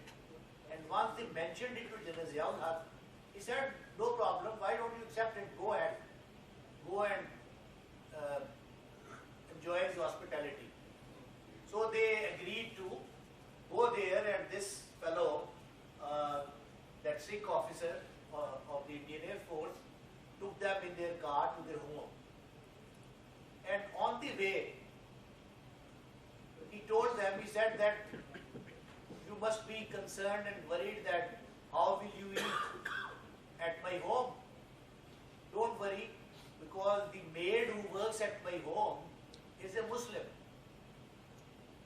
So they said we were a bit shocked, but then they said we went there, and this guy had a lot of paintings around in his house, and that Air Force ADC was also interested in those. So they started discussing the paintings, and this officer, he said, I was on the lookout for a chance to have a conversation with that lady. And he said, that lady came in to serve us tea, and I looked at her, and she was very frail and pale in complexion, and I asked her, what is your routine? He said, I leave my home at 4 or 5 in the morning, reach here at 7, make bed tea, and then wake up these husband and wife, serve them bed tea, and then they change over, and then I give them the breakfast. After that, they have left for the jobs. I do the cleaning and everything. They come back in the evening, and then I serve them dinner. After that, I do the dishwashing, and I leave at around 11 o'clock at night and reach at around 1 o'clock at my home. And she was getting, I think, about 4,000 or 5,000 rupees per month. And this officer said that, I thank God that we are living in Pakistan. If Pakistan was not made, probably our sisters and mothers and cousins would have been maids in Sikhs' homes or anywhere else. So this is what is the price of freedom. So we should not quantify and say, no, we should not detest. And this argument is a very old argument. What we call guns versus butter. How much we should, whether we should spend on economy or whether we should spend on defense. In fact, there is no choice between guns and butter, whether guns or butter. There is no alternative. You have to have both guns and butter. But you have to draw a balance between expenditure on the two. You cannot just score out one at the cost of other. That is not possible. So this debate is actually meaningless. You do need guns and you do need butter as well. It's not either gun or guns or butter. So ये याद रखिए चीज. Similar इसी में इस continuation में जो nuclear deterrence के cost की बात कर रहे हैं. In one of the briefings many years ago, somebody gave a figure of probably 283 billion which had been spent by that time on the nuclear program, which was less than half of 1 year's convention budget. So if you take out the yearly expenditure on maintenance of nuclear deterrence, it's a very small fraction of our overall defense budget. And as it was discussed in the previous session by Dr. Adil, that had this capability not been there, we would have to have spent much more on our conventional defense budget. This is what we say the great equalizing power of the atom. That even with a fraction of the capability of the opponent, you can still cause an effective deterrence. So that is what the advantage nuclear weapons give you. Then there was this, related to this, let me address another issue, which nobody has systematically analyzed. Like yesterday I told somebody that you're talking about this demographic change in Kashmir, but let's do some research and have facts and figures right. आपने आम सुना होगा कि जी हम तो सारा defence पे और कर्जों की अदायगी पे अपना बजट खर्च कर देते हैं और एजुकेशन पे हम 2% से भी नहीं अपने बजट का लगाते हैं. यही है ना परसेप्शन. हेल्थ पे नहीं लगाते, एजुकेशन पे नहीं लगाते. Now if you look at our constitution and particularly after the 18th amendment, education is a provincial subject. But we just look at the federal budget. Federal budget is not meant to finance education. So उसमें अगर 2% है, that is not the figure. I told one of the very senior scholars, academic of Pakistan, and once I gave him the figures, he was totally shocked. He said, I never thought about it this way. I have tried this. Somebody had written on Facebook or somewhere that, look, Bangladesh got independence from us and they were far behind us economically, and now they are spending 10 times more than us on defense, on education. So I took out the figures. There is one amount of budget on education in the federal budget. Then look at the annual budgets of Punjab, KP, Sindh, Balochistan, GB, Azad Kashmir. Add all that up. तो वो 600 पता नहीं कितने billion में चला जाता है। Our problem is हमारी मिसमैनेजमेंट की वजह से वेस्टेजेस बहुत ज्यादा है। एक जमाने में जब HEC को मुशर्रफ के जमाने में बहुत ज्यादा फंड अवेलेबल थे, उन्होंने यूनिवर्सिटियों को बड़ा लेविश ग्रांट दी थी। None of the universities had the capacity to spend that money. साल के एंड पे आधे ज्यादा बच जाते थे क्योंकि उसको कैपेसिटी नहीं थी, कोई उनके ज़हन में प्लान नहीं थे, प्रोग्राम नहीं थे where they could spend that money. तो इसलिए पैसे की कमी नहीं है और चीज़ों की कमी नहीं है, it is how we manage those things. Education पे जो है अभी तक हम 2% भी नहीं स्पेंड कर रहे। ये आप लोग एक्सरसाइज करें, गूगल पे आपको मिल जाएगा, वैसे आपको मिल जाएगा। पिछले साल का budget federal as well as provinces का निकालें, उसमें एजुकेशन की जो एलोकेशन है वो सारी निकालें, उसको ऐड अप करें, you will see where does the amount go. तो ये रियलिटीज है, इनका हमें पता होना चाहिए और इसको सिस्टमेटिक हमें इन चीज़ों को इस तरीके से देखना चाहिए। इमीडिएट करते हैं वेस्टर्न थिंकिंग को, न्यूक्लियर स्ट्रेटेजी, डॉक्ट्रिन वगैरह के बारे में, और बात यह है कि सबसे पहली इमिटेशन तो आपने की न्यूक्लियर वेपन बनाए ना, वो उन्होंने बनाए थे, आपने इमिटेट करके बनाए। तो जिन्होंने बनाए थे उन्होंने उनको मैनेज करने के लिए जो चीज़ें की, उनसे आप you can always learn and there is no harm in learning from anybody. उसकी सबसे बड़ी एग्जांपल ये है कि जो हदीस है, उतलुबू अल इल्मा वलो काना फिस सीन, seek knowledge even if it is in China. अब चाइना उस वक्त तो इतना एडवांस नहीं था, वर्ल्ड पावर नहीं था इतना ही है। चाइना का इसलिए किया गया कि सिविलाइजेशन तो थी वो, लेकिन it was very distant, that even if you have to go to very distant place to seek knowledge you should go there. अब चाइना में अगर लोग मुसलमान जाते हैं अरेबिया से निकल के, तो क्या वो हदीस, कुरान और फिका पढ़ने जाते हैं? उनको वर्ल्डली नॉलेज मिलता है। सो सेकुलर नॉलेज और वर्ल्डली नॉलेज जो है वो भी उतना ही इंपॉर्टेंट है। सिमिलरली सेकंड एग्जांपल मैं आपको देता हूँ, गज़वा बदर जब हुआ था तो कुछ जो मक्का के मुशरिकीन थे वो कैप्चर हो गए थे, अबाउट 70 और।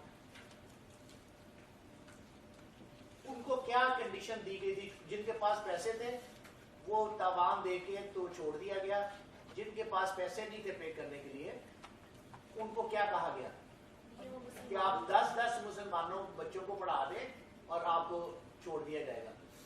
अब वो मक्के के काफिर थे, उन्होंने क्या पढ़ाना था? Worldly education. उन्होंने कोई हदीस, कुरान, कोई फिका, कोई चीज नहीं पढ़ानी थी ना।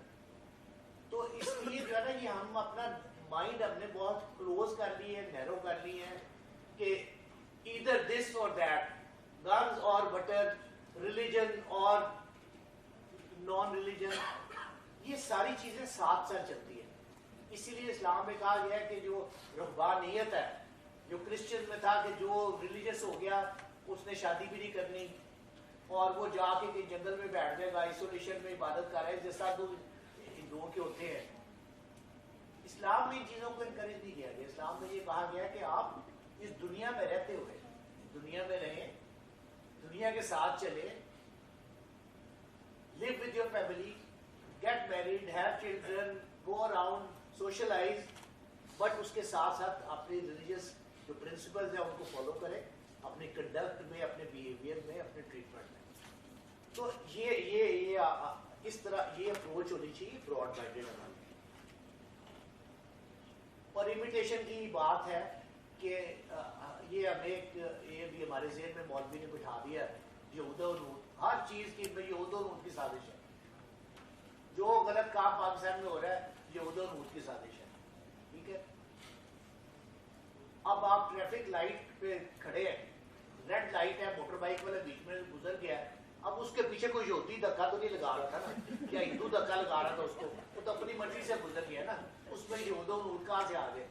काम हमने हर गलत करना है, लेकिन डाल देनी जिम्मेदारी यहूदा और नून के ऊपर।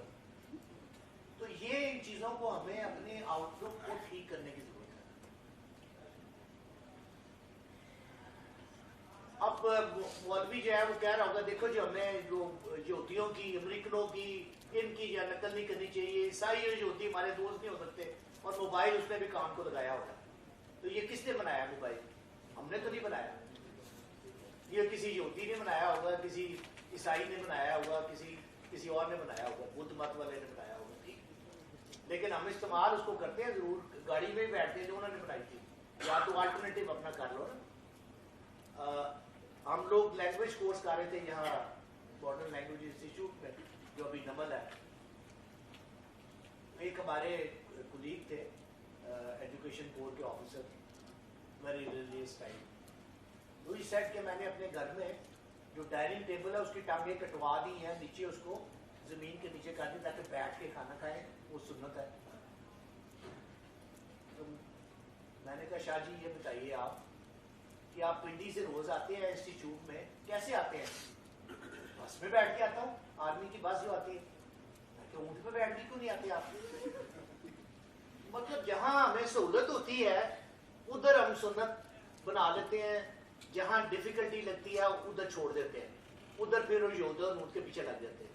तो ये एक जब तक हम अपने माइंड्स को खोलेंगे नहीं, रियलिज्म इसमें रियलिस्टिकली चीज़ों को नहीं देखेंगे, ऑब्जेक्टिविटी नहीं होगी हमारी आउटलुक में, तो हम इधर ही उधर फिर जो है ना इन बहसों में पड़े रहेंगे। और हमारी बात, जैसे मैंने कहा था कि आप अगर बात करते हैं तो यहाँ तो आपस में तो बड़े खुश होते हैं, वो इंडिया को पकड़ना चाहिए, उनका सिस्टम ठीक नहीं है, उनके वो पिलफरेज होती है, चोरी होती है।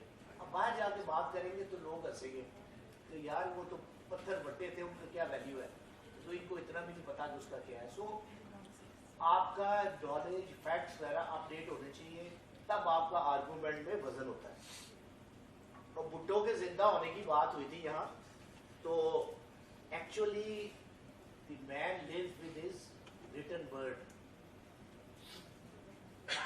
Long after people have died, जो आपका रिटन वर्ड होता है that is your legacy, that is your memory.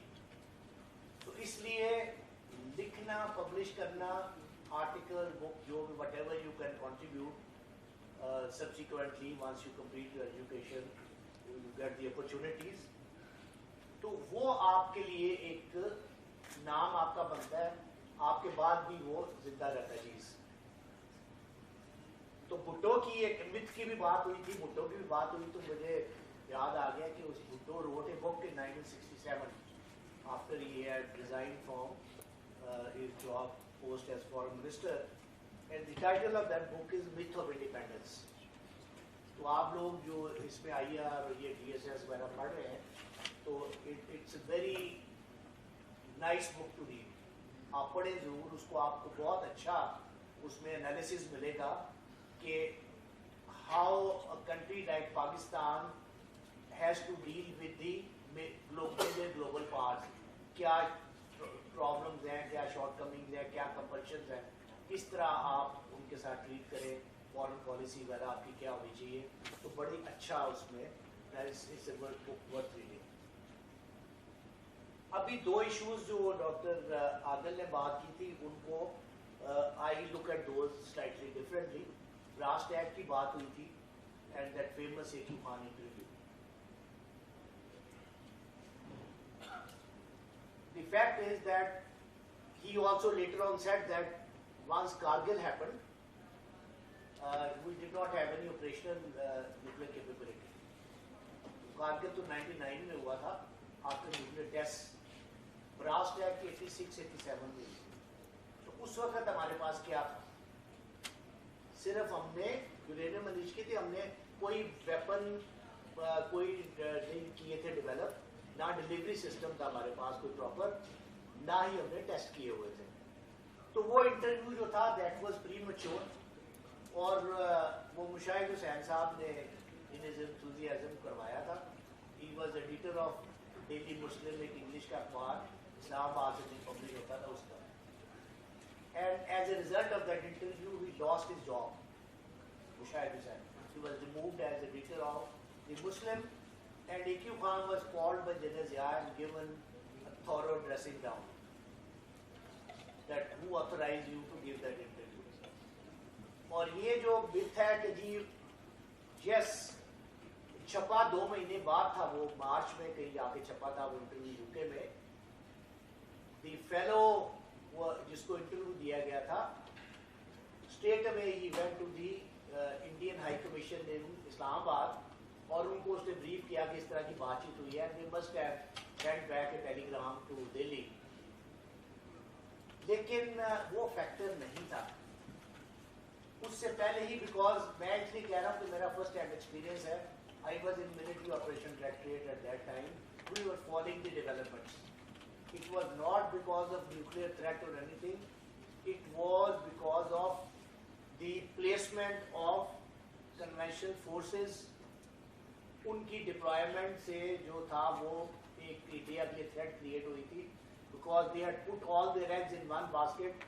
Suratgarh में वो फिरोजपुर से थोड़ा सा आगे नीचे, वहाँ उन्होंने 8 डिवीजन अपनी कंसंट्रेट की हुई थी एक्साइज के लिए. And once we moved our armored division from Khariya to Wazirabad and from south of Satluj to Arefwada area, where the Indians realized that if they start moving at night, in morning they will be in Lahore or near Gurdaspur. और उस वक्त India में एक Khalistan movement भी बड़ी active चल रही थी. तो उन्होंने कहा अगर ये घुस गए इसमें गुरदासपुर में तो हमारे पास हमारे डिफेंस के लिए आई कुछ नहीं है. फोर्सेस हमारी उधर है, वो पहुंच ही नहीं सकेंगी टाइम में, और थोड़ी टेरिटरी उन्होंने ऑक्यूपाई कर ली तो ये खालिस्तान के गवर्नमेंट इन एग्जाइल अनाउंस कर देंगे. तो इसलिए वो घबरा गए थे. I have had this conversation with general सुंदर जी, who was at that time India's army chief. I met him in Washington in '95, and I asked him some questions about this exercise. And he said that because of the movement and placement of your armored divisions, Rajiv Gandhi had got into panic. And he called me, said, what the hell are you doing? ये तो पाकिस्तानी घुस जाएंगे इधर तो क्या होगा? So then they started moving their forces and everything. तो फिर उन्होंने बातचीत शुरू की. And then there was a meeting, foreign secretary or defense secretary and DMO, they had gone to Delhi. तो एग्रीमेंट हो गया था डिसएंगेजमेंट का. ये इंटरव्यूज के बाद हुआ था. वो ऑलरेडी एक शेड्यूल बन गया था कि पहले रावी शनाब कॉरिडोर में, फिर रावी ब्यास में और फिर साउथ में ये फोर्सेस डिसएंगेज होंगी सेक्टर बाई सेक्टर. तो इसलिए इसके बारे में काफ़ी मिसपरसेप्शंस है और ये क्रेडिट देना कि जी बस उनके की 5 थ्रेट में सब कुछ क्लियर कर दिया था, दैट वाज नॉनसेंस. दूसरी चीज़ कारगिल की जो हम बात कर रहे हैं, स्टेबिलिटी इंस्टेबिलिटी पैराडॉक्स, इसका भी बड़ा इंटरेस्टिंग है कि Kargil actually it was a old plan. Benazir का एक इंटरव्यू है कि once in her first probably tenure as Prime Minister, once General Musharraf was DGMO, no, second tenure of our Prime Ministership, General Musharraf was DGMO and he had once presented that plan to Benazir and she said I turned it down. That plan was lying in some cupboard in the Military Operation Directorate and then somebody thought of putting it into practice and in 99 they did it without realizing कि nuclearization हो चुकी है क्योंकि मुशर्रफ को और जो army की senior leadership थी उनको जो पहली दफ़ा न्यूक्लियर को ब्रीफिंग दी गई थी GHQ में वो फरवरी 99 में थी और ये नवंबर दिसंबर इन 98 में Kargil was already underway. Without connecting it to the neutralization, they had done it, and with the result that they were totally surprised, but there was this very strong negative international reaction to this, because people got worried that these are two newly nuclearized nations, and if they go to war, it might escalate to nuclear war. तो उस वजह से जो है वो पाकिस्तान पे pressure पड़ा और Pakistan had to then withdraw from there. तो ये realities हैं. Obviously, one is lucky to have seen these things and known these things from close angle, but generally there are a lot of misperceptions about it. Now, the last subject I would like to discuss is there was some discussion about the ballistic missile defenses. Now, ballistic missile defenses is something which started in late 1960s. The Americans and the Russians both were developing ballistic missile defenses to protect their capital cities and their key targets. But they found out that since deterrence is based on mutual vulnerability, if one or both sides they have this ballistic missile defense and they are able to defend their critical targets, then there will be temptation for them to go for a nuclear war for first strike. And that led to the signing of the ABM Treaty in 1972, wherein they put some restrictions on the number of ballistic missile defense systems which could be deployed. And the ceiling was 50 launchers for each side, which could be deployed at one site, either around your capital or at one of the ICBM sites. Americans have been spending money carrying out research and development since late 1960s to this day. And even today, if you look at the Missile Defense Authority website, you will find that the success rates of missile defense tests they are carrying out is not more than 50%. Some counts it is 40%, some counts it is 60%, but average it is 40 to 50%. Now even if it's 50%, let's say 60%.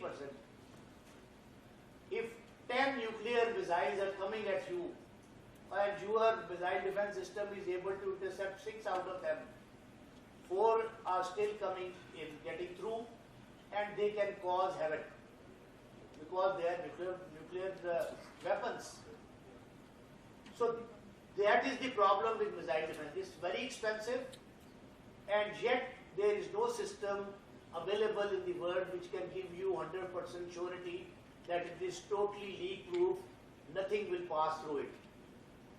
So it's not worth the investment. And as it was said, lot of things India do is for the sake of prestige. They want to be seen in the big league. They want to sit on the big table. That is why they have invested so much in this. And if you go by the claim, they say our success rate is over 90%. And I suggested to some of the Indian colleagues in track 2 meetings, I said, oh good, very, very fine if your success rate is 90%. So why don't you share your technology with your friends? Americans, they have spent hundreds of billions of dollars since 1960s and they have not been able to achieve that. So why don't you share that? They are giving you so much. So this is all bullshit. Ballistic missile defenses are not going to work. What is the problem? Why they are destabilizing? Once you have ballistic missile defenses, you have that false sense of security in your mind. And as was discussed earlier also, deterrence is all about mind. It is a mind game. It is a perception. You influence the perception and mind of the opponent and convince them that if they take certain action, the consequences will be unbearable. If they know, if somebody starts thinking that, okay, I have this system, if things go wrong, this system will defend me. So there will be that false sense of security which will lead people to take risks and go to brink mansion. Secondly, if you are conscious of the fact that your ballistic missile defenses have limited capability, then what you would like, you know that any ballistic missile defense system can be saturated by a major strike by the enemy. So your tendency would be to carry out a preemptive strike and destroy as many of the enemy systems on ground before they have been launched against you. And you feel that whatever is left over after your preemptive strike, your missile defense system will take care of that. So one, that it creates false sense of security and erodes the credibility of deterrence. Secondly, it leads to the temptation for a first strike, which makes the situation very unstable in a crisis environment. As far as S-400 is concerned, S-400 is not a ballistic missile defense system. It is an air defense system known to be theoretically quite capable and efficient. But it has not been tested in battle environments. So something you build and it is tested in the rugged and difficult battle environments and it is proven over a period of time, it's very different thing than something which has theoretical characteristics in a ideal environment, जहाँ आप उसके test trial करते हैं, as compared to the actual performance in the battle zone. S-400 has not been, S-300 has been tried in Syria. S-400 has not been tried anywhere. How it performs actually, at what percentage of its capabilities, that is yet to be seen. दूसरी चीज इसका जो है ना, लोगों को जो इससे कंफ्यूजन होती है वो ये है कि इसका जो लॉन्गेस्ट रडार की तो काफी 600-700 किलोमीटर रेंज है, जो इसका लॉन्गेस्ट मिसाइल रेंज मिसाइल है उसकी 400 किलोमीटर रेंज है. And people think that this can go into space and intercept the incoming missiles. But that 400 is not, it does not fly in a ballistic pattern. ये जो parabola type trajectory होती है ballistic missile की, interceptor missile इस तरह नहीं जाता, ये सीधा जाता है क्योंकि ये surface to air missile है.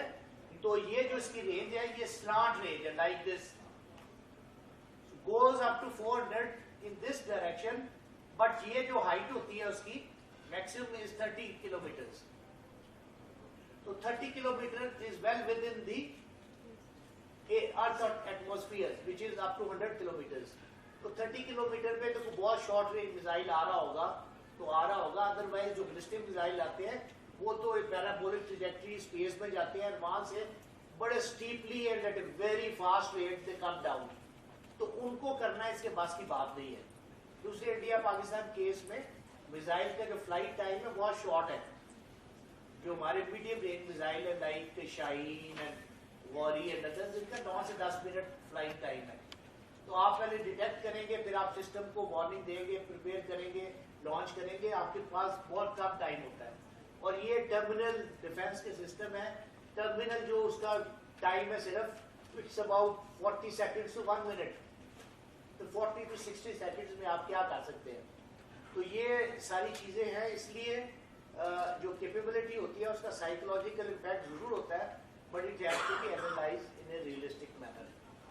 और ये जो होते हैं टेंडेंसी का, अच्छा उन्होंने ले लिया S-400, हमने क्यों नहीं लिया. सो हर चीज़ आपको करने की जरूरत नहीं है इमिटेट करने की, क्योंकि आपने अपने रिसोर्सेज देखने हैं, अपनी पॉकेट देखनी है. And we have got long range surface to air missile defence system H-29 जो चाइना का है, तो which probably may be comparable to S-300 or something. So इसलिए हमें ballistic missile defense की जरूरत नहीं है. हमें जरूरत है to ensure that our missiles reach their targets in India despite their missile defense and whatever they have. और उसके लिए missile defense को beat करने की counter measures बहुत सारी हैं और they are easily available. Very simple एक डिवाइस है, वेरी चीप. वो एक बलून है, क्योंकि जब री एंट्री व्हीकल अंदर आता है स्पेस से एटमॉस्फेयर में, तो रेजिस्टेंस की वजह से उसमें हीट होती है. और जो इंटरसेप्टर होता है वो हीट सीकिंग ज्यादातर गाइडेंस सिस्टम होता है उनका, तो वो उसकी हीट के सिग्नल के ऊपर जाके उसको हिट करते हैं, इंटरसेप्ट करते हैं. तो अगर हीट को आप उसको न्यूट्रलाइज कर दें तो फिर उसको ढूंढना टारगेट मुश्किल हो जाता है. तो होता ये है कि वो एक बलून उसके अंदर इंसर्ट कर देते हैं इन ए वे कि the moment re entry vehicle is separated and it enters the earth atmosphere, उसके गिर्द बलून इन्फ्लेट हो जाता है, which keeps the heat inside by the signal, कोई सिग्नेचर नहीं आता और वो मिसाइल उसको मिस कर देता है इंटरसेप्टर। इस तरह के बहुत सारे, there are so many techniques to beat the ballistic missile defense। so इन चीज़ों से ज़्यादा कोई वरीड होने की ज़रूरत नहीं है, ये ऐसे फैंसीफुल टेक्नोलॉजीज की बातें हैं। और इंडिया का जैसे बात हुई, जो प्रेस्टीज का शौक है, तो let them be happy, they can spend and waste their money on these things, let them do it. So, I'm sure you have had these full 2 days, that too on the weekend, and I admire your patience and your perseverance that you came on both days and remained involved in the discussions and whatever was being passed on to you. And I hope that you found it beneficial, you ended up learning something, and once you go back, you feel yesterday morning. So if that is the case, obviously in 2 days, आप किसी को आलम फाजिल नहीं बना सकते. There is a limit up to which you can share, but this is not the end of interaction. So you can continue to interact with us in terms of your studies, research. If you need some assistance, some guidance, some advice, you can always bank upon us. You can contact us. You know our location, you know our contacts, so you can contact us anytime. So this relationship, this linkage should be maintained, and we are always open to help you in whatever way we can. And again, I hope that it was beneficial. At least I found that because of your questions, it also agitated our minds, and it was useful for us as well. So thank you very much.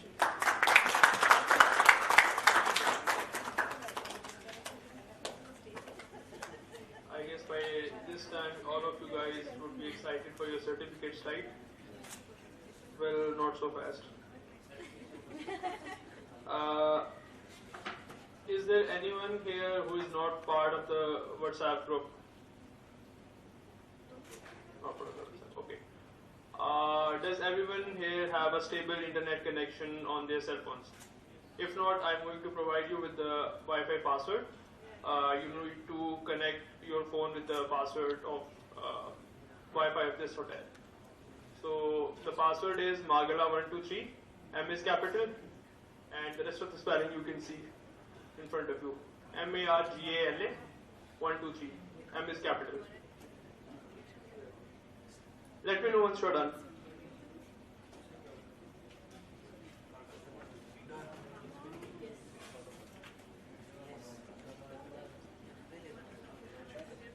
Okay, once you guys are done with the internet thing, you need to go to the WhatsApp group. I have just sent you a link to a Google form. This is basically a questionnaire about your opinion, your assessment about these 2 days, and it will help us to better our efforts in the future for a better learning experience for the participants. And I would really appreciate honest and candid responses. I pride myself, it's not going to take more than 5 minutes. So be as honest as you can, and to make sure that you reply honestly, I have turned your responses to be anonymous. I'm not going to know कि कौन सा जवाब किसकी तरफ से आया है. So please go through with it. Once I have 29 responses, I'm going to start the ceremony for the certificates. So please.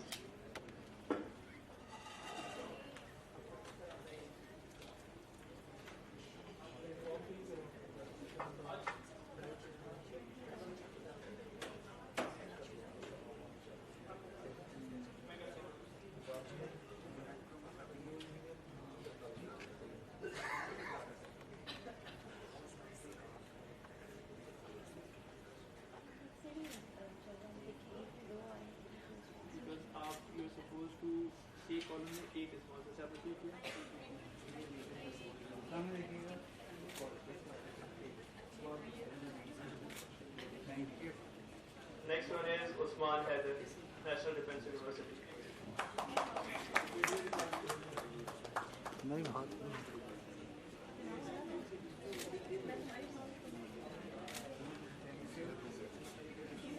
Rafia Shafiq.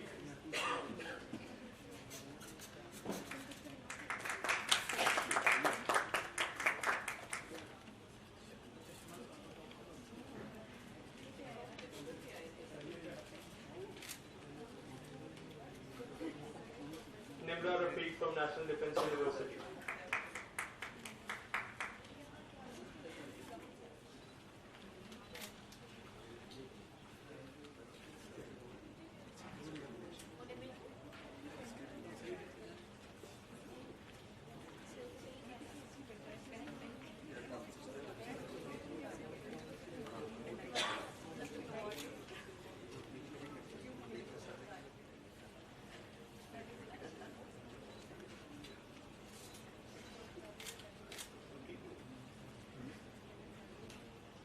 Now it's from Bahia University, Atikur Rahman.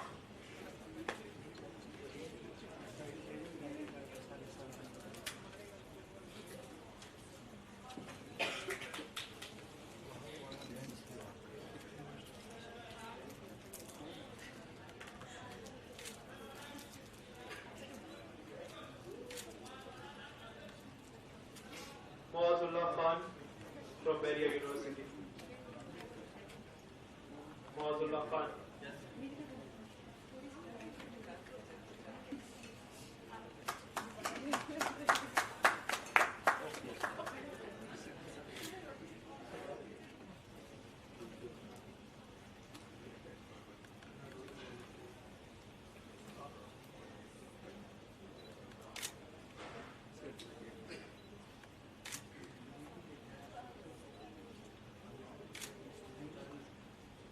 Aksa Gori, Bahia University.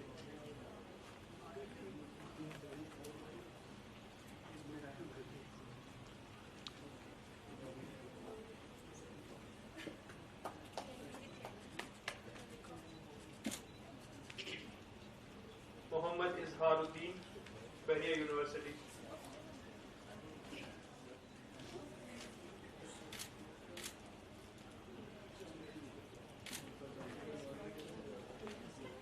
Suleiman Khan.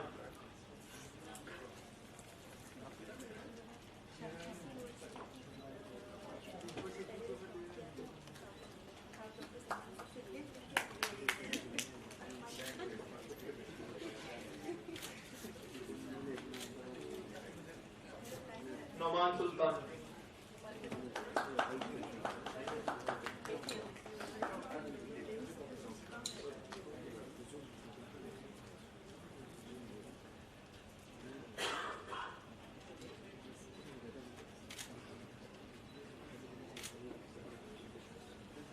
Aqib Khan.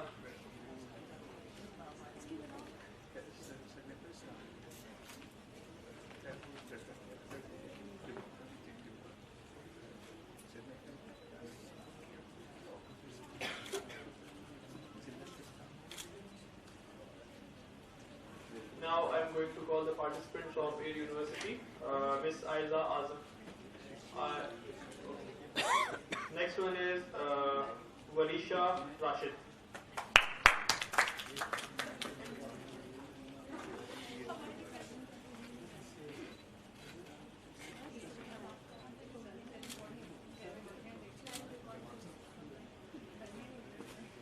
Jamal Nasir.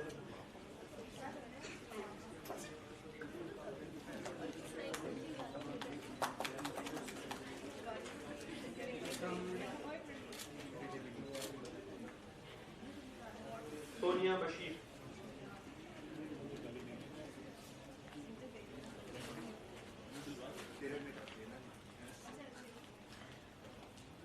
Abdul Aziz Abbasi.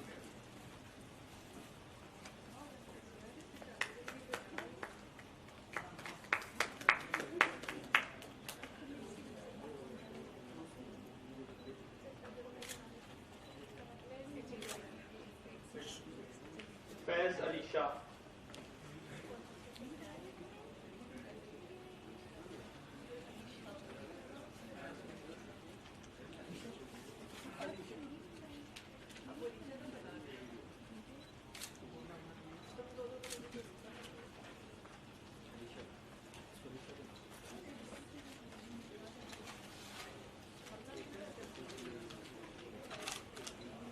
Amir Hamza.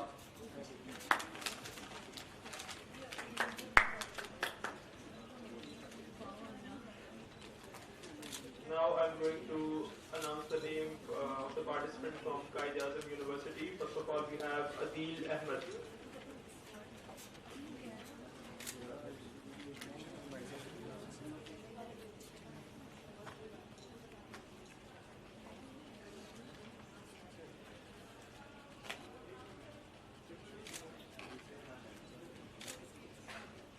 Nayab Zahra.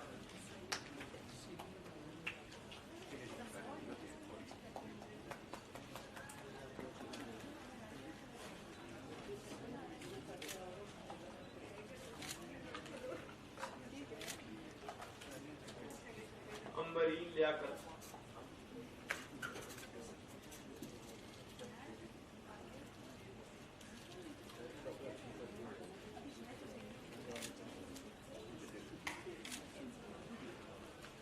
Shams Aziz.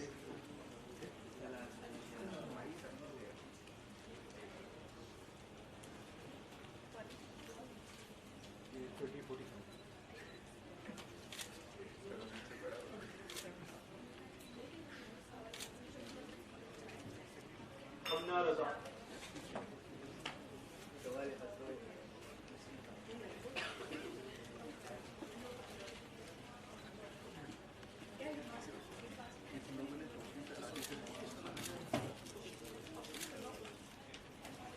We just have one student each from Nabil Izabis. First I'm going to call the student from Nabil, Sayyid Faraz.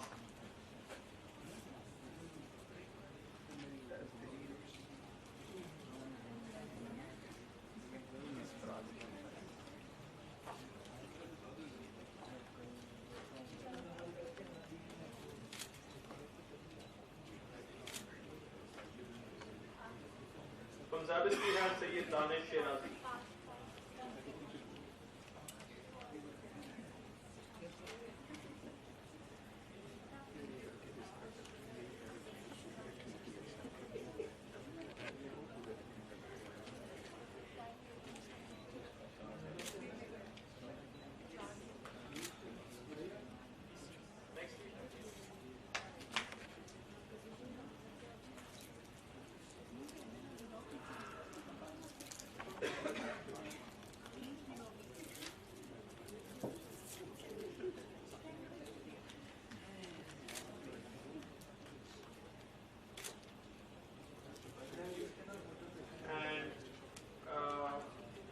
Last we have Sonia Naz from National Defense University.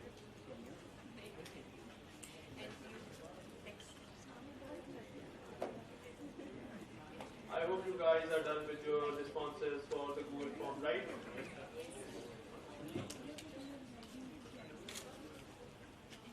I have received just 25 responses. I still need 4. किसने नहीं किया अब तक? Now, if one student from each university, if they could please volunteer for a testimonial for a short video that we are going to upload on our social media. And the rest can go outside for tea. Thank you so much for your patience. And I am Naman Gul from Nest University, currently doing my master's in Peace and Conflict Studies. This workshop, which we had on 17 and 18, it was more of an interactive session. There were a lot of good speakers, which I must say, and whenever this session comes in future as well, I'm going to, take part in this again. It was a learning process, and knowledge never stops, and inshallah we'll see again. My name is Naman Sultan and I'm from Bahria University, currently doing MS in International Relations. 2 दिन की जो workshop थी वो काफ़ी effective थी हमारे लिए. हम न्यूक्लियर स्टडीज़ को लेके, साउथ एशिया को लेके काफ़ी डिस्कशन में रहते हैं और बहुत सारे चैलेंजेस हैं, स्पेशली पाकिस्तान और इंडिया को. और ये काफ़ी ज़्यादा हमारे लिए नॉलेजेबल है कि हम वेस्टर्न जितना भी उनका रिसर्च है उसको स्टडी करते हैं, उसको इम्प्लीमेंट करने की कोशिश करते हैं ताकि पीस को मेंटेन किया जा सके. तो साबिक साहब ने बहुत अच्छी प्रेजेंटेशन दी, बहुत अच्छे लेक्चर्स थे उनके. स्पेशली आदिल सुल्तान साहब का जो लेक्चर था वो काफ़ी इफेक्टिव था. तो ये हमारे लिए बेहतर है और इससे हम एकेडमिक्स में जाके उसको इफेक्टिव बना सकते हैं। I am from Barry University doing MSIR, and the event was really good. Thank you so much, Study Equation Institute, for inviting me and giving me this opportunity to attend this conference. And the topic was really good, nuclear strategy. And I have learned new dimensions of nuclear strategy. And apart from this, I have learned the program which was done at last by Dr. Nasir was really impressive. Thank you so much. I'm Sandeep Faraji and I'm an engineer at the University Research and Studies Department. Actually, this is a very good informative session and very good sort of workshop in which we have so many clear, so many confusions about strategy, about nuclear things of Pakistan and especially South Asia. So it is a very good and informative workshop and we enjoyed it really well. Yeah. I'm Zahra from Garyassi University, and I found this workshop very interactive and enlightening one. Also, it was very opinion-centric, student-centric one, and I'm looking forward to such workshops in future as well. Thank you. From Air University, a PhD candidate at the Department of Strategic Studies. Today, the session arranged by the SCI was very informative and interactive. We learned about the national security of in South Asian context, and it was very interactive session. Looking forward to more workshops on this.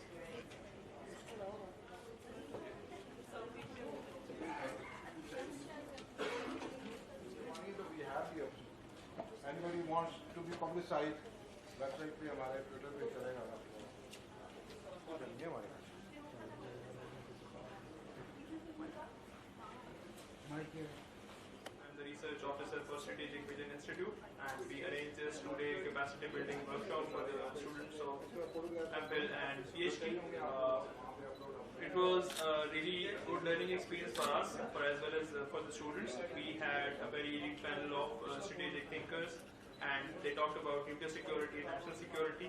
And as far as I know, by the data I've received, everybody thinks that this workshop is going to help them in the pursuit of their academic or professional goals. So I think that it is a success on our part, and we will continue with such activities in the future. Thank you. इसका खर्चा होगा, मुफ्त में नहीं है। मैं चाय पिला दूँ वो भी हमारे खर्चे में।